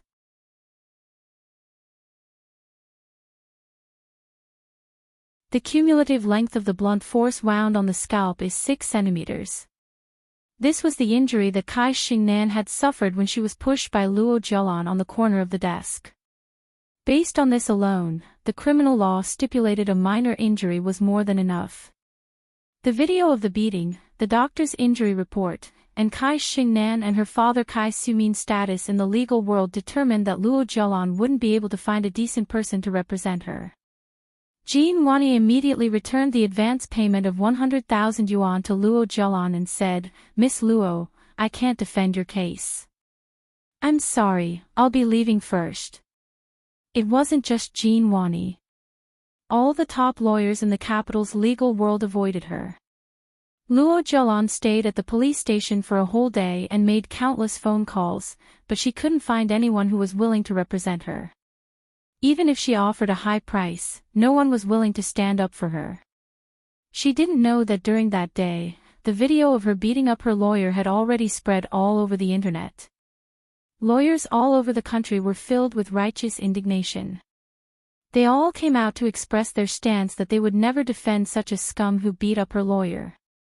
This way, even some people who were tempted by the high lawyer fees didn't dare to take on the case. Luo Jialan had no choice but to defend herself. However, she made many mistakes in front of the well-trained police officers, and she didn't dare to tell them the real reason why she beat up Kai Xingnan. Therefore, the prosecutor's office quickly filed a case again to charge her with intentional bodily harm. At this time, the prosecutor's office discovered that Luo Zhelan already had a case on her, which was the crime of intentional homicide against Song Jining. It was prosecuted by another prosecutor's office and had already been tried in court once. This was another crime committed during the interrogation. It was obvious that this suspect had a criminal record of intentional bodily harm. The court that was trying Song Jining's case didn't receive any new evidence within the stipulated time. They only knew that she had beaten up her lawyer again, so they didn't plan to wait any longer and were about to issue the verdict of the first trial. Luo Zhelan was locked up in the detention center for 48 hours. After paying a sum of bail, she was finally able to go home. She didn't know how she had gotten to this point. Sitting in the car, she covered her face and cried bitterly. She was in a state of panic. Was she going to lose all of this? Not only her huge wealth, but also her personal freedom. Why wouldn't these people let her go? Like Gu Nianji, she was an orphan with no parents. Why would Hu Xiaoheng rather have Gu Nianji than her? She at least had the huge trust fund left behind by Hu Guanyuan. Although it wasn't more than Hu Xiaoheng's wealth, who would complain about having more money? Luo Zhelan felt that the whole world had let her down. In despair, she picked up her phone and desperately called the strange number that Yamaguchi Aiko had left behind. She sent a text message to tell her what had happened to her. She told her that she had almost been forced into a desperate situation, and that Gu Nianji was about to get engaged to Hu Xiaoheng. Luo Zhelan actually treated this number as a tree hole. All the things that she couldn't say in front of others were all poured into that number. After her hysterical outburst, she finally felt better.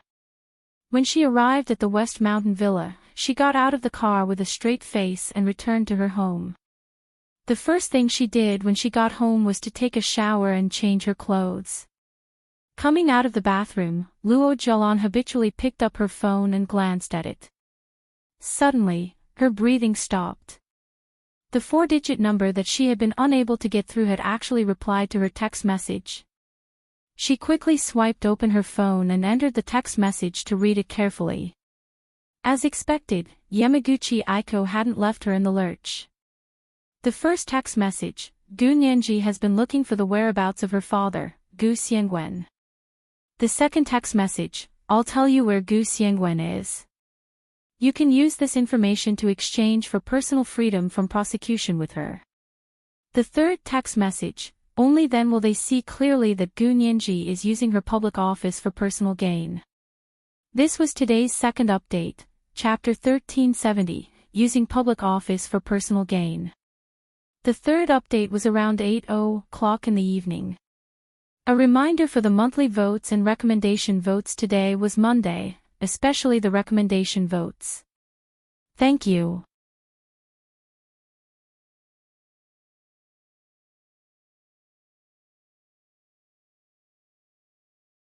Chapter 1382.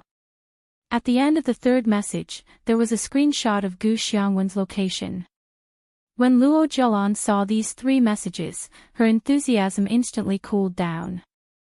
Was this really possible? She really didn't believe it, putting herself in their shoes. If someone else told her that they knew the whereabouts of her biological father and that the condition was for her to give up her inheritance, she would definitely slap the other party a few times and tell them to scram as far as they could.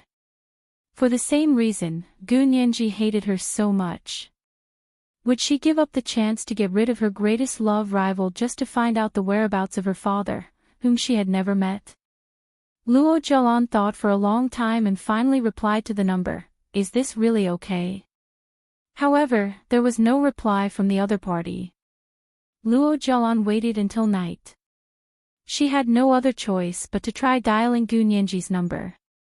Gu Nianji looked at Luo Zhelan's number on her phone. She didn't want to answer it, so she hung up and put her number on the blacklist. Luo Jialan dialed Gu Nianji's number again, but it was always busy. She realized that Gu Nianji had blocked her number. Although she didn't think that she could use the whereabouts of Gu Nianji's father to exchange for her freedom, she couldn't even find a lawyer at this time, so she had no choice but to try her best. What if Gu Nianji was an idiot and agreed? She had nothing to lose. Luo Jialan walked out of her room and borrowed her phone from her servant. She called Gu Nianji again. Gu Nianji saw that it was an unfamiliar number, so she swiped it open and picked it up. It was still Luo Jialan. Lawyer Gu, there's something I want to talk to you about. Are you free? Do you want to come to the West Mountain Deer Head restaurant for a meal and a chat? Luo Jialan held back her anger and asked with a smile. Gu Nianji turned on the recording function and said calmly, "Let's talk in court. I don't think there's anything between us that needs to be discussed in private." Lawyer Gu, don't be so stubborn. If you speak too harshly, you will be slapped in the face. Without waiting for Gu Nianji to object, she continued, I heard that Lawyer Gu has been looking for her biological father, Gu Xiangwen, hasn't she? Gu Nianji. Seeing that Gu Nianji had been silent, Luo Jialan's heart skipped a beat. Could it be that he had a plan? Was Gu Nianji really that stupid? She felt more confident. She smiled and her voice softened. Lawyer Gu, do you really not want to know about your father? Actually, I'm very sorry about what happened back then. I can apologize to Miss Song. She's fine now. Why are you so persistent? Trying to please his mother-in-law. If you have the time, you might as well please my second uncle. Gu Nianji's mind raced, and she frowned slightly. Why would Luo Jialan suddenly say that she knew where her father, Gu Xiangwen, was? This was too sudden. Was someone giving her advice from the back? It wasn't that Luo Jialan wasn't smart enough to not think of this, but that only certain people knew the whereabouts of her father, Gu Xiangwen. Luo Jialan dared to come and talk to her about a deal. Did someone find Luo Jialan? Without batting an eyelid, Gu Nianji planned to hack into Luo Jialan's phone to see who she had called. But to her surprise, Luo Jialan's phone seemed to have suddenly turned on, and she couldn't get in. Her little program was blocked out of the system by Luo Jialan's phone and could not be received by the other party at all. That's interesting. Gu Nianji sat at her desk and rested her chin on her hand as she pondered. After a while, she said, Miss Luo, I don't think you know where my father is. Given that you're a habitual liar, I have no reason to believe you. Goodbye. She was about to hang up. Luo Jialan panicked. Hey! Don't hang up. Let me tell you, I do have news about him, as long as you agree. Gu Nianji tapped her finger lightly and hung up Luo Jialan's call. She then blacklisted her number because she didn't want her to continue harassing her. Luo Jialan was flustered and exasperated. She returned to her room and sent a long text message to the number. She mainly complained that the other party was unreliable. Who would agree to such a condition? If it were her, she wouldn't agree either. She didn't know if the person behind the number was also angry with her. He didn't want to talk to her at first, but after reading her long text message, he still replied to her. If Gu Nianji doesn't agree, you can find someone else, like Song Jining. Then the person attached a draft of an academic paper to the text message and said, give this to Song Jining as well. She'll contact you. Luo Jialan understood that he wanted her to negotiate with Song Jining directly. But would Song Jining agree? After thinking about it, she felt that Song Jining should be easier to talk to than Gu Nianji. She remembered that Song Jining used to be very tolerant and kind. Luo Jialan thought about it for a while and tried to send half of the draft of the academic paper to Song Jining. 5 minutes later, he received a call from Song Jining. Luo Jialan. You sent me the draft of the academic paper? Song Jining asked suspiciously over the phone. Where did you get this paper? What do you mean? It was a set of data, in the same category as the experiment Song Jining was demonstrating on the computer. Although it wasn't exactly the same, it had a strong reference value. However, Song Jining disdained plagiarizing other people's data. If it was a published paper, it was fine to refer to it as long as the source was cited. But this was obviously a draft, not a published one. So as soon as she saw the draft of the paper, Song Jining immediately called to ask about it. Luo Jialan laughed. Second aunt, do you think it's useful? Song Jining frowned impatiently. Luo Jialan, it's illegal to plagiarize other people's experimental results. Don't break the law yourself and drag others down with you. I've already deleted the draft of the paper you sent. Don't do these crooked things again. Luo Jialan was so stifled by her that she could barely speak. Just as Song Jining was about to hang up, Luo Jialan quickly said, even if you're not interested in the paper, aren't you interested in the whereabouts of Gu Nianji's father? Song Jining was stunned. The whereabouts of Gu Nianji's father? You mean the great physicist Gu Xiangwen? Do you know where he is? This draft is his. It sounded like Song Jining was more interested in the whereabouts of Gu Nianji's father than Gu Nianji herself. Luo Jialan pursed her lips and thought to herself that it was actually useful. She calmed down and said calmly, of course I know. I can tell you, but I have a condition. If you ask her to drop the charges against me, I'll tell you. Think about it carefully. Don't stall for time. Think about it. If you miss it, you'll regret it for the rest of your life. In order to please you, Gu Nianji refused to agree to my condition. But can you bear to see her father and daughter separated? Luo Jialan actually knew nothing about Gu Xiangwen's situation. This was highly confidential information even in the Special Operations Forces. She had only said these words to trick the other party. Song Jining also knew that she was tricking her, but she didn't agree rashly. She didn't reject her outright like Gu Nianji either. She only said, I need to think about it. I don't understand legal matters. Give me 2 days and I'll give you an answer. Luo Jialan saw that there was really a chance. She chuckled. 1 day. I'll give you 1 day at most. Song Jining hung up the phone and immediately called Hu Xiaoheng. Hu Xiaoheng was listening to the report from the surveillance personnel. They had been monitoring Luo Jialan's phone and had just heard her call Song Jining about Gu Xiangwen's whereabouts. They hadn't listened in on Luo Jialan's call to Gu Nianji on someone else's phone. It wasn't until Luo Jialan used her own phone to call Song Jining that they became vigilant. This was today's third update, Chapter 1371, I Cheated. A reminder for the monthly votes and recommendation votes today was Monday, especially the recommendation votes. Thank you. You're tuning in to the LoveLore Library YouTube channel. We're so grateful for your support and don't forget to subscribe to join us on this incredible journey through captivating stories. Your generosity through donations truly makes a world of difference, as it's the primary source of revenue that allows me to expand and enhance this channel for you. Thank you from the bottom of my heart for being a part of this adventure.